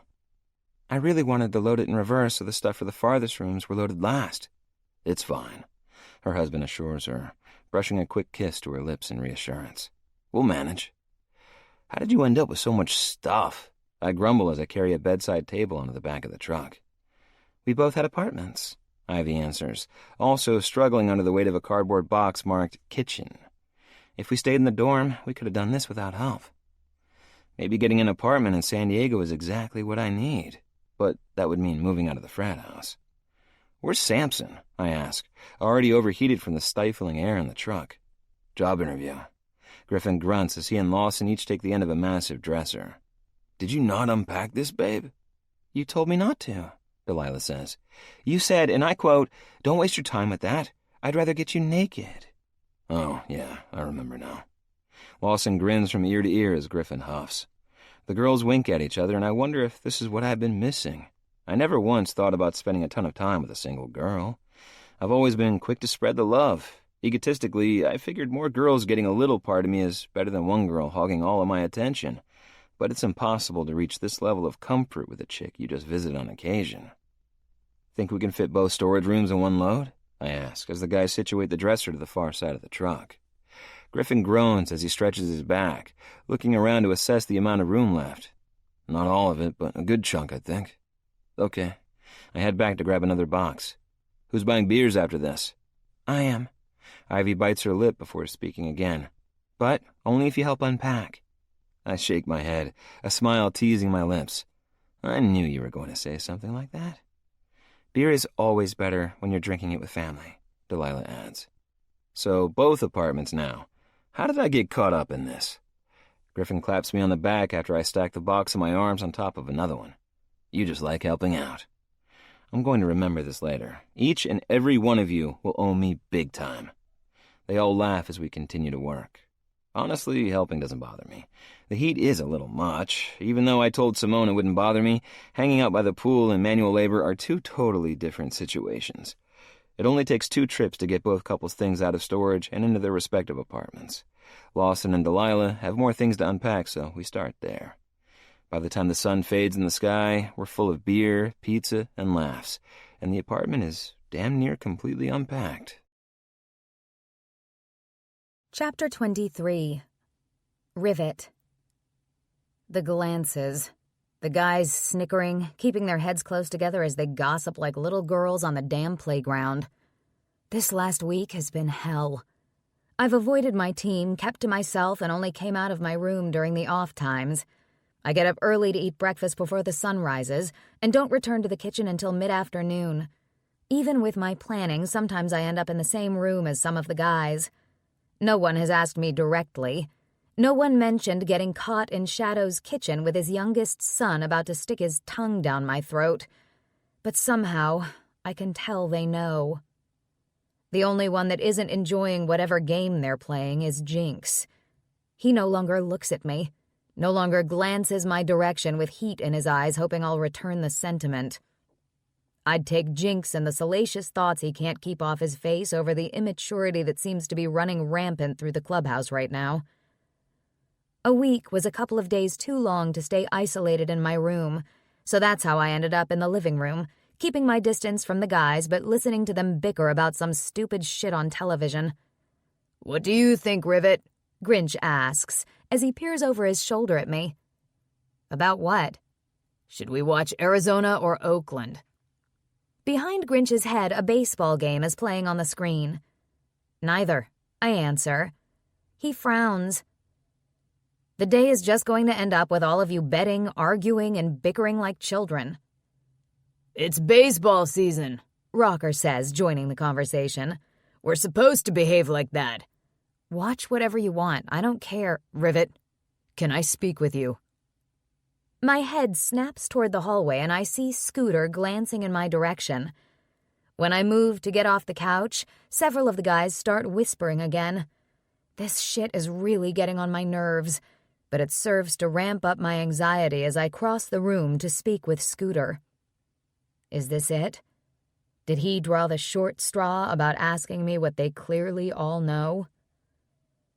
I wanted to ask you, He begins the second I'm in hearing distance, but I jerk my hand up to interrupt. It was one damn time, I hiss. Okay, it was twice, but can we just let it go? No one makes a big deal when the guys get laid. I don't know why it's front page news when I have no idea what you're talking about. Scooter's eyes glare down at me. Well, shit. Heat reaches my face and down my chest.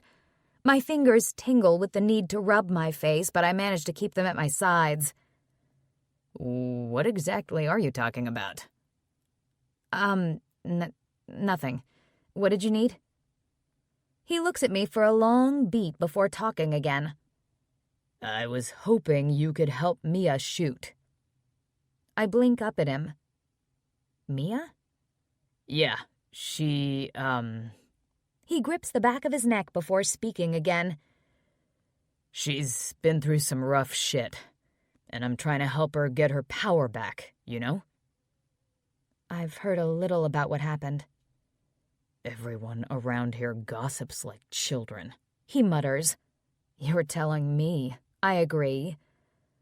Anyway, I was hoping you could spare some time. I think she'd really appreciate your help, and since you're a chick and all, I don't think she'll be as leery as she would be if I ask one of the guys. Why doesn't she shoot with you? That makes the most sense.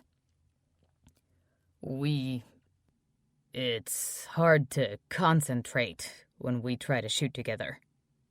His lips twitch, but it's the only sign giving me a hint as to why they can't seem to concentrate together. Good for them. Coming back from the things she's endured are hard, impossible even for some people. I'll help, I tell him. Want to start today? I've got nothing but time on my hands. And I'm grateful for the distraction goes unsaid. Sure, I'll grab her and meet you at the range. Handguns or rifles, I ask, so I know which range to go to. Cerberus has both on the property, indoor for smaller caliber and an outdoor range for some of the heavier stuff. Handguns. I don't know that she'll ever have any interest in anything else. He nods before stepping away. I make my way to my room, grabbing what I'll need before avoiding the jackasses in the living room and heading to the range. Before Mia shows up, the door to the building opens and Jasmine and Cameron walk inside. Heard it was ladies' night, Jasmine says with a wide grin as she pulls a pink camouflage backpack from her shoulder. Okay. News travels fast around here. I want to go first, Delilah says when she joins the group. Ivy is close behind her with Gigi pulling up the end. Mia is the last one to arrive, and even though her eyes dart around the room assessing the situation, she doesn't look like she's going to freak out. I'd be a little uneasy handing her a firearm if she was skittish. Accidents happen, but that would be asking for trouble. Ladies? Scooter greets as he steps inside with a small case in his hands. They all greet him and Mia with smiles, but I'm trying to work out the logistics. There are 3 lanes and now 7 women in the room, including myself. We're going to shoot over here, Ivy says, pointing to the 2 lanes on the far side. That one there can be for you and Mia. Works for me. The other girls don't waste time getting their gear ready. Scooter helps Mia into her glasses and ear protection before pressing a brief kiss to her lips and leaving the range. I watch through the glass as he walks into the outer room, but he doesn't leave. He ends up walking toward the small office to the left and disappearing inside. My eyes automatically go to the camera in the corner. They're motion activated, which means they started recording us the second I stepped inside and turned on the light. I understand what he's doing. He wants to see how comfortable she is while doing it without him in here. I also know that the other girls being here is part of his plan as well. Jasmine and Cameron don't live on the property, and as of last week, neither do Delilah and Ivy, so their prompt arrival this afternoon was pre-planned before Scooter even spoke with me. I nod at the camera and turn my attention back to Mia. How many times have you... Mia ducks her head when Delilah shoots her first round without warning. It's okay, I tell her. You'll get used to it. She nods, but her eyes are as round as saucers. It takes at least a dozen more rounds being fired before she stops flinching, and as I'm explaining things to her because I have no idea exactly where she is in her training, she begins to relax. Then there's a lull in the shooting as the other girls change out, and she's back to flinching when they start again. I position her arms, and she begins shooting when she's comfortable. I keep my focus on her, only turning back around when she empties her first clip. It looks like a party is starting when I look back at the group, which has grown in the last 10 minutes. Sophia waves at me while Izzy stands a little off to the side. I heard that Hound didn't get to see his daughter much until after she turned 18. Now she's at the clubhouse more often than not. But from the expression on her face, he hasn't spent much time making her comfortable around firearms. Another clip? I ask Mia.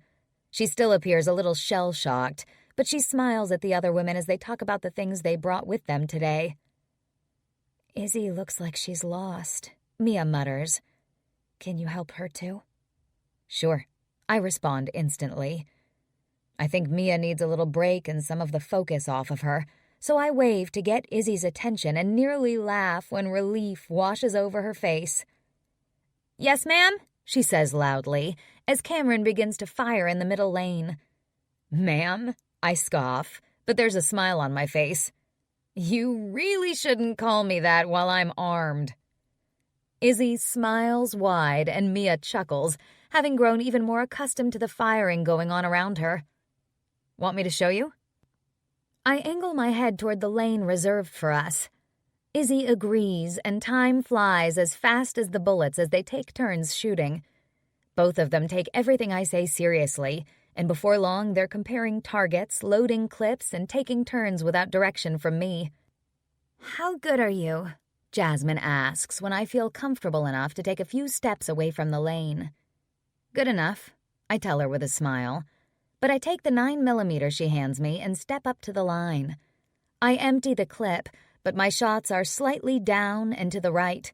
Just as I'm telling myself I need to spend more time in here, I feel a body slide up beside mine. I step to the side, glaring at the side of Cannon's head. But he doesn't acknowledge me. He simply lifts a Glock and fires. When he lowers the firearm, I'm finally able to pull my gaze from him to peer at the target. The X in the center is obliterated. He turns to look at me, a cocky grin tugging up his lips, but instead of speaking to me, he winks and takes a step back. Gigi doesn't waste any time stepping up to the line to fire, so we inch back and give her space. My eyes dart to the far lane, checking on Mia and Izzy before giving him my full attention. So, you're a great shot, I say loud enough for him to hear me. He shrugs, the action tugging up his t-shirt.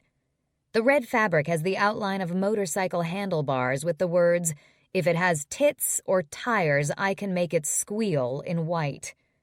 I bite the inside of my cheek to keep from smiling at yet another off-the-wall shirt. Feeling eyes on me, I turn to see Griffin watching the two of us. The small smile playing on his face is all I need to know. Without looking at Cannon again, I walk out of the room. The waiting area just outside isn't far enough, so I keep going. My blood is heated and I'm pissed. His immaturity has once again prevailed because it's clear he couldn't keep his damn mouth shut about what happened between us. Chapter 24, Cannon. I glare at my brother, shoulder-checking him as I follow Rivet out of the room. Scooter peeks at me from the office, so I know she isn't in there. I find her right outside, muttering under her breath. Without a word, I clasp her arm and drag her around the side of the building so we're out of the sight of people and cameras. My dad already knows what happened between us, so it's not like I'm hiding, but a little privacy is nice. Hey, I lift her chin, forcing her eyes to meet mine. They're stormy and filled with irritation. I was wondering when I was going to see you again. She doesn't say a word. It's been too long since we ran into each other. I've been busy with work and hanging out with Griffin at his new apartment, but she made it clear within 48 hours that she was avoiding me. She holed up in her room and refused to open the door when I knocked. I didn't go so far as to turn the knob to test if it was locked or not, because I didn't want to invade her space when she clearly didn't want to be around me. Where were we the other day? I lower my head, needing my lips on her, needing her panting under me again. Hell, I'll even take us fighting each other for domination if it means I could get inside of her again. My fingers flex on her hip, but before my mouth can meet hers, she's shoving me in the chest. Stop. Want to go back to your room? I'm fighting the lust I feel for this woman with everything I have.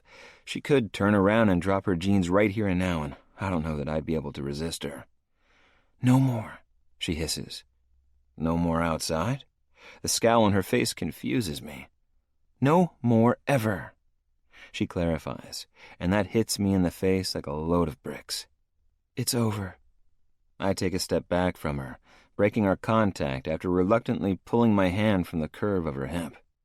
Over? I swear I'm not slow, but the way we were together the other night was explosive for both of us. Over doesn't even compute right now. It was a mistake. It can't happen again. Her eyes dart around me as if she expects my dad to come sauntering up and to remind us how bad of an idea being together is. You told people. She snaps when I stand there gawking at her like an idiot. I didn't, I vow. Not a damn soul. Your brother knows. I could tell by the look in his eyes when he walked into the room a few minutes ago. I didn't tell him, I repeat. I didn't say a thing. I didn't confirm or deny his suspicions when he asked me about it the day I was helping everyone move. The guys know. They've been snickering and gossiping like little girls. She sighs, unable to meet my gaze. I knew it was a bad idea. It never should have happened.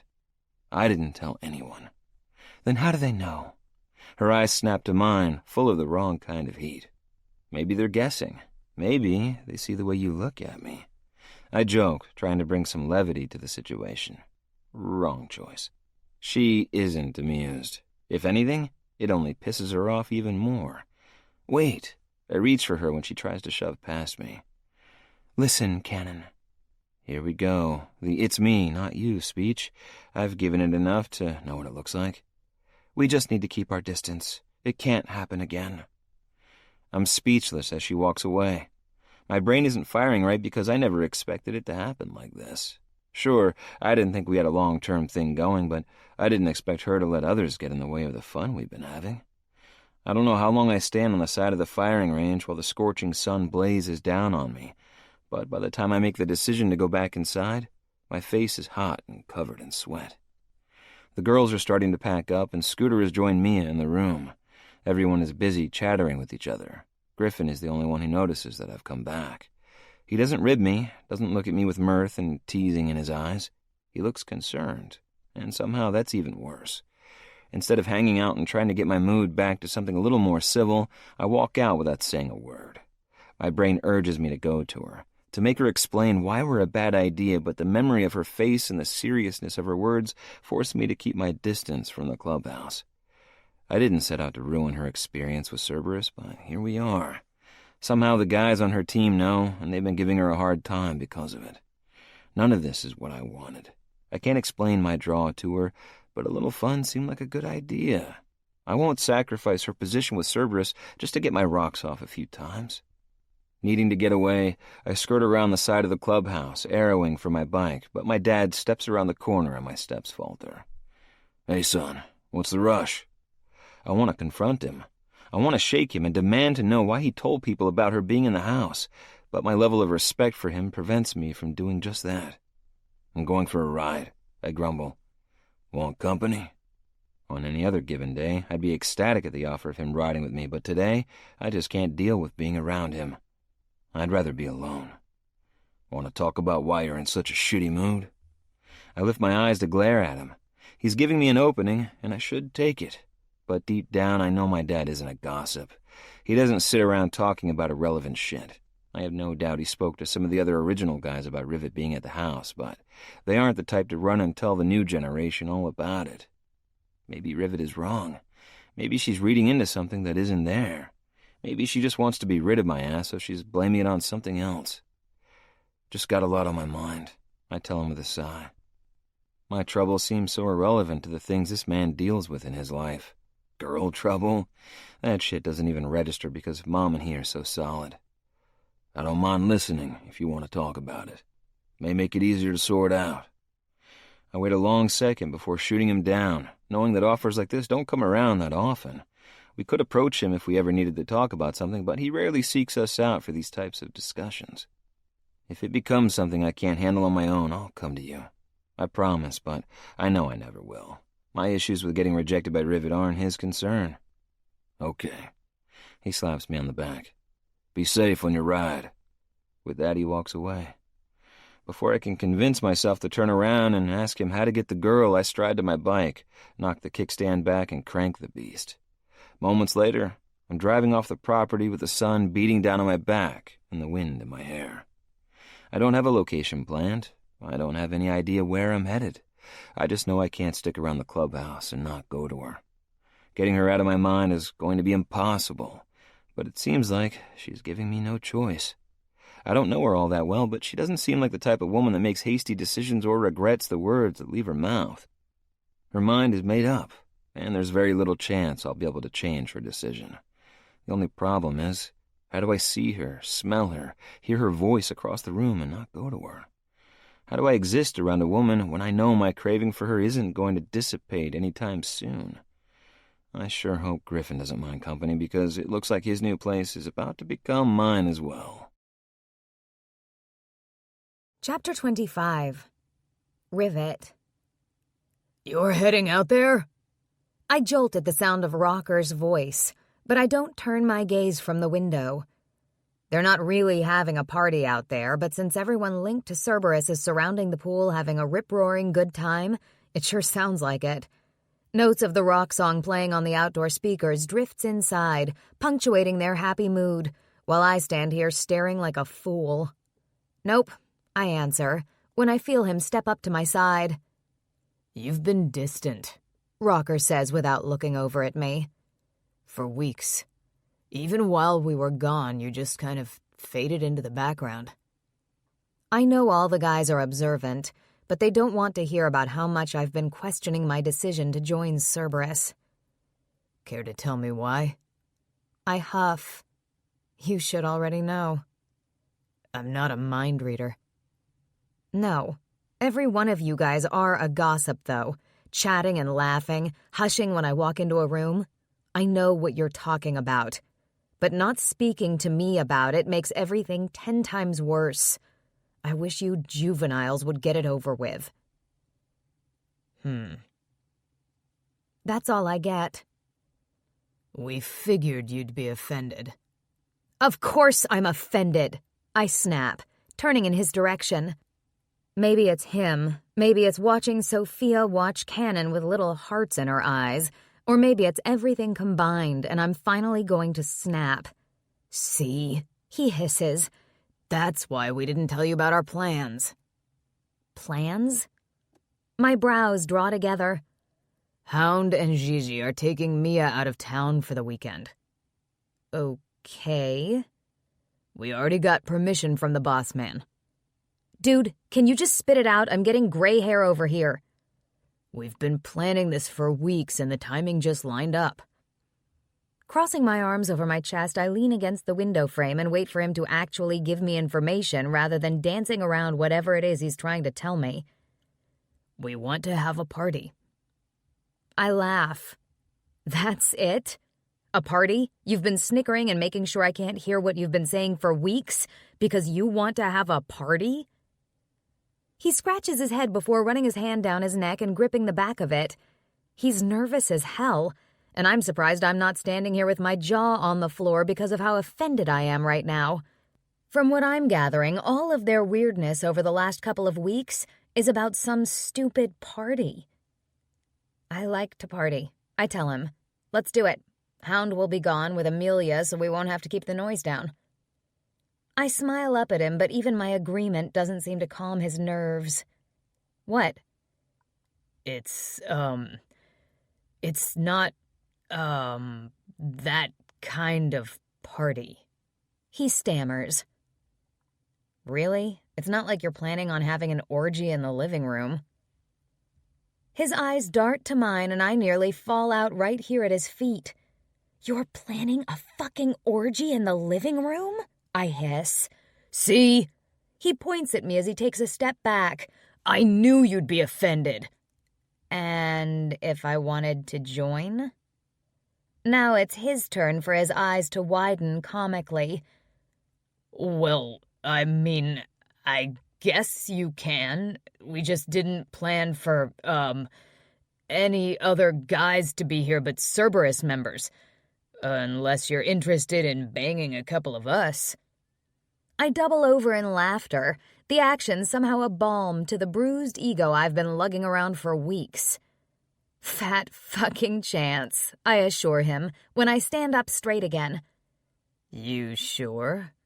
A light smile pulls the corner of his mouth up.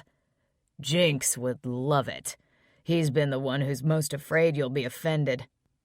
That's why the fool couldn't even look me in the eye. I'm sure, I say, and turn back around to gaze out the window. I mean, we're not trying to kick you out of your house or anything, but unless you're going to join... Keep my distance, I finish for him. Believe me, I don't want to see your pale ass any more than I have to. Stripping down and catching fast showers in the field isn't unheard of, and I've already seen more of my team than I'd like to admit. So, you're not offended? He sounds serious, like if I am, he'd cancel the whole damn thing. Do you plan to clean up all the jizz and shit in the living room when it's over? Jesus, Rivet, do you ever think before you speak? Not normally, I respond without looking at him. Yes, we'll clean everything up. Fine. When is it? Tonight. Seriously? I spin around to face him. Not really giving me much time to prepare, are you? He shrugs. Did you draw the short stick? I can't imagine anyone wanted to have this conversation with me. He grins, and I know it's the truth. Kincaid and Shadow said we had to. They didn't want some sort of lawsuit if you came out of your room and saw 10 guys with their asses in the air. I wouldn't be offended, but I appreciate the heads up. I mean, if you're into girls... I'm not. We haven't seen you with any guys. So they don't have a clue about Cannon? That makes the fact that I've avoided him for the 2 weeks since we had our little chat outside the firing range sting just a little more. Not into girls, I assure him. Not even a little? I turn to see him holding his fingers an inch apart, and I know he's joking. I'll get out of your hair in a couple of hours. What are you going to do about all of them out there? Kincaid said he's taken care of that for us. And the young kid? Landon? I nod. He's staying the weekend at a friend's house, and knowing that kid, he's got a little orgy planned of his own. I scoff. The kid's like 15. Are you telling me you were innocent as a 15-year-old? Kid would kick his ass, I mutter, refusing to answer his question. But knowing Landon, he'd have one hell of a time until he got caught. Most of the folks out there... He motions to the crowd around the pool. They're pretty straight, don't cause trouble. Landon is going to be the one who tests the patience of every adult in this clubhouse. You just wait and see. Probably, I agree. What did you think was going on? Huh? I raise an eyebrow, but I don't pull my gaze from the happy people outside. Earlier, he clarifies. You said you knew what we were talking about, but then you were totally surprised when you found out our plans. I thought you guys were tired of having me around. I lie. Thought you were gearing up to vote me out or something. Rivet. Warm hands grab my shoulders and Rocker turns me to face him. You're as much of a part of this team as any one of us. We want you here. We need you here. Don't ever fucking doubt that. Tears burn the backs of my eyes, but I refuse to let them make an appearance. I will not ruin my hardened edge just because this man wiped out all the fears I've been struggling with recently. Okay, I tell him. And it has to be enough. Good. Now have a bag packed and get your toned ass out of this clubhouse by 8, or you're going to see a lot of stuff that would require brain bleach to erase. I'm laughing at his back as he leaves the kitchen, heading toward the pool with a 6-pack of beer in his hand. I feel like a fool, like a teen girl with self-esteem issues. I created so many scenarios in my head about what they were talking about. An orgy? That takes the fucking cake. Now, hopefully, things can get back to normal around here. When my eyes land on Cannon, shirtless and smiling, I can't help but wonder if I jumped the gun a little too fast with him. I feel like I owe him an apology about the way I spoke to him. I reacted poorly, without any facts, and took it all out on him. I can't deny that I've missed him. Being gone for 11 days made things a little easier, but we've been back 3 days and it's difficult to keep my distance. He's been avoiding me, too. Yesterday, all the younger kids were hanging out here, but Cannon was absent. Right now, poolside is the only time I've seen him since our argument 2 weeks ago. And damn, does he look delectable with the sun glinting off of his tan skin. A rush of air leaves my lungs as I prepare myself to go speak with him. But like he can read my mind, the man in question gets up from his lounge chair and begins to walk this way. So I do the only thing I can manage and scurry away like a coward. Chapter 26, Cannon. Really? Griffin just raises an eyebrow in my direction in response. Dad said none of us can go into the clubhouse tonight? He nods, trying his best to keep from drawing Ivy's attention. Did he say why? No. How weird. Maybe it's some sort of super-secret meeting? Maybe they have to bring someone back to hide them. Griffin rolls his eyes, and I know he's not impressed with my guesses and conspiracy theory. They've only ever done that twice before. Just drop it. Griffin hisses before turning his lips up into an unassuming smile as Ivy sits down beside him. It doesn't really affect me. I haven't gone into the clubhouse for weeks, not even while the team was gone, and certainly not when they got back. Rivet doesn't want anything to do with me, so avoiding the places where she's at has been my goal. She didn't even come to Jake's last night with the guys. Just thinking about her, something I've tried to avoid for the last 2 weeks, becomes impossible with knowing she's right inside. She's less than 50 yards from where I'm sitting, and it kills me to know she's so close, yet she's completely off limits. My resolve weakens as I watch Lawson and Delilah splash each other in the pool with some sort of mating dance obvious to anyone with working eyeballs. Even Ivy laughs huskily when Griffin leans in to tell her something.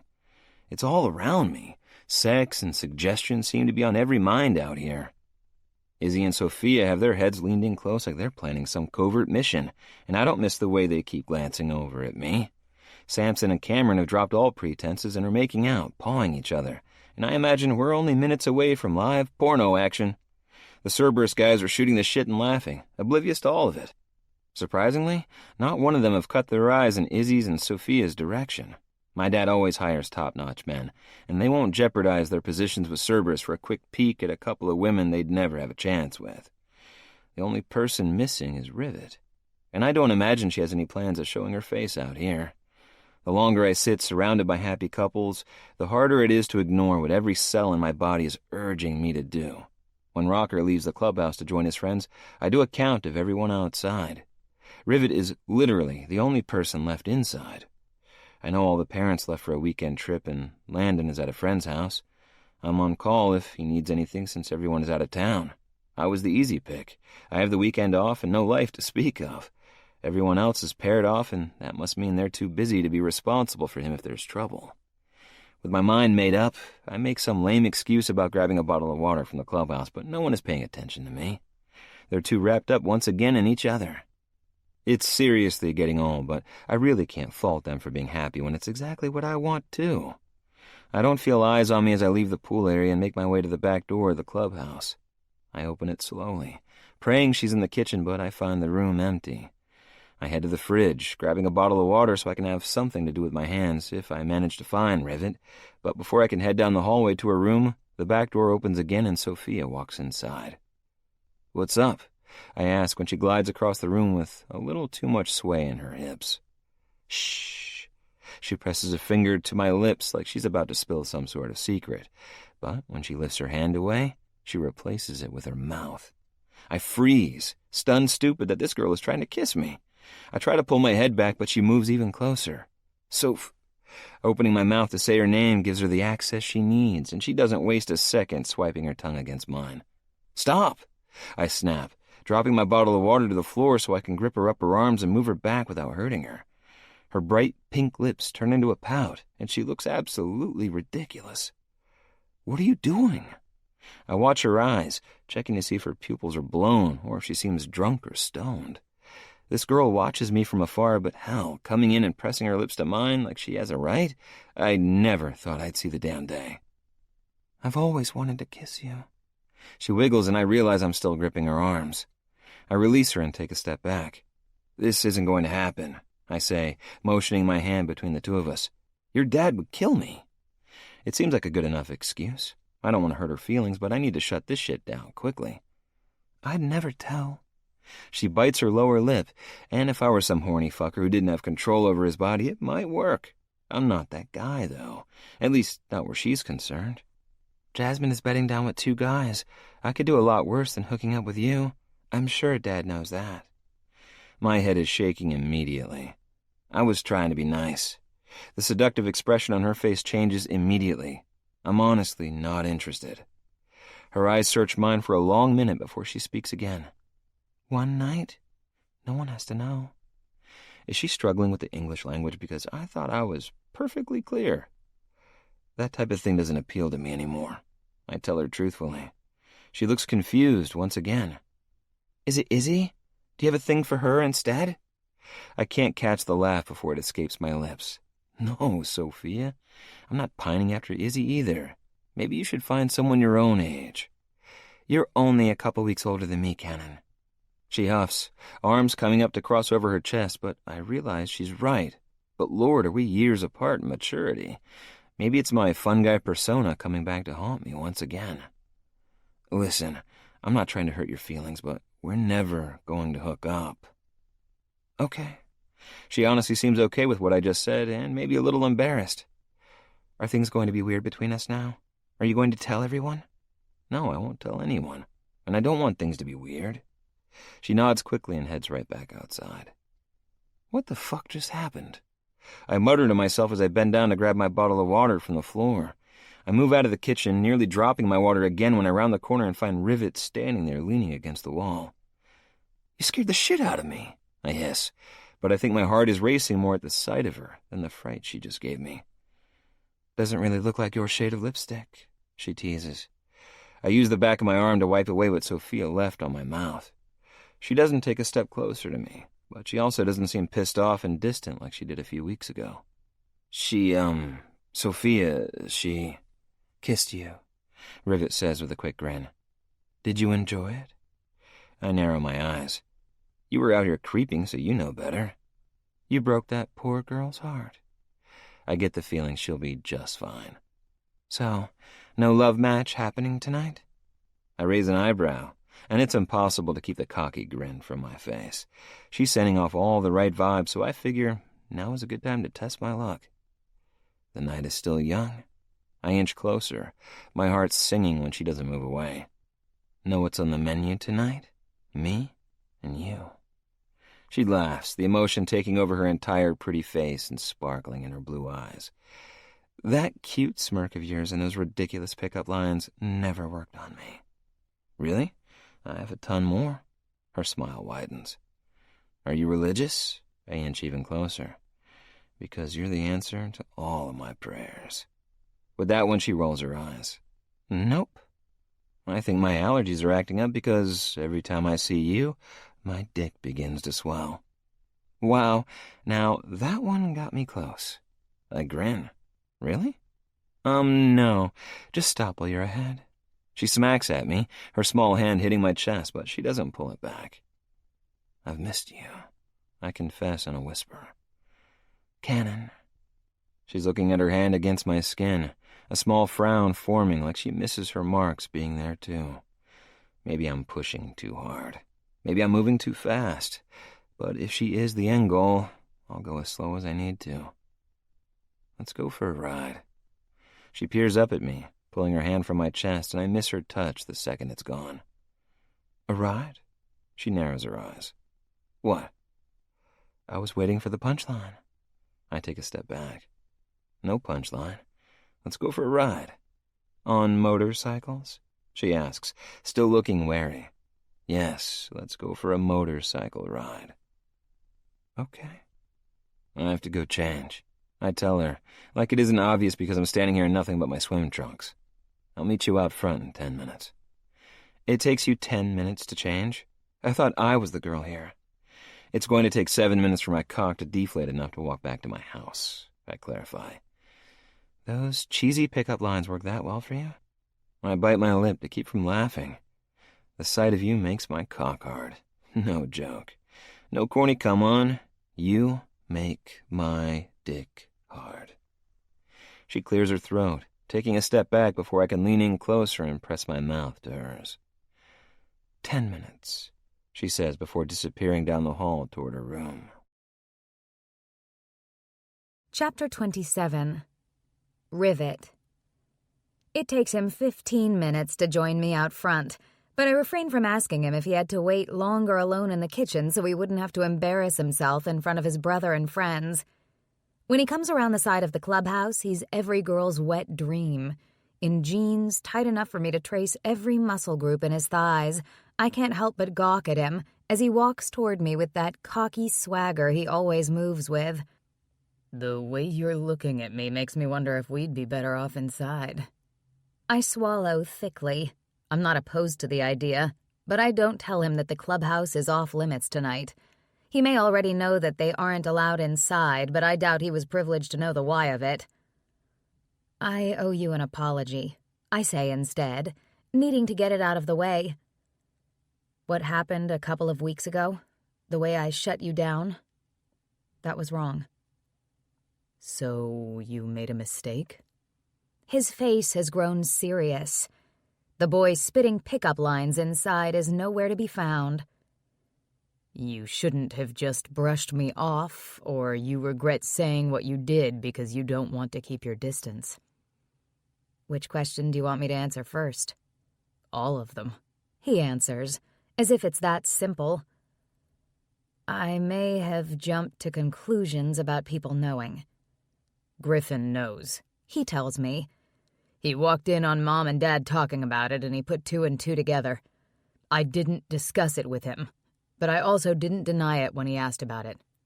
I appreciate your honesty. I really do, because he didn't have to tell me. I'm apologizing, and he could have easily put all this on me. But I was thinking the guys knew because they were being secretive. They were talking with each other and leaving me out of their conversations. I figured it was because they found out about what happened between us, and they no longer respected me because of it. Really? He snaps, anger simmering and close to boiling over. He turns so he can point to the front door of the clubhouse. Every one of those guys is a slut. They fuck without remorse or even much need for selection. For them to judge you— Cannon, stop. He snaps his jaw shut, but his irritation is clear in the tension tightening his shoulders. They weren't talking about us. They were making other plans. They should include you in all of their plans. I grin, thinking back to the conversation I had moments ago with Rocker. Believe me, I'm glad they didn't include me in these. What were the plans? I'm not at liberty to say. He frowns, but his shoulders drop a few inches, as if he's no longer readied to storm the castle to fight for my honor. But it's Cerberus business. Are we going to ride or stand out here chatting all night? He looks over his shoulder one last time, reluctant to leave without knowing the entire story, but eventually he turns toward his bike. Hop on, he says when he lifts the kickstand and steadies the bike. His muscles bunch and tighten under the denim of his jeans, and the sight makes my mouth dry. Since when does some guy make me nearly unable to form coherent thoughts? What? No, I'm not riding with you. I have my own damn bike. My muscles rebel, wanting me to climb behind him and wrap my arms around his narrow waist. I know what's hiding under his clothes.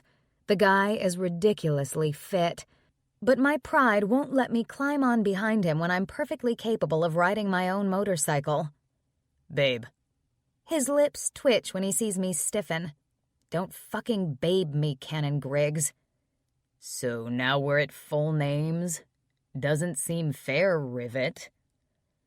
Only this second do I realize I haven't told him my real first name, and now it's become a thing. I'm not writing bitch. Yeah, look.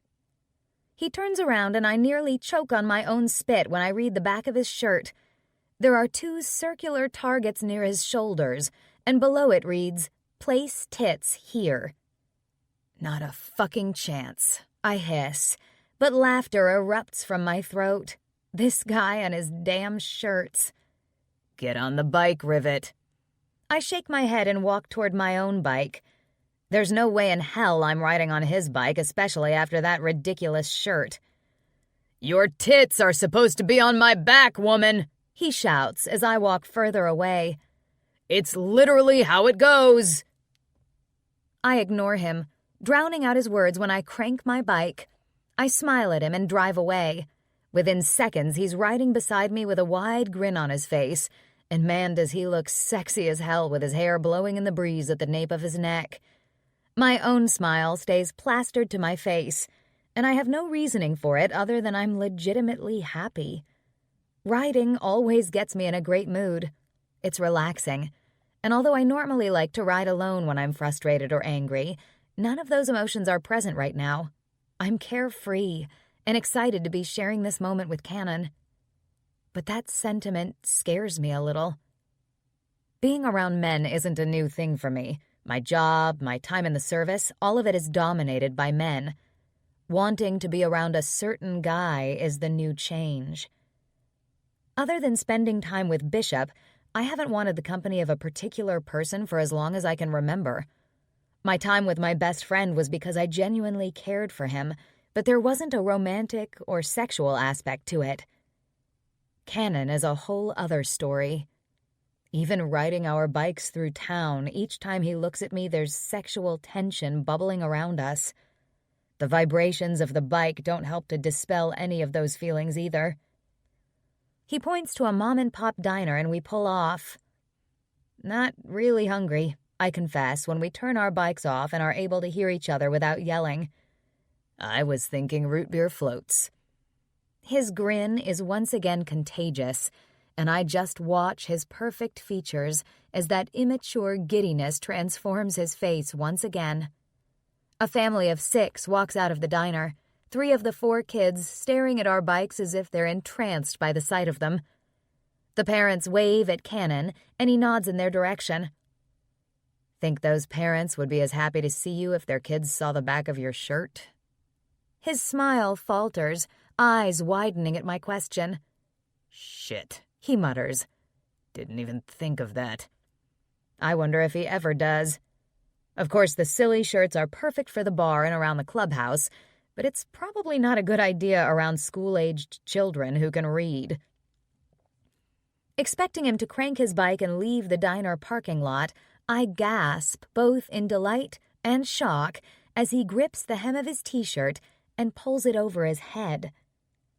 I don't think half naked is going to work either, I chastise, but my eyes are glued to his flexing pecs and washboard abdomen. He laughs, winking at me as he turns the shirt inside out and tugs it back over his head. He catches me licking my lips, and my cheeks heat from more than the hot sun.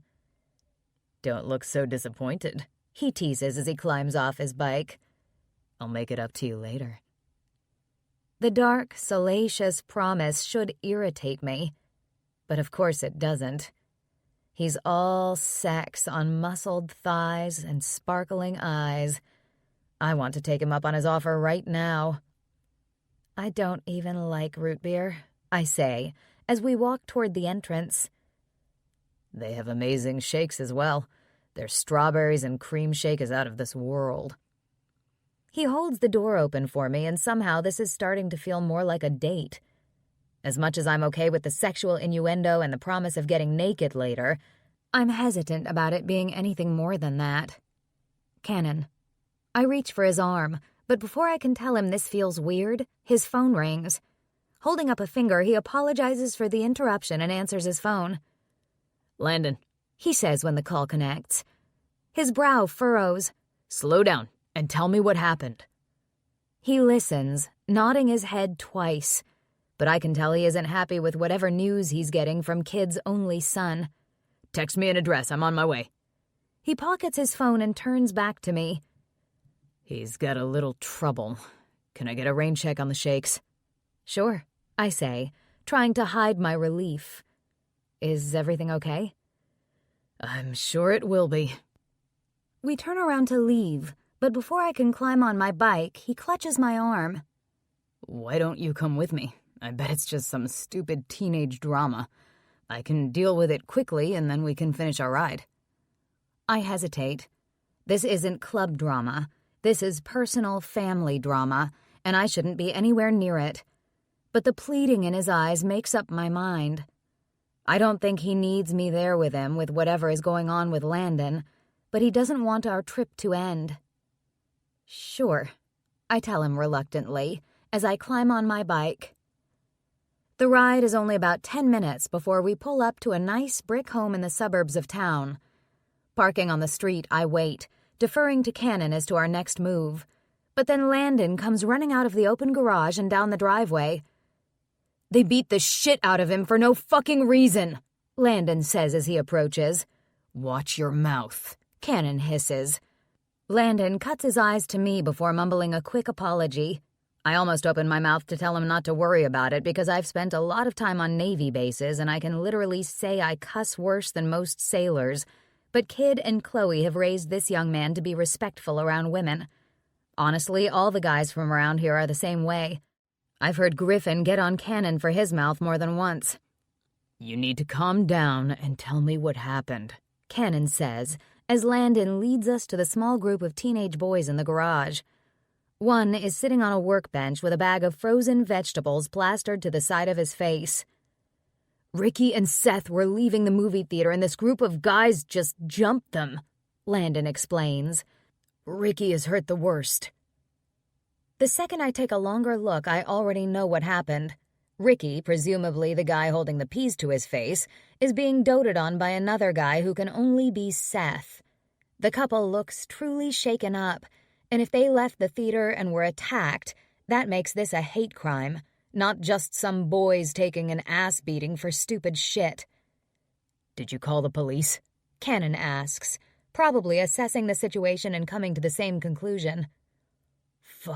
Heck no, Landon hisses. We want you to come with us to find them. And do what? Cannon asks. And I realize this is a defining moment. Cannon's response to Landon's request can possibly change everything. This is a matter for the police, not an open opportunity for vigilante justice. But when Cannon frowns, sighing as he looks back to the injured boys, I don't know which direction he's going to go. Do you know who they are? Yeah, a couple of guys that graduated a few years ago. Come on, they don't live far from here, Landon urges. The teenager looks like he's ready to run headfirst into a firefight without assessing the entire situation. Calm down, Cannon says. Calm down! I can't fucking calm down! They can't just do something like this and get away with it! Landon, Cannon whispers in warning. We aren't going over there to retaliate. It won't solve anything. Finally, a voice of reason. Cannon explains that the police need to be called, the parents need to be called, and both young men injured in the attack need to be evaluated at the hospital.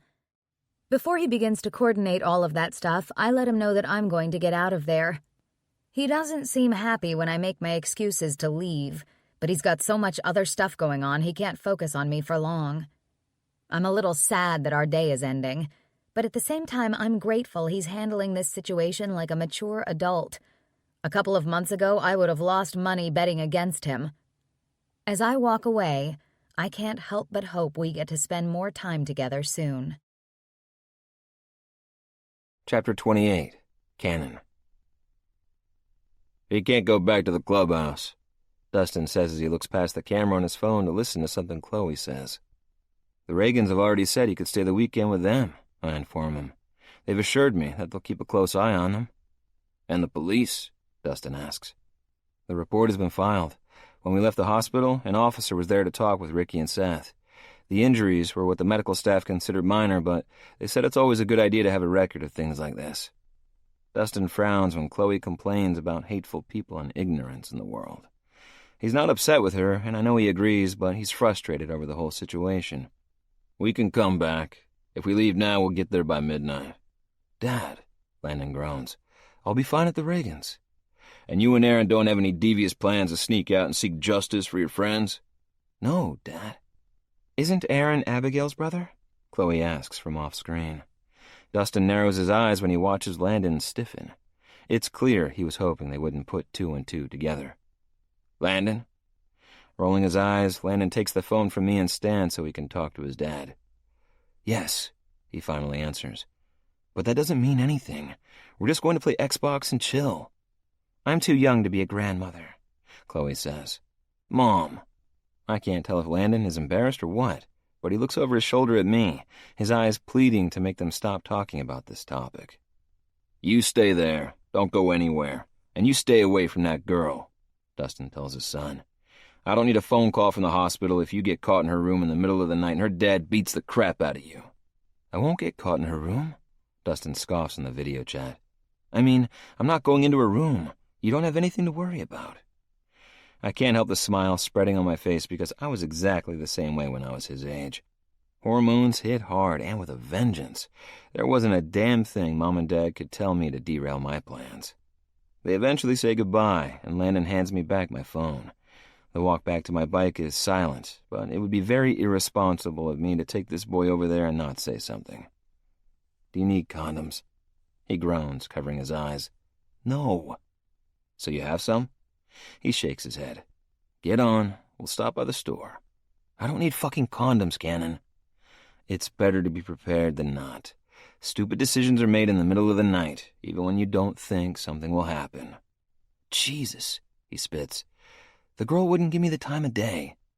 She doesn't fall for your charm? I bite the inside of my lip to keep from smiling. He doesn't need my teasing right now. She thinks I'm an idiot. I kissed her best friend at the end-of-school party. Now she treats me like I have the plague or something. Wow, drama. You sure you don't need to stop by the store? I'm sure. I wouldn't disrespect Mr. and Mrs. Reagan like that. Besides, Aaron would kill me if he caught me trying to push up on Abigail. I nod understanding and wait for him to climb on the bike. Too bad I turned my t-shirt inside out because him riding with me with my shirt would be hilarious. It only takes 15 minutes to get across town to the Reagans. After speaking with them and providing them with contact information for Dustin and Chloe, I give Landon one last look of warning before I leave. Stupidly, I don't have Rivet's number, but it isn't too late to go to her. By the time I reach the parking lot in front of the clubhouse, my cock is already hard with anticipation. Taking a few calming breaths before I enter the clubhouse, I spend a moment to actually contemplate how I want the evening to go. Do I want to lay her out and devour her? Of course I do. Do I want to spend all night seeing how many times I can make her come? Without a doubt. But I also want to get to know her better.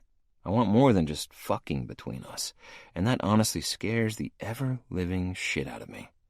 My hand falters on the doorknob because the realization hits me in the chest like a Mack truck. I'm not a relationship guy, and even though I'm not to the point that I think I want that with Rivet, I've never wanted to really get to know a girl before.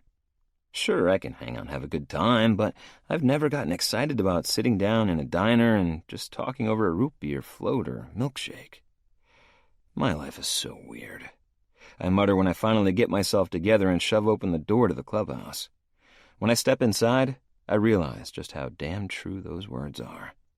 Simultaneously, I'm assaulted with the pungent scent of sex filling the air and the cacophony of moaning and grunts. If that isn't bad enough, I glance over to the pool table and see Grinch's bare ass as he plows into some chick. You're not supposed to be here, kid. I look over to address Rocker, and sure enough, he has some girl I've never seen before riding his dick. She looks over at me with a wink, but her bouncing never falters. God damn it! Grinch mutters as he pulls free of the girl he's spending time with. What are you doing here? Chills race up my arms when he asks, but my eyes dart around the room searching for Rivet. Surely she isn't involved with this shit, but she's a grown woman and free to do what she wants. I'm looking for Rivet. I finally manage when I don't see her toned body under any of the guys. She isn't here, Grinch says. Now leave. He can join. The girl riding Rocker's cock coos from the sofa. She's not here? I ask, ignoring the invitation. I've been to some wild-ass college parties. Threesomes and sometimes foursomes are nearly an everyday occurrence in San Diego, but I've never seen an orgy of this magnitude in my life.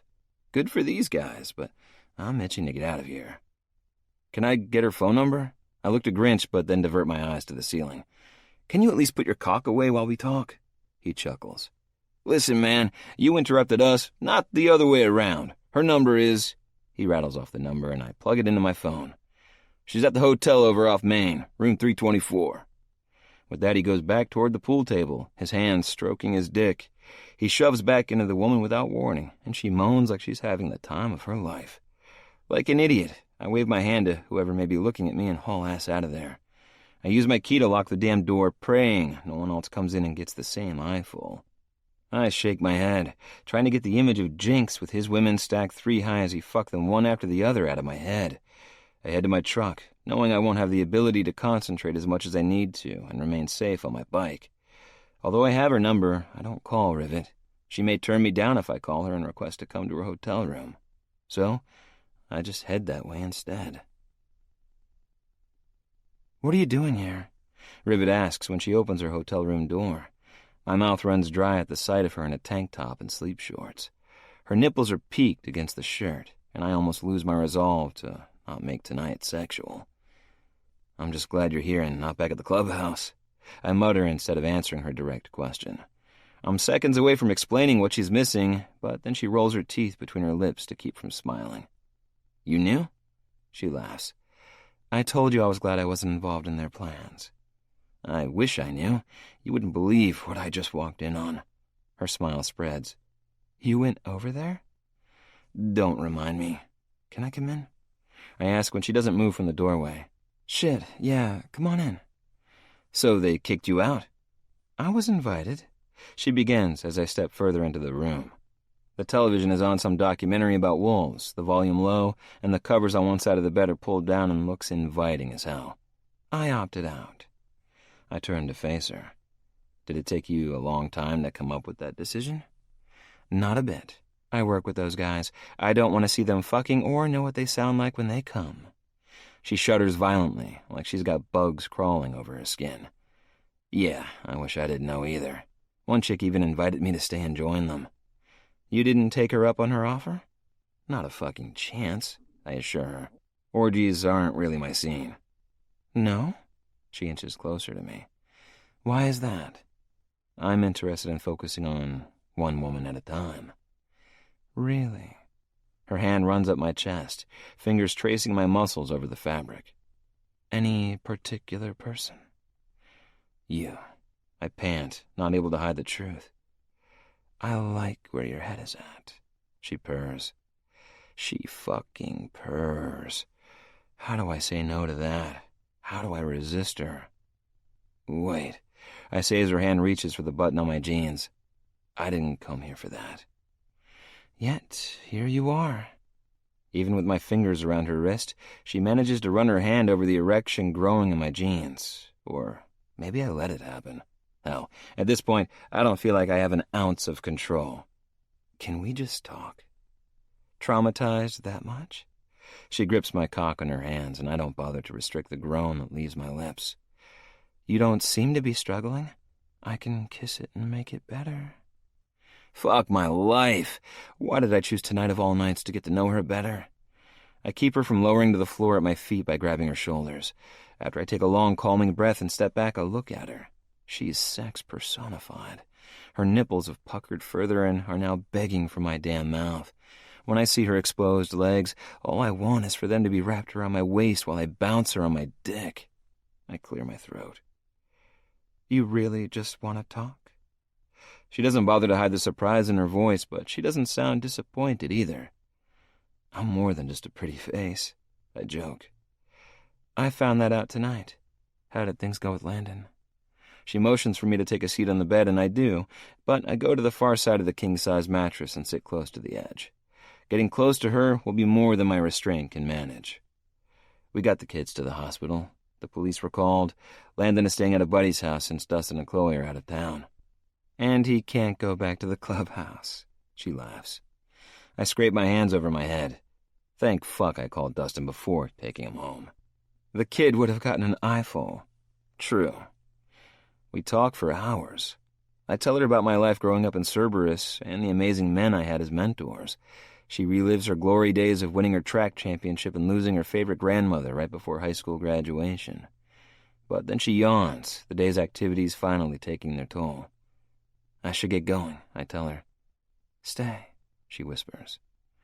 And so I do. I kick off my boots, manage to get my jeans and t-shirt off without attacking her, and when we finally settle on the bed, she doesn't hesitate to snuggle into my side. Cannon? She whispers right when I'm close to falling asleep. When I open my eyes after she doesn't answer, I find her inches from my face. Without a word, she leans in close and brushes the sweetest kiss against my lips. I fight every urge in my body that's begging me to flip her on her back and sink inside of her when her tongue brushes mine for the very first time. That isn't what her kiss is about. When she pulls away, she presses another kiss to my bare shoulder and settles back against my chest. I fall asleep with her taste on my lips and a million possibilities on my mind. Chapter 29. Rivet. It's hard not to be agitated when I walk into the clubhouse. I've been annoyed since I woke up alone in the hotel room, cold with Cannon's scent on my skin. I'm equally bothered by the fact that I slept so soundly that I didn't register him slinking out of the bed. Feeling safe in a man's arms enough to sleep well has never happened before, and I'm miffed by the idea that it's Cannon the jokester that is making me feel that way.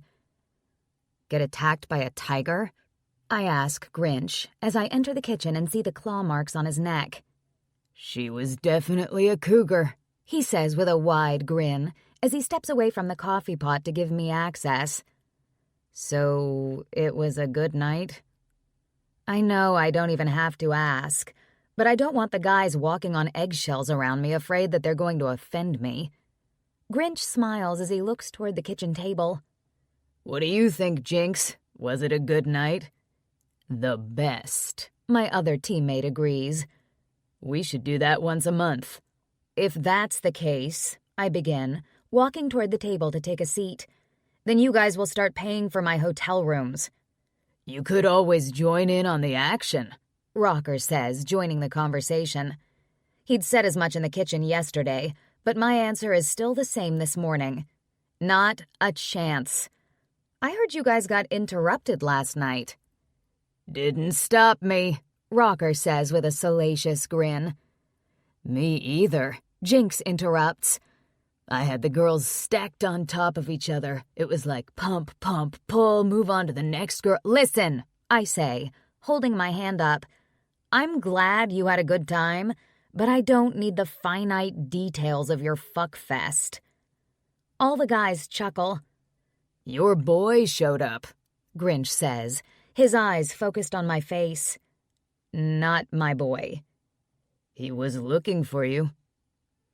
All the guys grow quiet, watching me for some form of reaction, but I refuse to give them one. We're ready, Kid says from the kitchen door. I breathe a sigh of relief as we all stand. I won't be able to hold them off for long, but I'm lucky for this morning's reprieve. Without another word, we all drop our coffee cups off at the sink and head to the conference room. The meeting we're having today is the only reason I didn't lounge in the hotel room longer. That and the scent of Cannon on my sheets was a little too much to deal with. As we walk in, I'm trying to studiously avoid Jinx's conversation with Rocker about his conquests last night, as though Rocker wasn't there participating. My feet stumble in the doorway at the sight of Cannon, sitting beside his dad at the front of the room. He's not wearing that ridiculous t-shirt that caused problems at the diner yesterday. He no longer has the rough stubble on his strong jaw or the mop of messy hair on his head that I've thought about way too much to admit to. He's in a crisp button-down shirt and dark gray slacks. His clean-shaven jaw bobs up and down as he listens to something Shadow is telling him while pointing to the computer screen. His hair is combed and styled to perfection. He is perfection. When he lifts his head and sees me standing there, his eyes damn near glow, the medium blue turning dark for a split second before his dad demands his attention once again. "Not your boy, huh?" Grinch's challenge in my ear startles me, making me realize I'm just standing there gawking at Cannon. Could I be any more obvious? I settle into my chair, making sure to keep my eyes everywhere in the room except for the corner where Cannon is situated. Everyone claims their seats, and it doesn't take long for Kincaid to step in front of the group and give us the rundown on our next mission. "We're doing some pro bono work for SDSU," Kincaid begins, and from the corner of my eye I see Cannon snap his head up. "Over Christmas break, 4 students from SDSU were murdered, their car set on fire, and authorities couldn't find a motive for the gruesome acts. 3 more students have gone missing from a trip to Tijuana. They posted on social media 8 hours ago." The screen behind Kincaid comes to life, and even though I want to look away, I memorize the smiling faces of the women. "Cassie Jones, Michelle Prince, and Regina Walker," Kincaid says as he moves the red dot of his pointer to each face. "Michelle's boyfriend notified the university police after his calls and texts went unanswered. We've been monitoring the trouble coming out of Mexicali. We don't have much to go on, but Cassie's phone pinged off of a tower there. We're leaving here in an hour, and hopefully it won't be too late." "Hopefully," Dominic says as he stands tall beside his younger brother. "We're just being overly cautious. And we find these women with hangovers in a hotel room. We can't trust the people in Mexico enough to reach out and verify that the girls are there, so we have to go ourselves. We're the closest team, so we're taking Team A," Kincaid adds. Team A is Hound, Grinch, Jinx, Rocker, and me. I cut my eyes at Cannon, finding him staring at the screen, the picture of the girls still smiling back at us. He looks like he's seen a ghost, and it isn't hard to tell that he knows at least one of the missing girls. Shadow taps his shoulder, drawing his attention from the screen, and I watch him nod as his dad talks to him. A few more things are discussed before we're dismissed to get ready to leave. I hurry out of the conference room. I only have an hour to get ready, and I didn't shower before leaving the hotel room this morning. My go bag is ready, and after 10 minutes in the shower, I'm ready to head out. There's a sense of urgency filling my blood as I leave my room. These girls have only been missing for 8 hours, and if we're lucky, we can find them alive. We normally work with much broader time frames. Sometimes it takes weeks after someone goes missing before Cerberus is contacted to help. Many people don't know about us until they're so frustrated with direct channels like the police and federal agencies that they go looking for darker resolutions to bring their loved ones home. "Hey." My head snaps up at the familiar sound of Cannon's voice. Hi," I manage. My jaw is slack looking at him. He looks even better standing up in his crisp clothes than he did sitting beside his father earlier. I have this need to ruffle his hair, to brush my fingers down his clean-shaven jaw, but I don't do either of these things. I keep my distance in the hallway, making sure there's a couple of feet of space between us. Being near him right now makes it hard enough to keep my train of thought. Touching him would make it impossible. "You didn't wake me this morning before you left," I whisper, revealing my disappointment before I even realize it. "You were sleeping so hard," he returns, his feet shuffling closer to me. "I couldn't bring myself to wake you." "Were you in the conference room because you know those girls?" "I'm helping Dad this summer, learning the business side of Cerberus. I know Cassie. She used to date one of my frat brothers." "I'm sorry she's missing." For some reason, I reach for him, wanting to comfort him. He clasps my hand, and it doesn't even matter that we're standing in the hallway where anyone in the clubhouse could come walking by and see us standing here with such affectionate postures. He presses our clasped hands against his chest in a move more intimate than the sex we had in the spare bedroom a while back. You guys will find them. I'm sure of it. He steps closer, forcing me to look up at him. I'm a strong woman, fit and sure of my body's abilities, but with him so close, he seems to tower over me, cocooning me in a layer of protection that makes my eyes burn. We aren't always successful, I warn, keeping my voice low. During our conversations last night, he spoke of his dad and the other guys in Cerberus and what it was like growing up with such strong, moral men, and I'm sure they protected him from the tragedies, and rightfully so. It was easy to see that Cannon sees every one of them as heroes. I don't want to give him false hope. He's no longer a child needing the protection of the adults in his life. I refuse to placate him or give him a false sense of security. It would only diminish him as a man. He steps even closer, his body urging mine into the wall, and for a split second I push the impending mission from my mind and just exist in this perfect moment with him. His hand caresses my cheek with a softness he's never displayed before, and heaven help me, I lean into the touch. My hands find his hips, and I try to pull him in closer. I need to feel him pressed against me. Last night, the gentle kiss, the warmth of his skin against mine, it was everything. My throat seizes when I look up at him, seeing so many emotions blazing in his eyes. I'm falling for this guy. Falling for the idiot who introduced himself with obnoxious pickup lines that went beyond innuendo. Falling for a guy that should be off limits, that should make me cringe when he speaks, or want to get away from him in his dumb t-shirts. But he's a breath of fresh air, serious when it counts. And last night he's the one that wanted to talk. For us to get to know each other better. I was willing to strip down and offer him everything last night, much the way I am right now. But he pumped the brakes. "Cannon," I whisper, when he lowers his mouth to mine. Kissing is usually a hard limit for me, and I should be freaking out about my feelings, about his clear intent right now. But I'm not. Instead of trying to shove him away, I lift my lips to his, and a frisson of heat engulfs my body, making goosebumps form on every available inch of exposed flesh. His tongue brushes mine, unhurried, a soft promise of things to come, and I relish it. I want to live inside this kiss for all of my days. It's sexual, but at the same time it isn't. That doesn't even make sense in my own head, but my body responds to his in some carnal way I can't explain.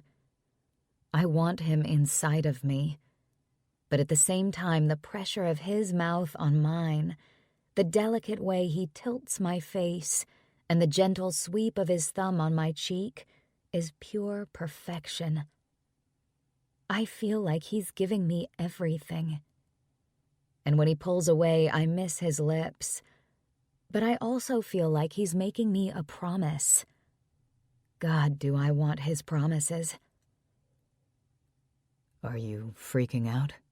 He asks, his voice low and husky, hitting me right in the gut the same way a dirty suggestion would. Because you kissed me? I manage. It was more than a kiss, and you know it, Rivet. I nod. It's the only thing I can manage. We have 20 minutes until we load up, I tell him, the suggestion clear in my breathlessness. Make it back safely, and I'll make it worth your time, he vows, brushing his lips against mine one last time before he walks away. I stare after him and keep standing alone in the hallway long after the scrumptious sight of his ass disappears around the corner. I am well and truly fucked where that man is concerned. Chapter 30, Canon. You weren't joking, I say in awe as Dad shows me the spreadsheets from last year's fiscal calendar. Wait, you sound impressed. He grins at me when I can only nod. I had no idea things were this complicated. What exactly did you imagine? He sits back in his office chair, positioning his hands behind his head as he looks at me. I turn to my own office chair, reluctant to pull my eyes from the computer screen. He was right when he spoke months ago about Cerberus. The club is a multi-billion-dollar business, and I had no idea. A few debits for jobs and a handful of credits for supplies? His lip twitches at my ignorance of the situation. It's a little more complicated than that. Clearly. I dart my eyes back to the computer screen. Sorry for not taking you up on the offer to do this sooner. It's no big deal. I know you want to get away from here, spread your wings and all that, but I want you to know there are opportunities here as well. 6 months ago, if someone asked me what my plans were, I'd quickly tell them about my desire to stay in California after college or head to a huge city like New York or Chicago. That's what I've wanted for so long, it became my mantra. Go anywhere, so long as I was away from Cerberus. I don't know when it started. I don't even know why I wanted to get away, and even as I told everyone that, my actions spoke differently. I always came back for holidays and many weekends during the semester. It's almost like I was saying one thing and doing the complete opposite. This is where my family is, and at the end of the day, these people are the ones that mean the most. That number has grown by 1 recently, and the thought of not being here this next school year makes me uneasy. I don't even want to think about it, but I know it's coming, whether I want to face it or not. I haven't had a heart-to-heart with Rivet. We haven't discussed where this situation between us is heading, but the way she reacted to me earlier in the hallway says more than her mouth was willing to admit. You seem lost in thought, Dad says after who knows how long of me being stuck in my own head. Yeah, sorry. I apologize. Just have a lot of shit in my head right now. Did you talk to Michael earlier? Michael is one of my frat buddies, and he also happens to be Cassie's ex-boyfriend. They had an amicable split a few months ago, and they were cordial enough with each other that Cassie continued to show up at the parties we held last semester. I did, and it took me 20 minutes to get him to back down from the idea of heading to Tijuana to search for her. I think I convinced him to let the police handle the situation, reminding him that getting in the way of an investigation could do more harm than good. Dad nods, and he doesn't seem surprised that I kept Cerberus' name out of the situation. We were raised not to talk about what the club does, even though as a kid we really didn't have a clue, other than they helped people. In recent years, my eyes have been opened wide, and some days I wish I were still in the dark about all of it. Sometimes burying your head in the sand is easier to stomach than the truth. Knowing the finer details about some of this stuff is, honestly, one of the negatives in considering working for Cerberus. We have more successes than not, but the bad ones will stick with you. It'll change the way you see the world. It'll make you understand why your mother has urged me to convince you not to go back to campus in the fall. My pulse pounds in my ears. Not go back? Like, quit school? Dad shakes his head. Do your last year online like Samson did. I watch his eyes, but I don't find anything other than my loving father in his blue gaze. She's really freaked out about all of this? Of course she is. We all are. He sighs, rolling his office chair a little closer to me. I'm not trying to smother you. That's not what we want at all. But the thought of... Dad clears his throat when his emotions try to take over. We just want you safe. And I'm hoping this isn't going to be one of those times you're going to dig in your feet because of stubborn pride or some sense of independence. It's not fair to ask you to make this sacrifice because it'll help keep your mom from going crazy. But I'm willing to play that card to keep you here. If I don't go back to SDSU in the fall, it won't be because there's danger in Tijuana or because Mom gets nervous when I leave town. I confess, and I know he can see the truth in my eyes. Rivet, he asks softly, without an ounce of the irritation I would expect in his eyes about his employee. I nod. Yeah, she's She's just... yeah, Rivet. He grins, but it's a half smile, only tugging up one corner of his mouth. She's an amazing member. I didn't think things were serious. He grins wider. I didn't expect things to get serious between the two of you. Because I'm not a serious guy. You know how you are, Cannon. Or should I say how you were. Life is a party for you, but you were young. That's how it should be. Your mother and I didn't want the dark cloud of the world's realities hanging over your head. We wanted you to be as carefree as keeping you safe would allow. I didn't think it would change so fast for you, but I'm not surprised either. What do you mean? When you know, you know. And that's not vague either. Can you explain? My jaw snaps shut when the office door opens. Griffin walks in with an easy smile on his face. It seems like the weight of the world has been lifted off his shoulders. Acting like everything was fine when he was around Ivy had taken its toll on him, to the point that he didn't even bother trying to hide his stress when it had just been the two of us. I didn't expect you back so soon, Dad says as Griffin plops down in the chair on the other side of the desk. It was a lot more streamlined than I thought it would be. Very organized and straightforward. Griffin left mid-afternoon yesterday to head to California to testify against the Marine lieutenant who made him choose between his life and lives of civilians while at war. My brother was discharged from the Corps and was a different person from the one who left here right after high school. A black cloud followed him around, but Ivy was able to shine some light on him. I know he's been in therapy as well. I was the first one to testify this morning, and they cut me loose. Prosecutors have so much evidence, they have no doubt that Nova will spend the rest of his life in prison. That's good news, Dad says. Seriously good news. Griffin leans forward, elbows on his knees. So, that means one door's closed? It does. Dad agrees. I'm ready to open another. Cold chills race down my skin at the determination in my brother's eyes. He's been so lost for so long, it's an honor to sit here and see the life return to his face. Ivy has loved him, has been by his side since almost the second he returned from the hell he lived the last couple of months in the Corps. But there's always been something missing.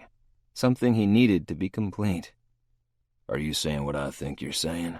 Dad asks. A slow smile spreads across Griffin's cheeks. I want to join Cerberus, if the offer still stands. Dad clears his throat for the second time today. Of course it does. Cannon, can you grab me a new hire packet from the file cabinet? I raise an eyebrow, but I stand and move toward the file cabinet Dad is pointing at. There's actual paperwork? This is a business, son. Of course there's paperwork. Sure enough, he's right. There's a lot of paperwork. I hand the thick folder to Dad, who breezes through it with skill before handing half of it to Griffin to start on. I'll get your psych scheduled with Dr. Alvarez, and you could do your physical while you're there. Background check could be done by the end of the day. Dad taps the keyboard a few times until some sort of database pulls up. He types in Griffin's full name before pressing enter and letting the machine run. Don't look so surprised, Cannon. You might as well get a folder out for yourself. Even part-time employees are required to go through the same process. I'm only interning, I argue, not looking forward to psychological testing or turning my head and coughing for some doctor at the hospital. Everyone, Dad says again. I climb to my feet and grab another folder. By the end of the day, my paperwork is complete. Dad knows about the time I ended up in the drunk tank after a particularly wild party at school, and I've just about made up my mind to complete my senior year of college in the same town I don't ever see myself leaving long-term ever again. Chapter 31. Rivet. No thanks. Jinx scrunches up his face when I offer him a beer. If I'd known that we were going to be called out, I don't think I would have drunk so much last night. So maybe you just imagined those girls then, I tease, as I lift my own bottle to my lips. Jinx grins, his eyes going a little fuzzy as he thinks back on the previous night's proclivities. No, those girls were 100% real. The guys around the table laugh, and I can't help but chuckle myself. We're all in light moods after discovering the 3 girls we came here to find passed out drunk in a hotel room, rather than waiting for dental records after a car fire like the families had to do with the last group. The relief was so intense we've opted to have a few beers while they gear the plane up to take us back home. This is the fastest trip I've made since joining Cerberus, and honestly, I'm anxious to get back to the clubhouse, and beyond ecstatic knowing I'll get to sleep in my own bed tonight. Plus, there's also the added chance that Cannon will join me. He did make a promise in the hallway earlier today, after all. I hiss a long sigh, turning my head to scan the small bar we've invaded. I can't get him out of my head, and I don't know if I'm okay with the intrusive thoughts or if I hate them completely. College students are idiots, Grinch mumbles as he tosses a peanut shell on the littered floor under our bar stools. He's been agitated since we left the hotel with the grumbling, hungover girls. It's not that he wished we'd had a different outcome. He's just the type that doesn't understand why they would have put themselves in danger in the first place. I gave up long ago trying to figure out why people do what they do, and college students, most of all, rarely think of the consequences when they act. This also makes me think of Cannon. He's still a college student, after all. Lots of people are idiots, not just college students, I tell him, playing the devil's advocate. The world could be going through a catastrophic event and people would still be going on vacation and living their best lives. Hell, there are groups of people so ignorant to what's going on around them, we could be months into an apocalypse before they even got wind that something was wrong. Most people don't think bad things can happen to them, Hound adds. For the most part, they're protected from the outside world and the evil that lurks around. True. I raise my beer in agreement. They all need a damn healthy dose of reality, Grinch mutters as he peels the label off his beer. What about Izzy? What about her? Hound narrows his eyes as he looks at our teammate. Does she know about the dangers? You've taught her about vigilance and safety, right? Of course I have. She knows to be cautious and to never get too comfortable in her own surroundings. But people make mistakes. Some just do it with more flair than others, like those girls from tonight did. I bet our team showing up at the hotel, the informative talk we had with them, and their parents' worry doesn't keep them from doing something stupid again next week, I mumble. Let's just hope they get stupid matching tattoos or something instead of endangering their damn lives. Hear, hear, Jinx says, as he lifts the beer he refused earlier before taking a long pull. He squints his eyes, and I bite the inside of my cheek to keep from laughing at his misery. He must have really tied one on last night, but even though we're talking about the girl's regrets, I know the man wouldn't have traded last night's fun for anything, even if it means he's miserable for the next 2 days. I begin, but my phone rings in my pocket. My pulse ramps up because my team is here, so that leaves either Cannon or Bishop trying to reach me. I grin wide when I pull my phone free and see my friend's name on the screen. Excuse me, I tell the guys as I stand from the table and walk toward the front entrance of the bar. Hey, you! Rivet. I can hear the smile in Bishop's voice, and it causes the corners of my own mouth to pull up. It's been way too long. Are you safe? I am. I've missed you. The jovial tone in his voice is gone in a blink. It's hard doing this shit without you. I miss you too, I tell him, and it's the truth. We were thick as thieves before I discharged, and it's taken some adjustments to get used to him not being around while I'm working. I still haven't formed the kind of bond with one of the Cerberus guys that I had with him. It's rather disorienting. I was thinking, he begins. I have some time coming, and I want to see you. I grin wide as I leave the bar, keeping my eyes open and scanning the area while my back is to the concrete wall of the building. You want to visit New Mexico? Not particularly. He laughs, the sound humorless and filled with mild irritation. But I know I won't be able to convince you to come back to California. I never know when I'll be called out, and I haven't been here long enough to ask for time off, I explain. I know. He doesn't sound very thrilled even though he's trying to make plans to see me, and I don't know how to take it. I can come there. We can get a hotel room and hang out or something. We can stay close enough to your place in case you get called up. Normally, this wouldn't be a problem for me, but the mention of us even hanging out in a hotel room together alone makes Cannon flash in my mind. If he told me he was going to stay a couple of days with a female friend of his that he happened to have slept with once, it would piss me off. I imagine he'd feel the same way I am right now. Just to hang out? I clarify. Silence fills the line, and it seems like minutes tick by without him responding. I miss you, Bishop finally says, his voice low and filled with need. I swallow thickly. I don't want to make him mad, but it's clear just from his tone that he expects more from me. Maybe avoiding this conversation as long as we have is the worst thing we could have done. Listen, I just want to see you. We can order room service and just hang out, binge-watch stupid movies, and eat our weight in fast food, drink enough tequila to... We've done that before, and you know how it ended. Yeah. He sighs. I know how it ended. That night was amazing, Rivet. That night was... I clear my throat, trying to dislodge the lump forming there. But I don't continue on my line of thought because not only is it a conversation we need to have face-to-face, but because this isn't the right time to discuss it. I'm in Mexicali with my team, and we're an hour away from loading up on the jet to return to the clubhouse. Return to Cannon.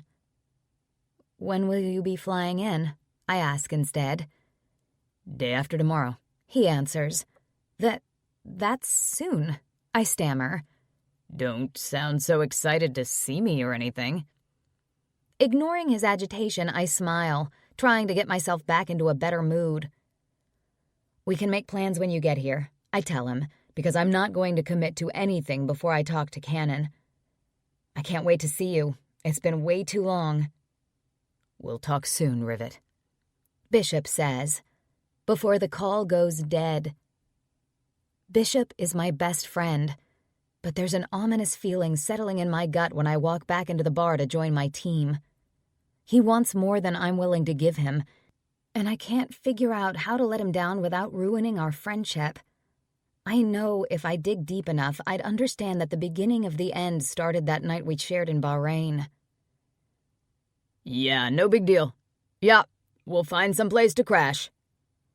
Hound hangs up his phone and he sighs before he looks back at the rest of us. There's an issue with the damn plane. So we aren't going home tonight? Jinx asks, saying what we're all thinking. Nope, Hound responds. Max has booked us rooms at the hotel down the street. Looks like we won't get out of here until midday tomorrow at the earliest. Rocker grumbles.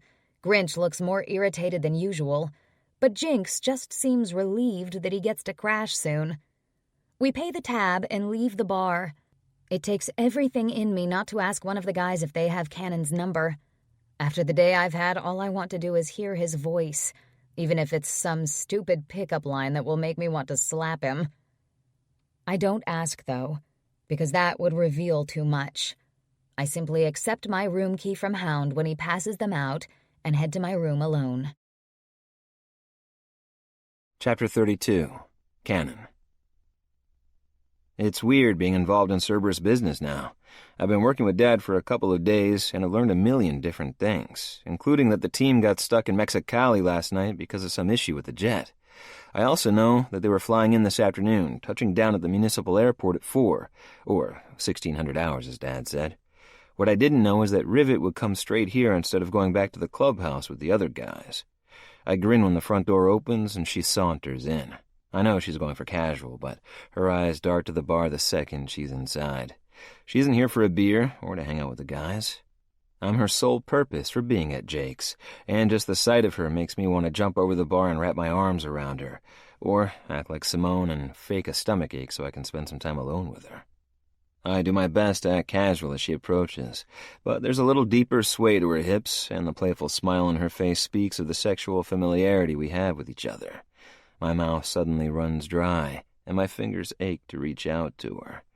This woman has somehow changed the way I see the world, and although I know it should scare me, all I want is more. More of her, more time together. just more. "What can I get you?" I ask as she settles onto the stool at the very end of the bar. There aren't many people here yet, but she's still just as diligent as ever. Her eyes rake down the front of my body, and as she lowers her gaze past the hem of my t-shirt, it's like my dick knows that he's being examined. My cock jerks, missing everything about her, especially after the promises I made to both her and him about her return. Right now I'm regretting wanting to feel more like an adult by taking this job. I want the freedom to wrap my arms around her, to drag her to the back and take everything she's willing to give me. "Not thirsty," she says, and I swear her husky voice sinks inside of my skin, planting itself there like it's found a home. Most people come to a bar to drink.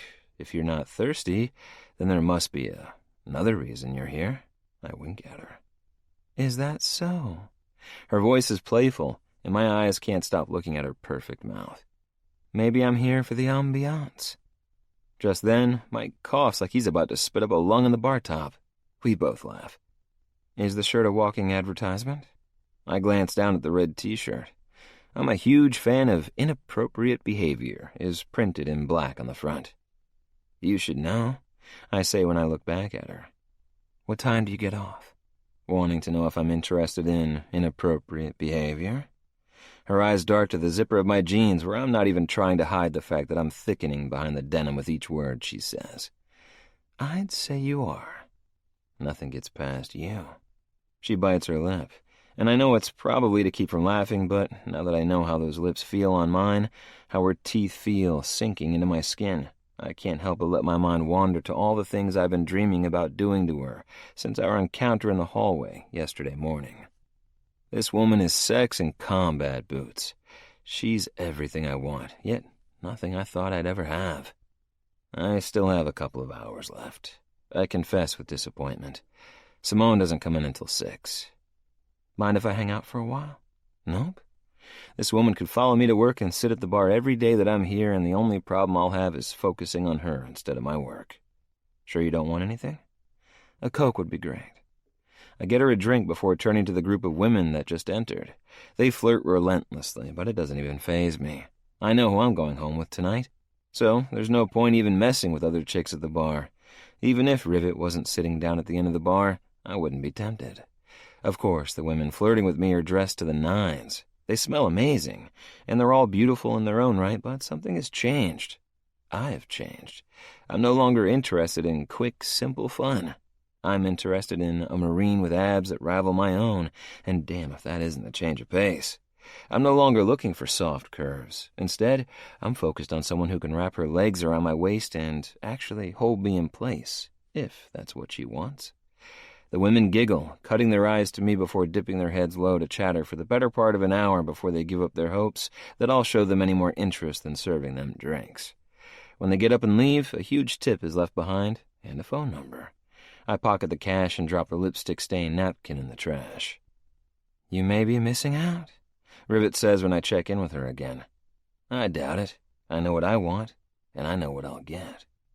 "You sound so sure of yourself." I lean in close, halfway across the bar so the other patrons can't hear me. "Are you going to tell me that you aren't wet right now? That watching me with all of those nasty thoughts in your eyes doesn't translate into that pretty pink pussy of yours getting slick and desperate for the slide of my cock?"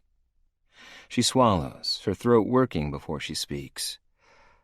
I can take you to the back." I hitch my thumb over my shoulder. "Take the edge off a little, if that's what you need." Her eyes dart over my shoulder, and I know she's actually thinking about it.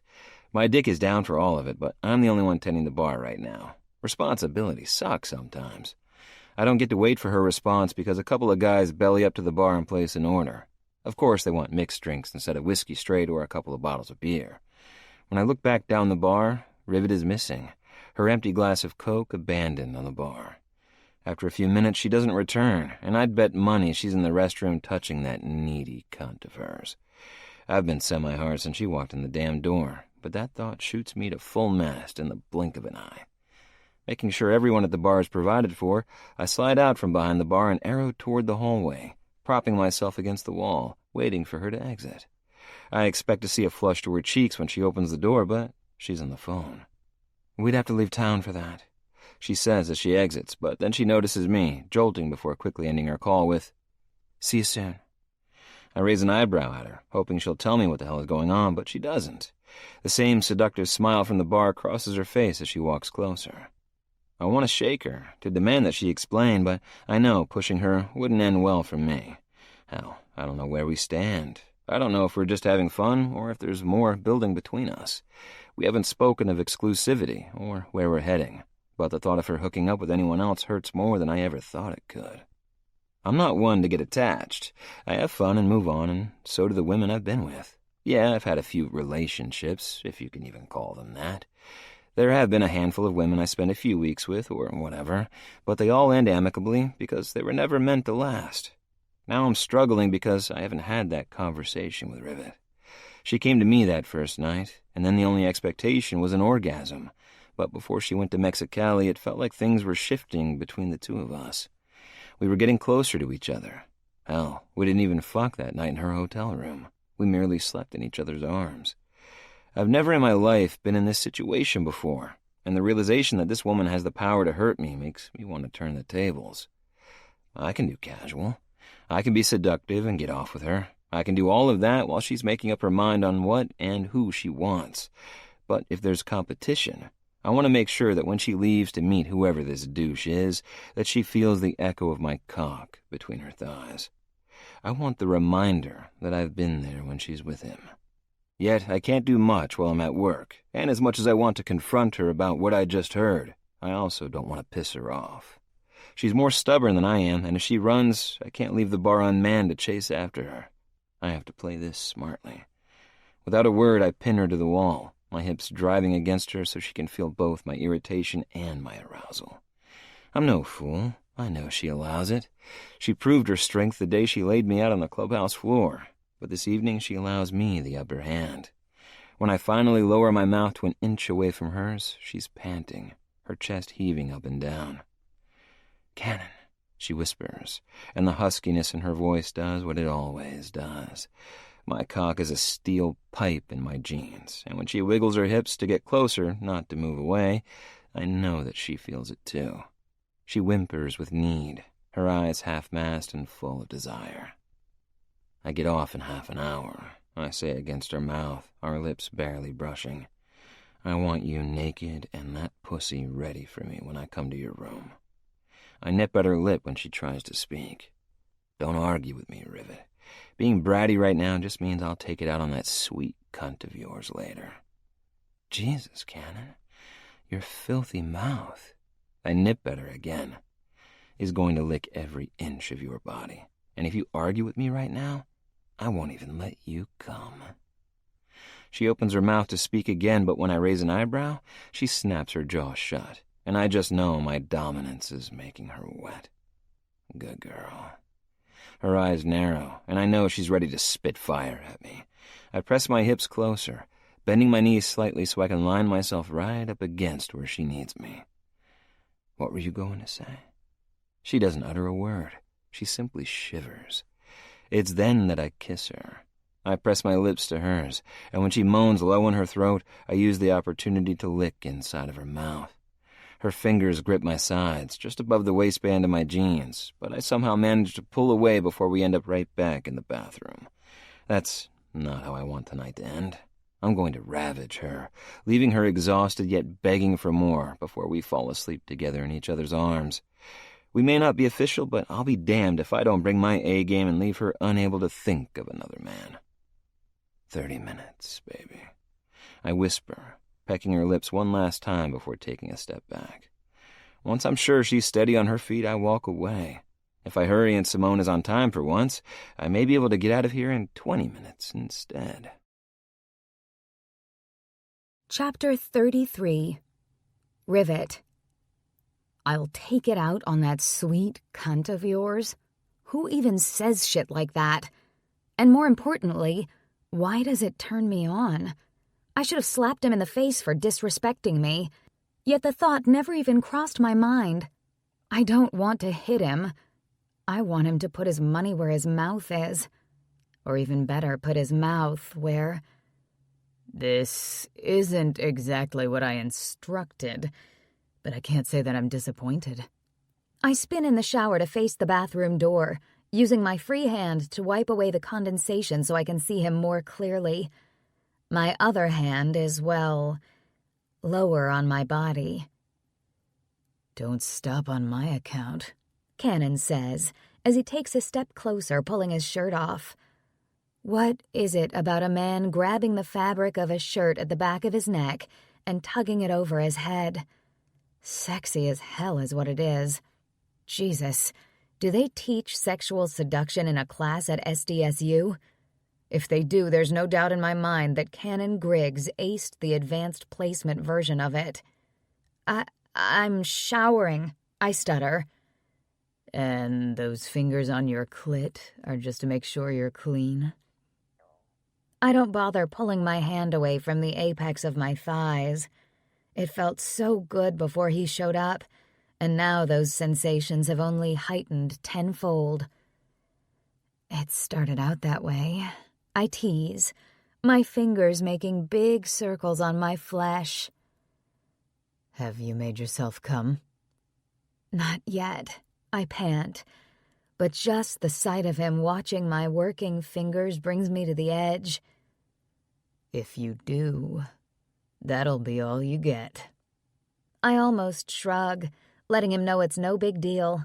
Self-achieved orgasms were the only sexual part of my life before he came along. But deep down, I know my fingers getting me off are nothing compared to his talented mouth and cock. Are you just going to stand there?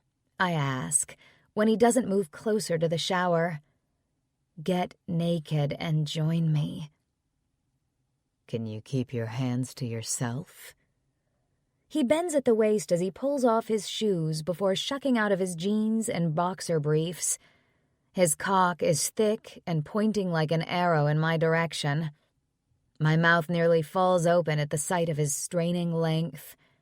He doesn't even reach for his erection, doesn't stroke it. His focus is 100% on me, and my skin tingles with the attention. I don't want to keep my hands, or my mouth, to myself. His cock jerks with my words, but he continues to focus on me rather than his own needs. I need to shower. He opens the glass door and steps inside.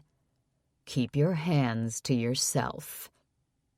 I'd be ashamed if any of my teammates saw the way my lips pucker in a pout, but here I am looking like a petulant child with his demand.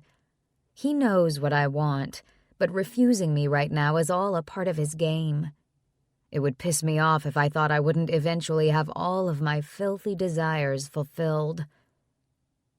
You're different than I thought you'd be, I confess, as he lathers up my bar of soap and runs his hands down his slick body. Fuck, he's a temptation I never saw coming. You walk up to me with those stupid pickup lines, and yet when we're alone... My words freeze on my tongue when his eyes lower to my breasts. The tips harden to the point of pain under his perusal, yet he doesn't make any move to touch me. I ache for him, and he damn well knows it. When we're alone, he prompts.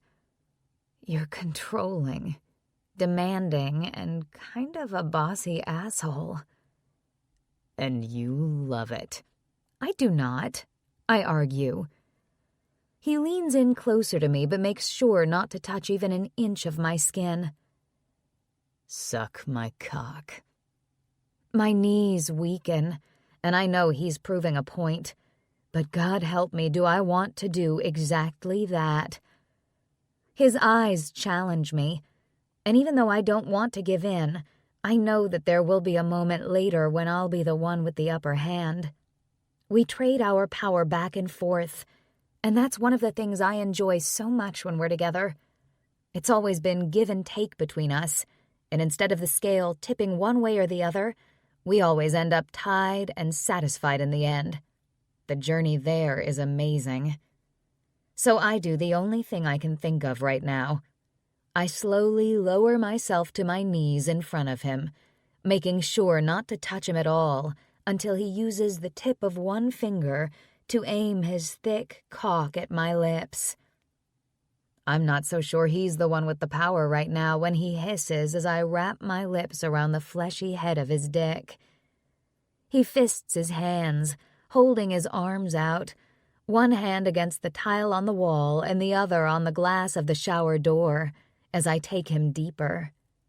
His control, the way his muscles flex to keep from ramming down my throat, is a level of restraint I don't think I'd be able to manage if the roles were reversed. If he were between my legs, my fingers would be tangled in his hair while I flexed my hips to draw him in deeper.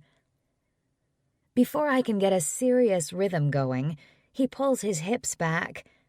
I nearly fall forward from the abrupt action, but I manage to catch myself on my hands and knees.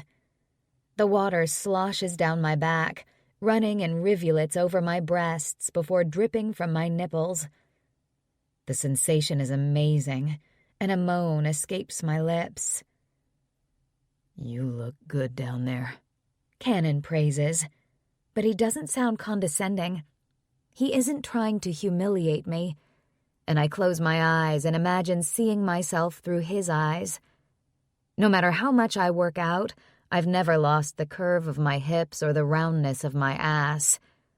I'm a woman, and I don't want to be anything else, but squats have done amazing things to my ass, and I know that's what he's praising.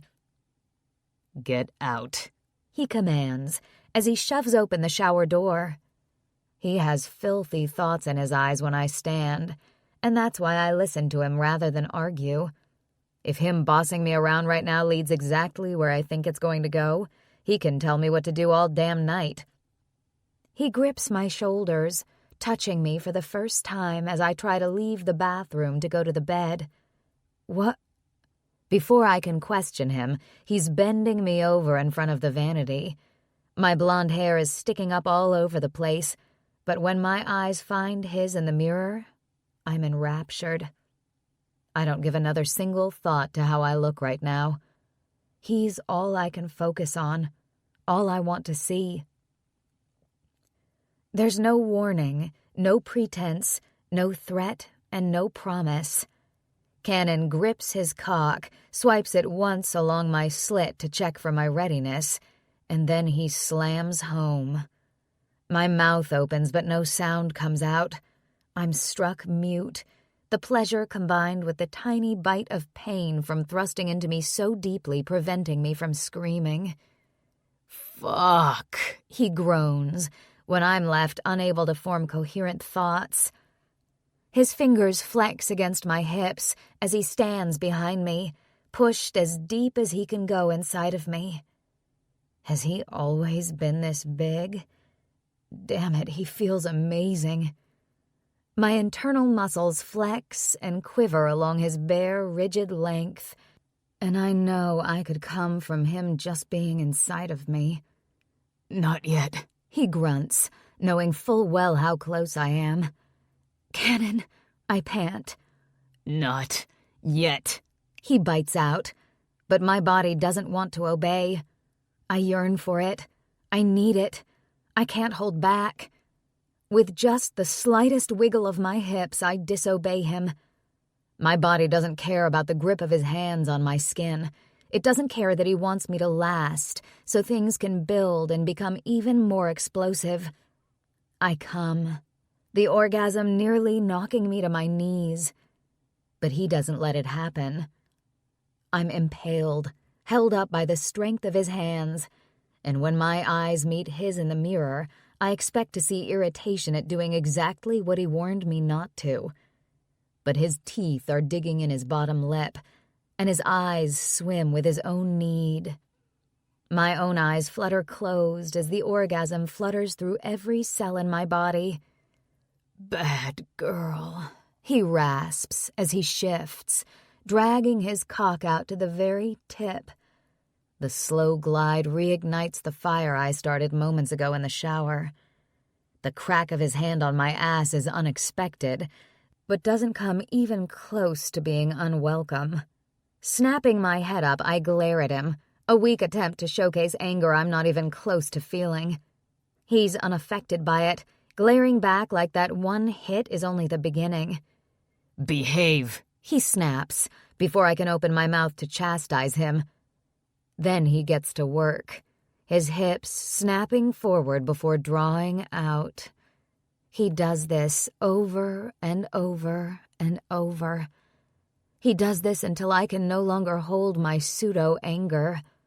He does this until his fingers grow slick with sweat on my skin, both from his exertion and the humidity still hanging in the air from our shower. He does this until my body is ready to explode once again. Yes, he hisses, the growl of his voice somehow amping up the power of his cock as he slams into me. Give it to me.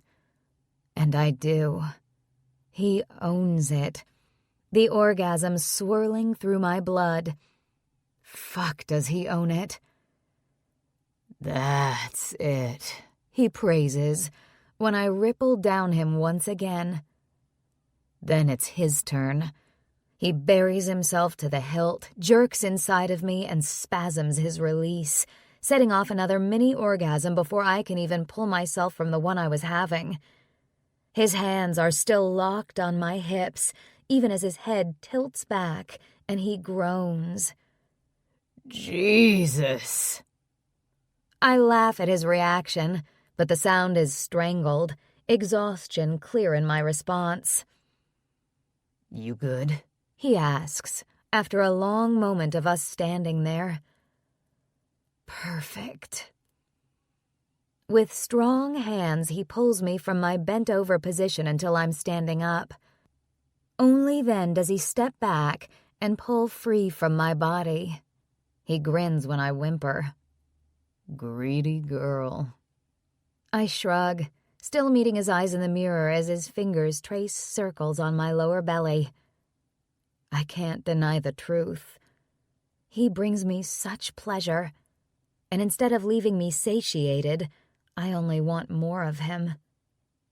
Get in the shower, he commands with another slap on my ass. I glare at him, spinning around to stare him directly in the eye instead of his reflection in the mirror. I open my mouth to snap at him, but my jaw snaps shut when he cocks a challenging eyebrow up. He laughs, a low, husky sound when I step around him to get back in the shower.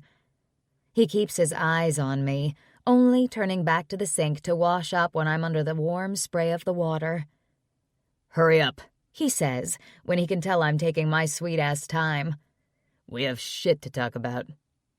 The look in his eyes tells me he's gone from playful to serious, and even with his command, I wash slower, unsure of what's going to happen next. Chapter 34, Canon. I had a plan in my head when I came to her room. I was going to fuck her like a madman before I asked her about what I heard. I did that, just as I'd planned, but I didn't expect my heart to clench at her smile when she first saw me standing in her space. As she finishes in the shower, my mind races back through the last several months. The first time I laid eyes on her, when she stepped in my room with the condom, the time we spent together at the hotel, the conversation I had with my brother and Lawson after I had the chance to spend a little more time with her. Their "you'll see" makes more sense right now than I ever thought it would. They saw it coming. They knew Rivet was different from me when I couldn't see it for myself. This changes everything. Or maybe it doesn't. Maybe this is just sex on her end. The thought makes my heart race, but as much as I'd like to not know if that's where her head is at, I can't leave this room without verifying. My hands shake a little when the water in the bathroom turns off. I don't bother pulling my clothes back on, and I don't resist the pull of her messy bed either. On the outside, I'm calm, but inside I'm wondering if this girl is going to turn my life upside down in ways I don't like. Come here, I tell her when she steps into the room with her towel wrapped around her body. Let me get dressed. She turns her back to me as she walks toward her closet. I know exactly what she's doing, why she's been so adamant about not getting completely naked in front of me until I found her in the shower earlier. Come here, I repeat. Her eyes snap over her shoulder at me, but she doesn't do as I've demanded. I climb out of the bed, grabbing her hips before she moves away. "Cannon," she whispers. "Please don't." Ignoring her, I tug at the top of her towel to loosen it. "Please," she repeats. You're fucking perfect. I'm fucking perfect. I whisper as her towel drops to her feet and my fingers drift over the puckered scarring on her left side. I've seen enough wounds growing up around the Cerberus guys to know she was hit with shrapnel. I press my lips to her shoulder, circling my fingers around her belly button and fucking loving the way her abs ripple under my touch. It's horrible. You're a warrior. All warriors have battle wounds. Goose flesh covers her skin when I nip at the sensitive flesh between her ear and shoulder. Never hide from me again. When she turns in my arms and looks up at me, I can't resist brushing my lips against hers. I missed her kiss more than I should have, considering it was less than 2 hours ago that my mouth was on hers in the hallways at Jake's. Come to bed. I grab her hand and tug her in that direction, but she digs her feet in. I need to get dressed. And I need you naked because I think we're about to have a conversation that's going to piss me off, and your skin touching mine is the only thing that's going to keep me sane. Worry swims in my gut when she stops fighting me. It only confirms my thoughts. I pull her against me, allowing her head to rest on my chest instead of looking at her directly because I'm not going to be able to control my face. Tell me about the phone conversation I interrupted earlier. To her credit, she doesn't flinch or stiffen, but a long sigh does escape her lips, the warmth of her breath sliding against my bare chest. I decide to wait her out, but she doesn't take long to respond. I was on the phone with my best friend, Bishop. We served together. He's still in the Corps. I want to relax with her words, but something tells me this guy isn't just a friend. Only friends? I ask because how can I not? You have to leave town to hang out with your friend? He wants to post up at an expensive hotel and order room service for every meal. He's been away for too long. He said he wants to be pampered. She chuckles like it's a ridiculous idea, but I can tell she's not telling me everything. Please don't make me ask you a million questions like a psycho. She sighs again. We're just friends. At least that's how I feel. A while back we got super drunk and ended up sleeping together. I stiffen under her because I just can't help it. Jealousy, that tiny little green monster, the one I haven't really felt since Griffin came home with his truck after he graduated, raises its head. I've never felt this because of a girl before, and it nearly takes my breath away. Just friends is easy for her to say, but I've been inside of this woman, and I know any man who has experienced that will not just walk away and chalk it up to drunken idiocy. And you're going to spend the weekend out of town alone in a hotel room with him? She doesn't answer, and I hate the way every muscle in my body thrums with anger because of it. With gentle hands, I move her off my chest and sit on the side of the bed, hands running roughly over the top of my head. She doesn't say anything to relieve my fears. Doesn't reach for me when I stand to gather my clothes from her bathroom. She doesn't open her pretty mouth until I'm fully dressed and walking toward the door. I'm agitated, beyond pissed, but I'm not particularly angry at her. I should have seen this coming. I should have kept my feelings out of this. It's my own mistake for getting tangled up in the first damn place. Can we talk about this like adults? My feet stop, mere inches from her bedroom door. I don't know what you want from me. Her voice is low and pleading. I turn around to face her, doing my best to ignore the way she's holding the thin sheet to her breasts. More, I tell her. I just want more. More time, more info. Hell, I don't even know your real name. You never asked. Her top lip twitches with mirth, but I can't get dragged right back into her orbit when I don't have a damn clue how this is all going to end. I stare at her, and some of my anger washes away when she tilts her head to the side to get a better look at me. Angeline Hearn. Angie? Her face grows serious. I've killed people for less. Rivet? She shrugs, understanding my question. Who the hell knows? Marines are idiots with too much time on their hands. It started in boot camp and just followed me. Tell me more about Bishop. She holds out her hand, but I shake my head at the offer. I can't crawl back in bed with her just yet. I need to keep a clear head, and since she's still completely naked, that would be impossible. He's my best friend. Friends with benefits? It only happened once. Her eyes grow soft when she sees my hands clench again. It was a mistake. He wants to spend a weekend alone with you, I remind her. That doesn't really scream just friends to me. We aren't friends with benefits. What are we? Is that what we are? Are we really even friends? Would she call me if she needed something, or would she reach out to one of the guys instead? It's this uncertainty that's fueling every one of my emotions right now. It's not like we're planning a 3-day fuckfest, she says instead of answering my question. And I'm just supposed to be okay with letting my girl spend a few days in a damn hotel room with a guy who has already seen her naked and wants to again? Your girl? She sounds incredulous when she asks, but her lips are turning up in the corner. Aren't you? Or are we just fucking because it's convenient? She scoffs, her eyes rolling.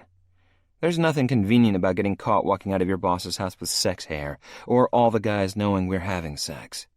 So we aren't just fucking? I feel like a chick right now having to even ask this.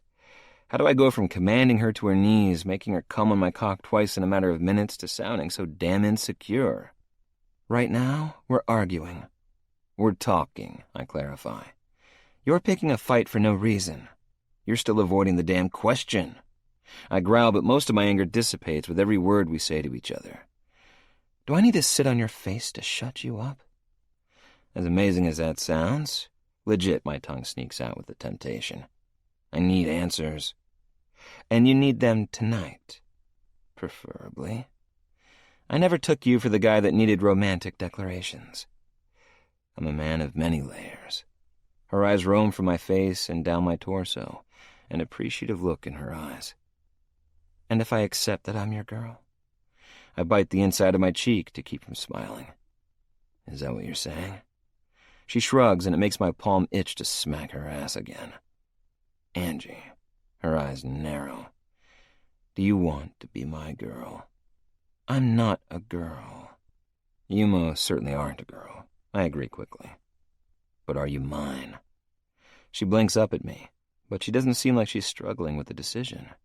That doesn't keep me from dangling from her hook for several long moments, though.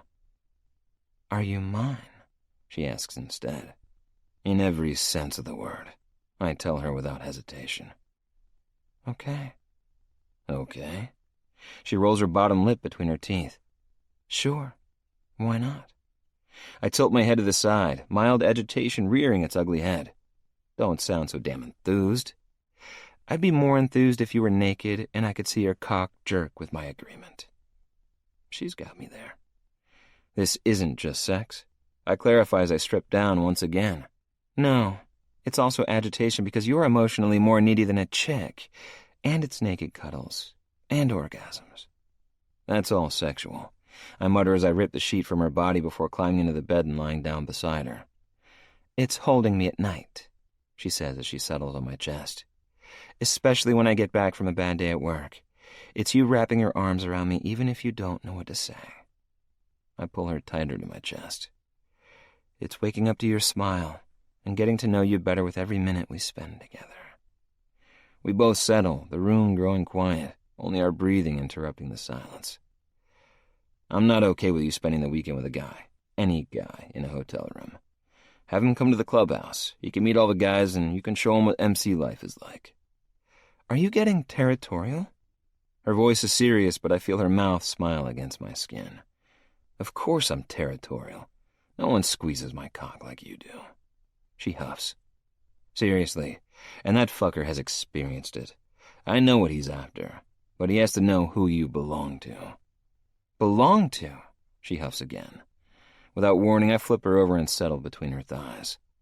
Belong to, I repeat. Oh, yeah? Her legs wrap around my ass, and when she flexes, she positions me right where I always want to be. This may not be about sex completely, but the sex is so damn good. It's one of the amazing benefits of being here with her. Yeah. I groan my response when she swivels her hips. You're not staying with him. Okay, she agrees. That easy? She shrugs, her hands coming up to wrap around my neck. Yep. She pops the pee against my lips. Can we stop talking about Bishop now? When she licks into my mouth, my mind blanks, and neither one of us thinks about the guy for the rest of the night. Chapter 35. Rivet. This is quaint, Bishop mutters when we step inside Jake's. His irritation is clear. It was clear when I picked him up from the airport and told him we weren't going to be getting a hotel room in Albuquerque, or when I told him I'd cook anything he wanted while he was here in Farmington. It didn't fade on the way to the clubhouse, and it grew when I showed him to his room and he realized we weren't sleeping in the same bed. I've done my best to ignore it, but he's making it harder and harder each time he opens his mouth to criticize something. I don't know what he thought my life was going to be like here, but it hasn't changed much from being in the Corps. Even in the service, we waited around until we're called out. We have more downtime than most people realize. Drafts or bottles? Grinch asks the group before heading to the bar. We all put in our requests. Bottle, Jinx answers, and Grinch growls at him. You're getting iced fucking water. Jinx grins, happy with the implication that he won't have to pay for a damn thing tonight. Seriously, the man would rather stay at home than drop $20 on a night out. I feel sorry for the girl he ends up with. She's in for a boring life filled with cheap things. Grinch splits off, heading to the bar, and the rest of us head to the far back corner of the room. I plan to keep my eyes off the bar for as long as I can manage.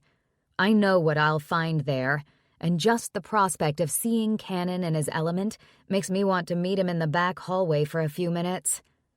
I want more. Geez, those words last night made me feel things I've never even wanted to feel. It wasn't all bad, even though in the back of my mind I'm waiting for things to fall apart. I've never been good at relationships. In fact, I haven't had anything resembling serious in years, like before I graduated high school. Not that you can call a 6-month relationship during senior year serious. It was at the time, but it's nothing compared to how I feel about the sexy bartender. The 3 guys sitting at our table get up and move without a word as we approach.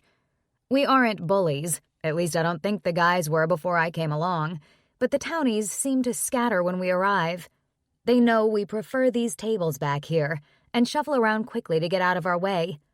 The guys nod at them as they stand and tell them thanks. Impressive, Bishop whispers, so close I feel the warmth of his breath on my cheek. 8 months ago, before I got out of the Corps, his nearness wouldn't bother me. But so many things have changed. Bahrain happened, and Cannon happened. 2 totally different things that make me want to put a little literal space between my best friend and me. We end up sitting side by side because it would be weird for him to be here to visit and us not interact casually. There was nothing casual about the way he hugged me at the airport, or the way he buried his nose in my neck and breathed me in.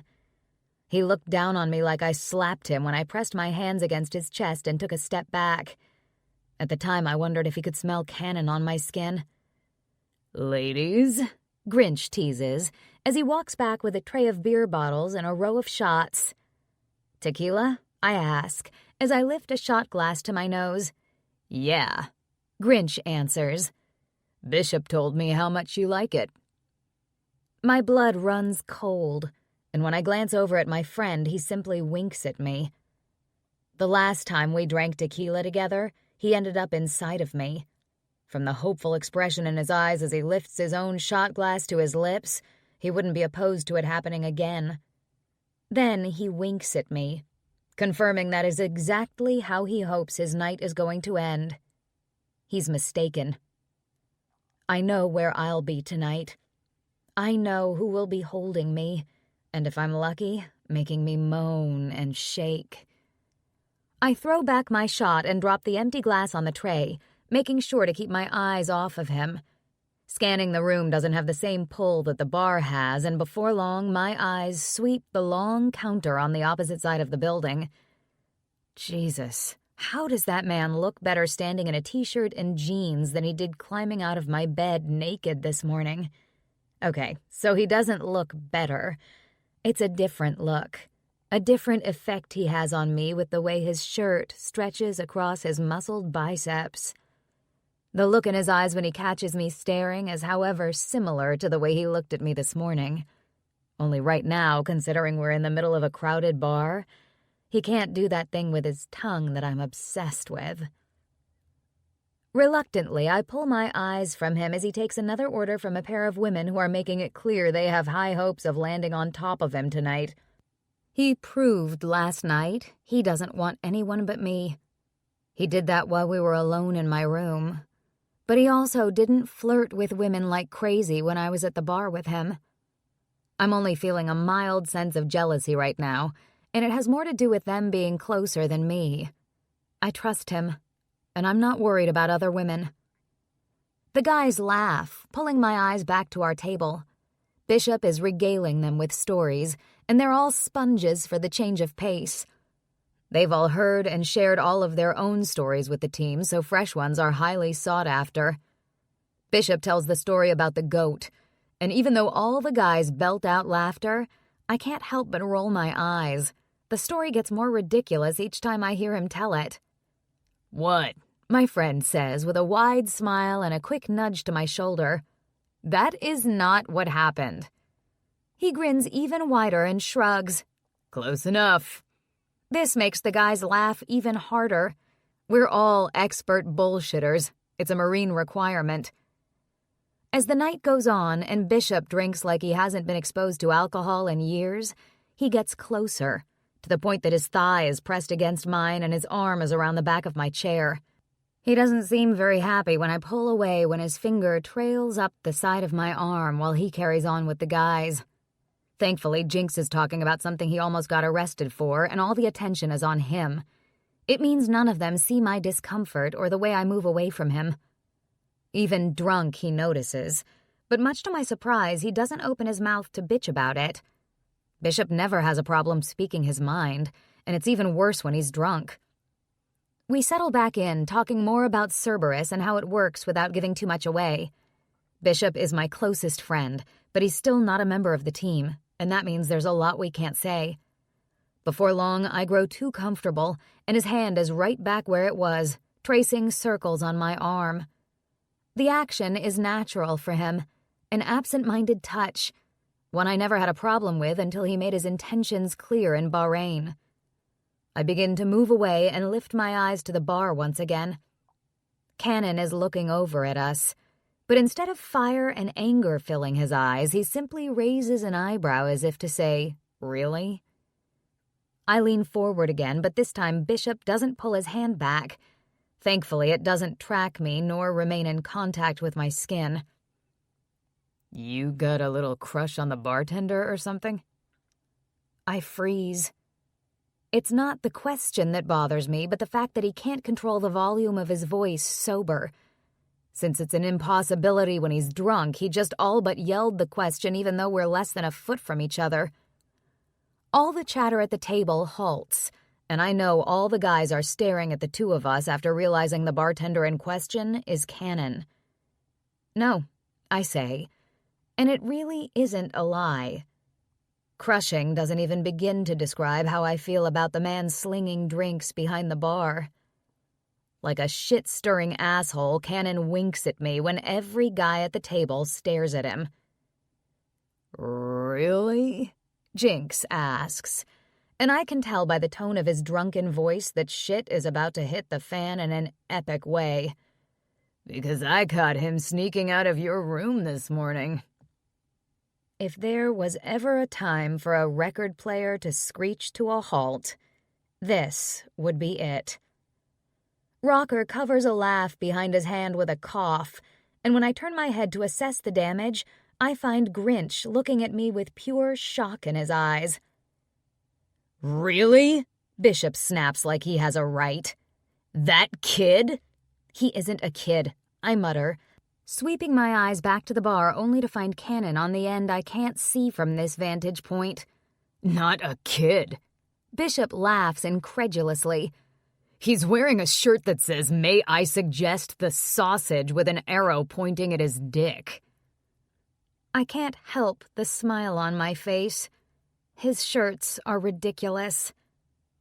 The shirts are funny. He's Shadow's son. Jinx supplies helpfully, and I put him on my shit list immediately. The boss's boy? Bishop leans back like I've burned him. Fuck Rivet. I shrug. I mean, what else can I do? I'm not going to deny my time with him, even if I'm not willing to go into details about a situation that isn't any of his damn business. Rocker laughs again, but before long a few new girls from town catches their eye from the dance floor, and Bishop is the only one left with his attention on me. Really? Bishop says again, apparently still stuck on the news about Cannon. It's new.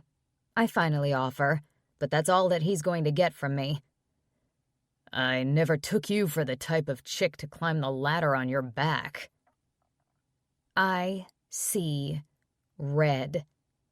I'm certain I could breathe fire right now with how pissed I am. If we weren't in public, I'd pop him in his damn nose. But since my best friend of years just said something I never would have imagined he'd utter, I don't know how he'd react to that type of violence. Do I even know this guy anymore? Without a word, I place my beer bottle on the table and stand, walking away from him, and at this point not sure I ever want to speak with him again. My hands are trembling and tears of anger burn my eyes, but I refuse to lose my shit in this damn bar. I focus on the door and arrow myself in that direction. Bishop must sense how pissed I am because he doesn't bother to come after me. Hey. I spin around, ready to burn down the world when someone grabs my arm. Instead of some idiot getting fresh and hoping for a good time, I see Cannon peering down at me. My adrenaline is running to the max, and I'm too pissed to speak. But he touches me again when I turn back toward the door. Rivet? He breathes. I'm leaving, I tell him once we step outside of the bar. It's hotter inside with everyone talking and having a good time, so the cool evening air feels amazing on my skin, even though it does nothing to stop the fire raging inside of me right now. Did you even drive? That question stops me in my tracks. Fuck, I mumble. No, I rode with the guys. Hey. He turns me around, his big hand cupping my jaw, and somehow, some way, that simple touch does more to calm me down than 5 rounds in the ring with Bishop would. Are you all right? What did he say to piss you off? It doesn't matter. I shake my head, refusing to answer. I'll tell him later if he asks again, but now isn't the time for that shit. His eyes search mine, but he drops it.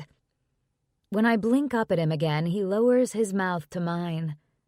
The kiss isn't passionate or remotely sexual, but it somehow sinks inside of me, calming my soul with so many promises. And it's then that I realize I'm so fucked where he's concerned. Thank fuck he didn't walk out on me last night. I don't know that my heart would have been able to handle it. Take my truck, he offers against my mouth. I can catch a ride home after my shift. I take the proffered keys when he steps away and holds them out. But before I can turn to leave, he pulls me against his chest again. How much did you drink? I grin up at him for his concern. It's been a long time since someone checked in with me, and even though the question has the potential to piss me off, I know he isn't going to let me go until he's satisfied with my answer. 1 shot and half a beer. His thumb skates over my lower lip. Okay, baby. I'll see you in a few hours. He presses his lips to mine one more time. I can feel his eyes on me until I climb in his truck and leave. Baby. Why do I love it so much when he calls me that? He said it the first night we met, but since then he doesn't even say it with the same connotation as he did that night. The same word spoken now means so much more, has so much power behind it. I almost forget how big of an asshole my best friend is by the time I get back to the empty clubhouse. Chapter 36, Cannon.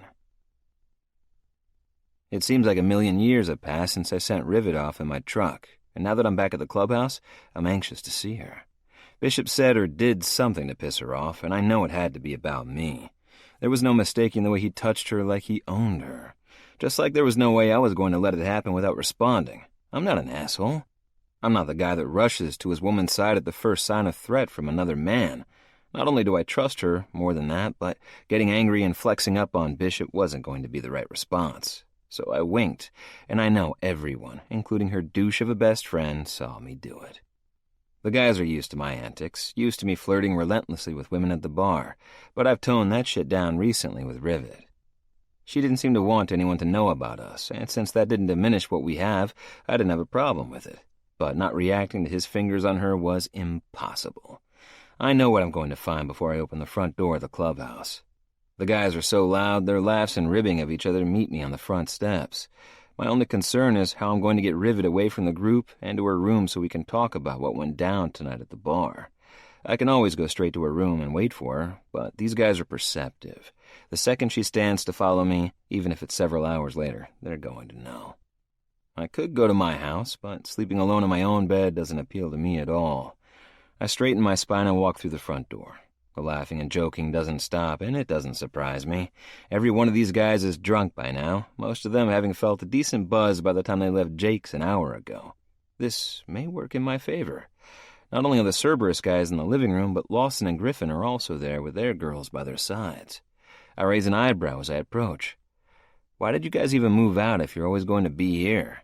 I'm waiting for an answer, but a steady thump draws my attention. My eyes light up when I look down and see Raider. "Hey, buddy!" I exclaim as I drop to my knees in front of Lawson's dog. "What are you doing here?" He laughs at my hand, but doesn't release the stuffed monkey pinned beneath his huge paws. "Drew started the police academy," Lawson explains. "It was time to bring him home." Raider always stayed with Drew when Lawson and Delilah came home to visit, and he's been with his younger brother until they got settled back here in Farmington. I press my lips to the top of Raider's head and scratch under his chin. "Finally old enough, huh?" Lawson is grinning when I look up at him. "Yep, he'll graduate the academy shortly after his 21st birthday. I laugh, just remembering that Drew and I aren't too far apart in age. I saw the guy at Delilah's graduation, and he's nothing like the young kid that came rocking up to the clubhouse with Lawson all those years ago looking for Snatch. We were all surprised when we found out that Snatch had a long-lost son, older than most of us. Glad he's home, dude." I clap Lawson's hand before doing the same with my brother. They both growl at me when I lean over and press my lips to Delilah and Ivy's temple. "Get your own," my brother snaps, but there's no real anger in his voice. I look around the room, finding it absent of Rivet, before looking back at them. That's the plan. I leave them wondering as I walk away and head down the hallway. I don't even bother knocking on Rivet's door before entering, but the sight of her naked thigh wrapped up and over her bedsheet makes me clamp my jaw shut. She should have at least locked the damn door if she was going to sleep naked, especially with her horny friend visiting. I wouldn't put it past that dick to walk in here drunk and expect a repeat of something he's never, ever going to get again. I lock the door and think about spanking her ass for forgetting as I strip to my skin, but when I climb under the covers and feel the warmth of her body, all is forgotten but her. She purrs, soft and sweet. I only get this side of her when she's tired, and I have to say I love this time in the darkness we get to share. "You smell like a dog." I cough a laugh and climb out of the bed. After grabbing the fastest shower in the world, I rejoin her, smiling against her neck when she wiggles back against me. "Better," I whisper with my lips pressed against her warm skin. See? Soft and sweet, and for the most part, out of character for her. She's nearly naked, a small scrap of lace covering her pussy the only clothing she's wearing, and even that makes me smile. She's a rough-and-tumble Marine, but she's always wearing lacy panties and matching bras. It fucking gets me hard every single time. Just like I am right now. But it's clear she's sleepy and there's always time for that sort of thing. So I keep my mouth pressed to her skin, breathe in her alluring scent, and fall asleep. Sex dreams are common for men. I've had numerous conversations with guys from school and even with the guys around here. They don't seem to wane with age either. But how many of them can say they had a sex dream and woke up with their cock being sucked off by their girl? I don't know if the dream started before her or because of her, but I'm in no position to argue semantics right now. I groan as I open my eyes to the sight of Rivet's mouth wrapped around me, and she hums her response, the vibrations traveling through my nuts until it makes my stomach bottom out. Good morning to you too, baby. I brush her hair away from her face and smile down at her. She winks up at me but never stops moving her mouth. Fuck, she's amazing. Jesus, I grunt. You're making me come. I barely get the words out before my cock jerks in her mouth. My back arches, my head thrown back as she milks me dry. That's the best fucking wake-up I've ever gotten. I praise when I'm finally able to form words as she straddles me and climbs up my chest. What did I do to deserve? Our words are smothered when, without warning, she pulls her panties to the side and settles her perfect pussy against my mouth. I fucking love it when she asserts a little power, and if I hadn't just come down her throat, my cock would be standing at attention. Enough talking, she says, but the last syllable comes out on a hiss when I lean in and devour her like I'm starving. I guess, in a way, I am. I want her every second of the day, but spending the night smelling her and feeling her rub against me was the perfect kind of torture, and clearly. The last, however many hours, served as prolonged foreplay because she's as close to the edge after a few swipes as I was when I woke up. Cannon! She squeals, as if she's surprised how talented my tongue is. I vow to remind her daily what exactly it is I can do with my mouth. She doesn't pull away. She's a greedy girl, wrapping her fingers in my hair and pressing tighter against my tongue. I can hardly breathe, but what a fucking way to go. Clamping my arms behind and over the top of her thighs, I suck on her clit, flicking it with the tip of my tongue until her sweet pussy is clenching rhythmically against my chin. I don't miss the opportunity to tease her further, licking her until she rolls to the side and pushes me away. God damn it, she pants after a long moment. Can every morning be like this? I laugh at her bliss and tug her against my chest, uncaring that the covers are bunched down around my calves. The cool air is perfect on our overheated skin. Her fingers trace down my abs, and I swear her touch is everything I've been waiting for in life. But I won't let her distract me from the conversation we need to have. Tell me what happened last night at the bar. She stills in my arms, her finger freezing before it circles my nipple.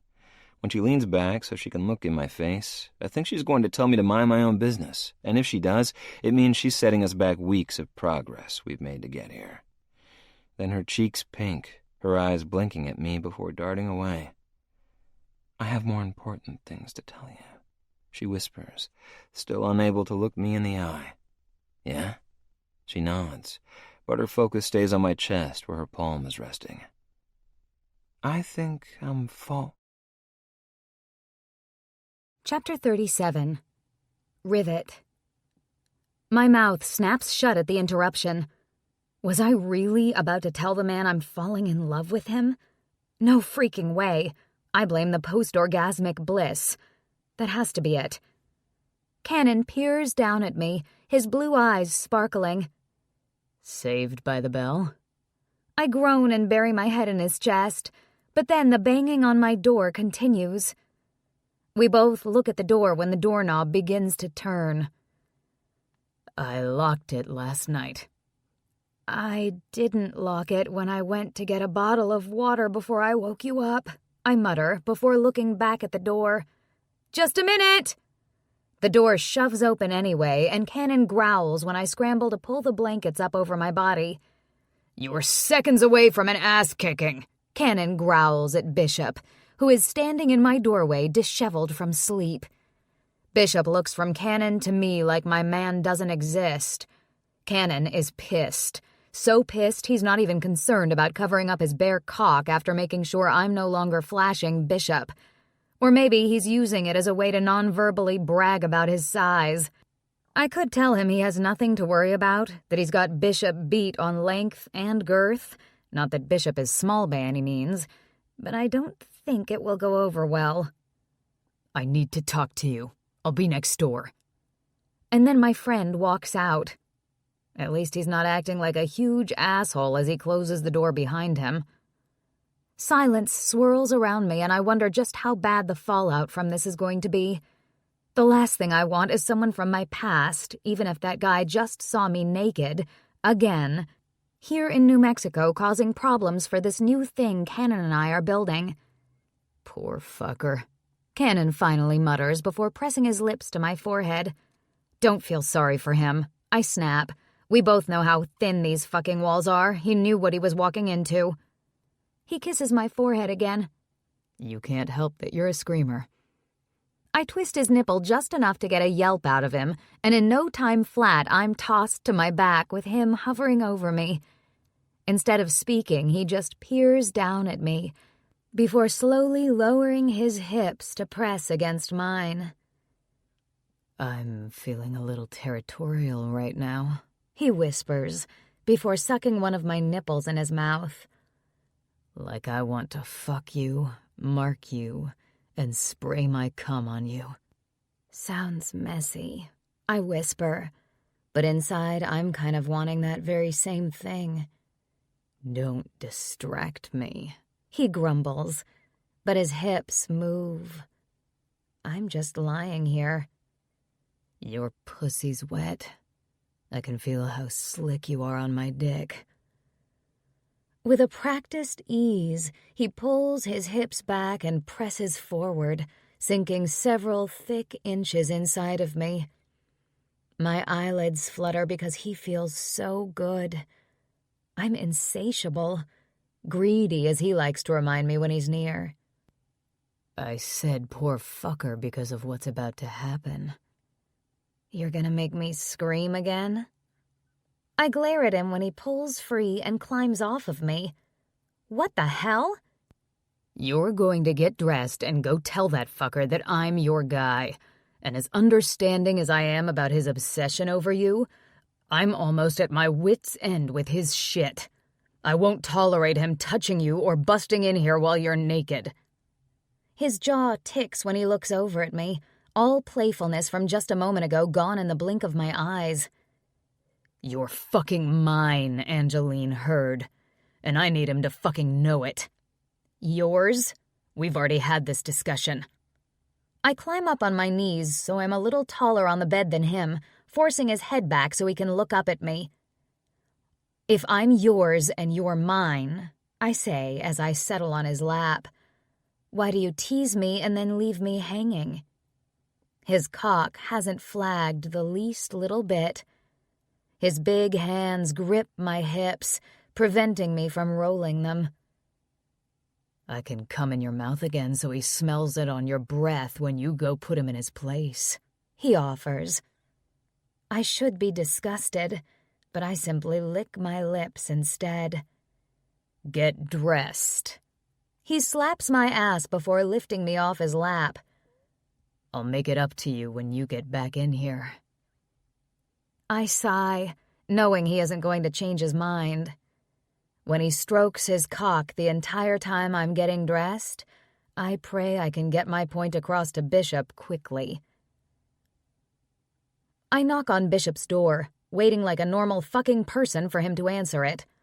I try not to blush when I step inside, since this is the very room I climbed on Cannon and took his cock for the first time. Honestly, my life has never been the same.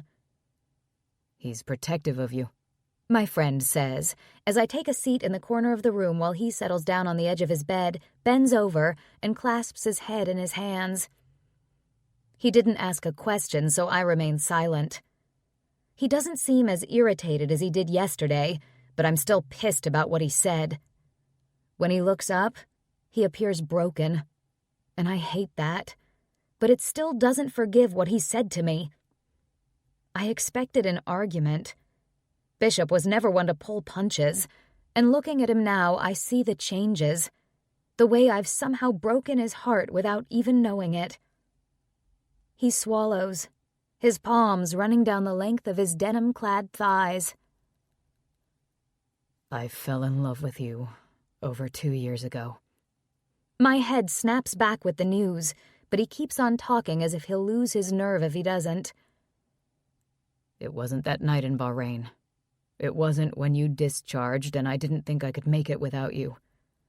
It was long before that. It started slowly, I'd noticed the way the sun glistened off your hair, and the way desert sand stuck to your golden skin. Stupid shit. Little things that in the grand scheme of things aren't important, but they were paramount where you were concerned. I found myself waiting to hear your laugh. I could hardly breathe if I went too long without seeing your smile. I always thought I had time. Always thought once we were both out that we could start a life together. I knew you weren't ready. I knew you had plans that were different from mine. I just prayed that one day we'd meet back up and things would just click. That we'd finally be together because in my eyes, no amount of distance or length of time could keep us apart. Brent, I whisper, using his real name because this is a seriously personal conversation we're having. He shakes his head. I know. Although I was hoping after our night together you'd finally see how I felt and maybe feel the same, it was clear when we woke that wasn't going to happen. No matter how much I hoped things would be different, they weren't. I had it in my head when you picked me up yesterday that you'd run into my arms. I imagined it being the perfect moment. But then you didn't, and I knew I just had to wait a little longer. But after watching you watch him, I knew I never had a chance, no matter how hard I've always wanted you to look at me the way you looked at him last night at the bar. My throat thickens, making it hard to swallow. He's clearly heartbroken. But I'm not going to simplify what's going on between Cannon and me to make him feel better. That's not fair to anyone involved. Do you love him? The potential is there. I honestly think it's only a matter of time. Man, that was easier to admit than I thought it would be. So, I have no chance? I shake my head. I'm sorry. I love you, but you're my best friend. I don't feel anything romantic between us. He flinches before giving me a soft, sad smile of acceptance. I figured. He stands, his boot hitting the duffel bag he hasn't bothered to unpack. Are you leaving? We have 2 more days to hang out. I can't stay here, Rivet. I don't want you to leave. I've missed you. That's the honest truth. I miss my best friend. But if I'm being honest, I know we haven't had that type of friendship since I got drunk in Bahrain. I miss you too. But I can't stay. He shoulders the strap of his duffel bag before crossing the room to me. Tears burn the back of my eyes when he presses a soft kiss to the top of my head. They roll down my cheeks when he backs away before I can hug him. Stay safe, Rivet, he whispers, the words getting caught in his throat. And then he's gone. I don't know if he just needs time to wrap his head around me being with another man or if he's going to be gone forever. I don't chase after him, and the unknown guts me. I knew the beginning of the end. The clock counting down our friendship started that night with the first 3 shots of tequila. But the pain of the aftermath is horrific. By the time I get back to my room, Cannon is missing, and the only thing I have the strength to do is throw myself on the bed and cry. Chapter 38. Cannon. The clubhouse is silent when I leave Rivet's room. A quick glance at my phone tells me just how brutally early it is. I couldn't stay in her room and listen to their conversation through the wall. It wouldn't be right, but more importantly, I didn't want to have to go in there and snap his neck if he talked shit. I rub at my eyes as I leave the clubhouse, but nothing is going to wake me up completely, other than a giant cup of coffee. I'm not surprised to see Mom and Dad in the kitchen when I enter the house. Mom smiles at me before grabbing a cup out of the cabinet and filling it with coffee for me. I lean in to kiss the top of her head, but stop short when I realize the last thing I had in my mouth was Rivet. Dad chuckles when he sees me hesitate, and Mom must speak his laugh language because she swats me in the chest like I just told a nasty joke. I grin at Dad. "Late night?" he asks, dropping his newspaper to the table and giving me his full attention. I stayed at the clubhouse. I inform them as I doctor my coffee just the way I like it before joining them at the table. "Is that right?" There's more of a tease to his voice than irritation. "Yeah." "In one of the empty rooms?" I can tell he's needling me, but I won't let him agitate me today. Last night, this morning, both were too amazing. Too important to catch an attitude with the very same man who taught me through his own actions how to treat a woman. I stayed with Rivet. Mom grins, but she's too slow, lifting her cup of coffee to her mouth to hide her reaction behind her cup. "It's awfully early," Dad says, his eyes darting over my shoulder. I know he's looking at the clock on the oven. 7 in the morning is way too early for me, and we all know it. "You didn't piss her off, did you?" He glances at Mom from the corner of his eye. "Don't tell me she's leaving. She's quickly become an instrumental part of this organization. We can't lose her. Damn it, Ken. I think I love her." Dad chokes on his own spit, and Mom gasps like I just told her I'd gotten 10 women pregnant in the same damn night. "Excuse me?" Dad sounds just as shocked as I feel with the realization. "I love her," I say with more sureness in my voice this time around. "Well, that changes things." Mom grins even bigger with Dad's words. "For me it does. I'm not going back to SDSU." Mom shakes her head. "You have to finish college, Cannon." "That's non-negotiable," Dad agrees. "I'm going to take you up on your suggestion of finishing my last year online." Mom squeals so loud it startles both of us, but Dad's look of shock turns to one of utter happiness. He loves nothing more than his wife being overjoyed. "Really?" she asks, suddenly growing cautious as if I'm going to tell her I'm joking. "I think it's best," I confirm. "Because of Rivet?" I look at Dad. I'm not going to lie and tell you that she isn't responsible for part of it, but I'm tired of the parties and the frat, and being away from my family.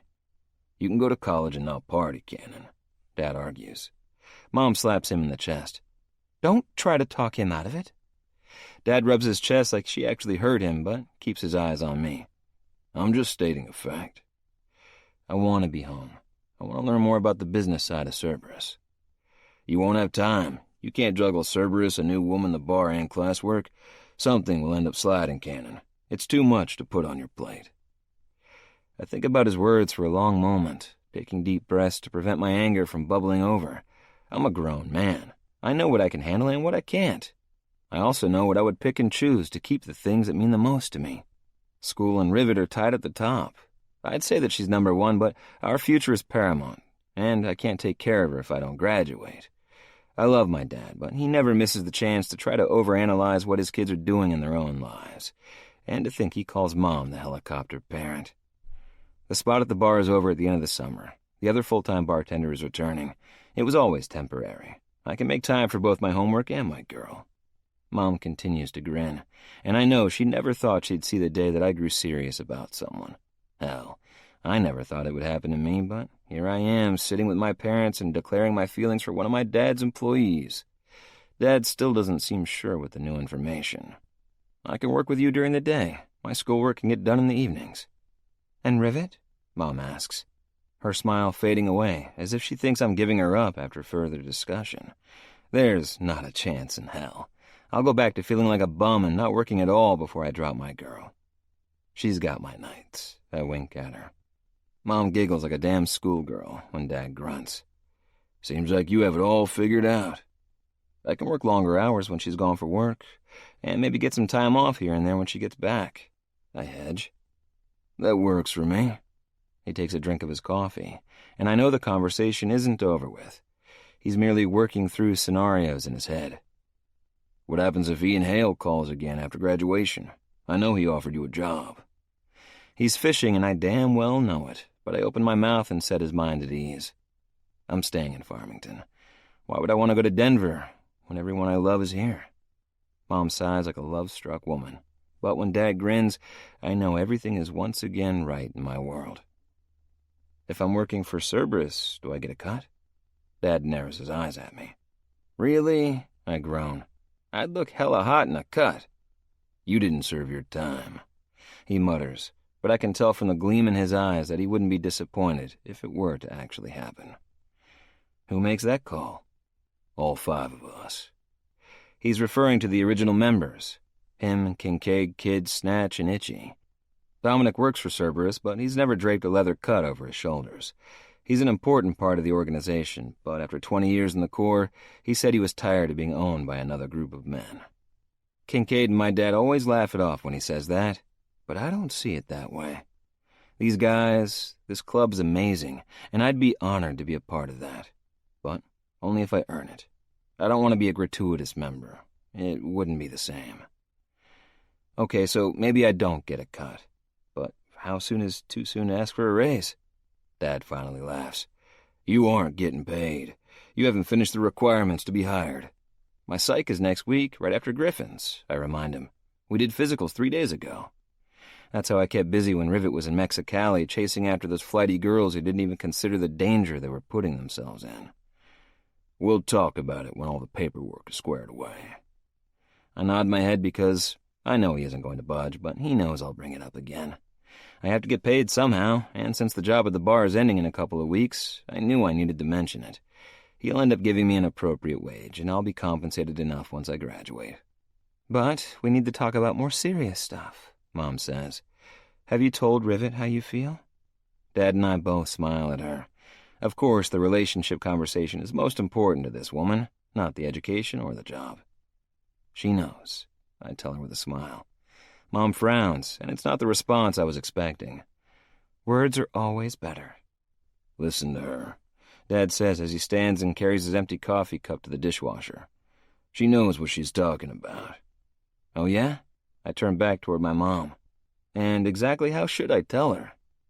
I'm trapped at the table for the next 2 hours, shooting down ideas and crazy suggestions of how to open my mouth and tell my girl how I feel.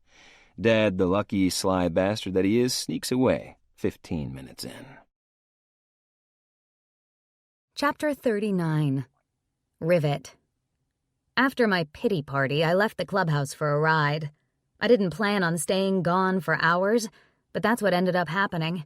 Cannon texted me more than once, and when I texted back, he wasn't thrilled I rode alone, but he also seemed to understand that I needed some time to myself. Just count that as one more thing that makes him amazing. He's not going to smother me.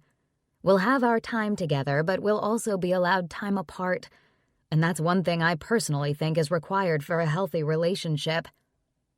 But it's been hours and I'm missing him, so I find myself riding back onto the property mid-afternoon. It's quiet when I turn my bike off, no sounds coming from the garage or from the pool area behind the building. It doesn't surprise me. It's hot as hell today, and I can already feel the tightness in my skin on my forearms. I don't waste time heading inside, hoping that Cannon will be there and not at his parents' house. The second I open the front door to the clubhouse, my eyes sweep the room until they land on him. His grin quickly turns salacious and filthy when he sees me. Griffin pops him in the chest, whispering something to him that I can't hear. My eyes dart to the hallway and back to him, but I don't think I want him to follow me. I almost told this man I was falling for him this morning. I told my best friend that falling for him was imminent. But I was wrong. So very wrong. Falling isn't accurate. I've already fallen. It's crazy, and I know it. But somehow this idiotic man has done the impossible. He bites his lips seductively when I start to walk across the room. And before he even opens his perfect mouth, I know what's going to happen. I have mere seconds to decide how I'm going to respond. Hey, baby, Cannon coos as I approach. Do you want to commit a sin for your next confessional? Ivy and Delilah both groan at their friend. Gigi cackles, and I do my best to keep a straight face. I'm not Catholic. I managed to say with only the hint of a grin. Hound snorts beside his woman. Do you do telekinesis? Because you just made a part of me move without even touching it. Seriously? Cameron hisses. I'm not going to sew up your insides when she guts you. Another step closer, another lick of his lips. This is a dangerous game we're playing, but my guys already know we have something going on thanks to Jinx's revelation last night at the bar. I want his friends to know, too. No more sneaking around in the darkness.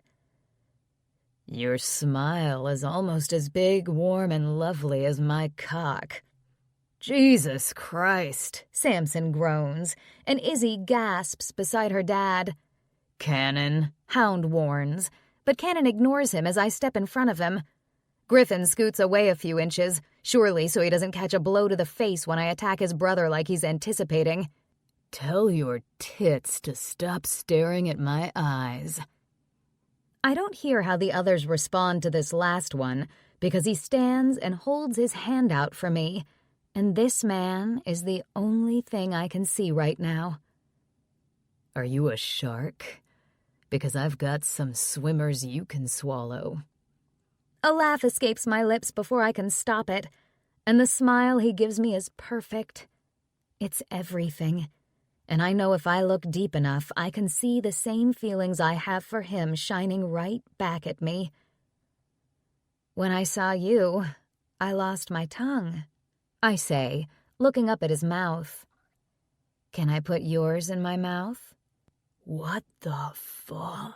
Someone hisses when he leans close and captures my lips with his. When the kiss is over, he tugs on my hand and all but drags me toward the hallway. A cacophony of words follow us. What? When did this happen? She actually fell for that shit? Why am I always the last to know? What I am able to decipher is Lawson and Griffin's knowing laughter. Way to make an entrance, baby, Cannon says, pushing me against the wall the second we're out of sight. Jinx saw you leave my room yesterday morning, I inform him. Grinch caught me again today. He's smiling, so I do too. Jinx told everyone last night at the bar. Including Bishop. I nod. I figured something pissed him off last night, but I can't say I'm mad. He needed to know. I told him you're my man. He presses his lips to mine, but he ends it much too soon. I'm a planner, Cannon. I need to know things. Is that right? He presses himself against me, and his hips driving against mine only heightens the tingles left behind from riding my bike nonstop for hours. I love you, he murmurs against my lips. I love you too, I whisper, my body coming to life in a way I never thought possible. But that really isn't a plan. Isn't it?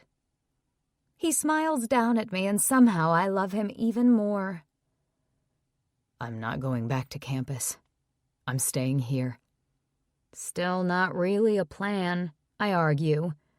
He presses closer, the warmth of his erection straining against my body. Plan to see me more often. Plan to scream my name every single night that you're home. Plan on invites to family holidays.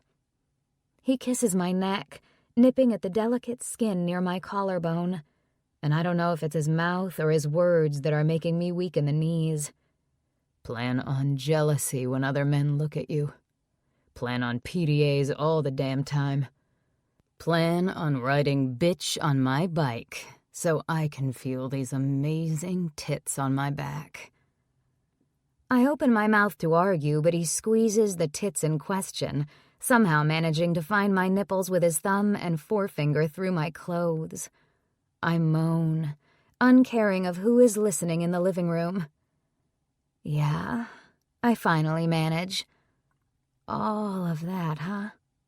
He shrugs, his nose trailing down my cheek until he presses his mouth to mine for a quick kiss. And probably more. And just how long is all of that going to last? How long will I have to suffer through it? How does for forever sound?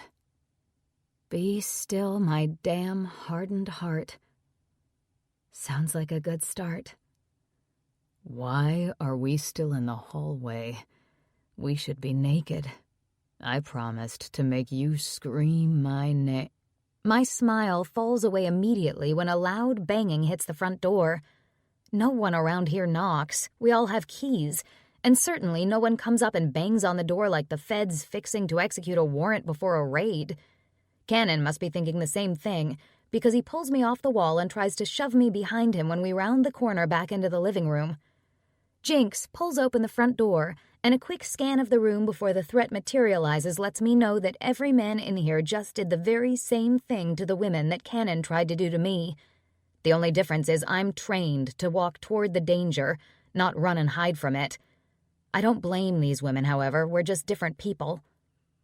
It's not a threat at the front, at least not one that couldn't be neutralized easily. Cannon and I walk closer to the other guys. Simone, Jinx says, and Rocker snaps around our teammate to see her. Her face is bruised and swollen, and the front of her body is covered in blood. Tons and tons of blood. Too much blood for her to be able to stand in the doorway.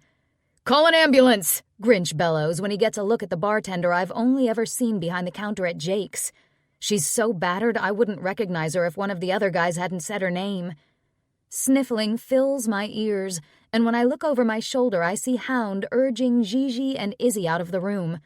Cameron steps forward, but Delilah and Ivy are heading out of the room toward the back as well. "It's not my blood," Simone stammers, and it seems like she's glued in place. "Whose blood is it?" Grinch asks.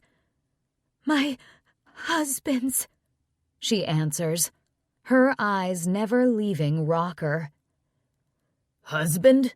he says the same time Jinx asks, "Is he in the hospital?" "He's dead," she whispers without emotion. "Dead?" Grinch asks. She nods, her eyes still glued to Rocker. He looks green, like he didn't have a damn clue the woman was married. "He found out about the baby," she tells Rocker, even though he hasn't asked a question. Baby? In my head, I'm making bets on who is going to pass out first. I don't have to wait long because Simone's eyes roll into the back of her head. Thankfully, Grinch is paying attention, and he catches her before she can hit the ground, because Rocker has been stunned into silence.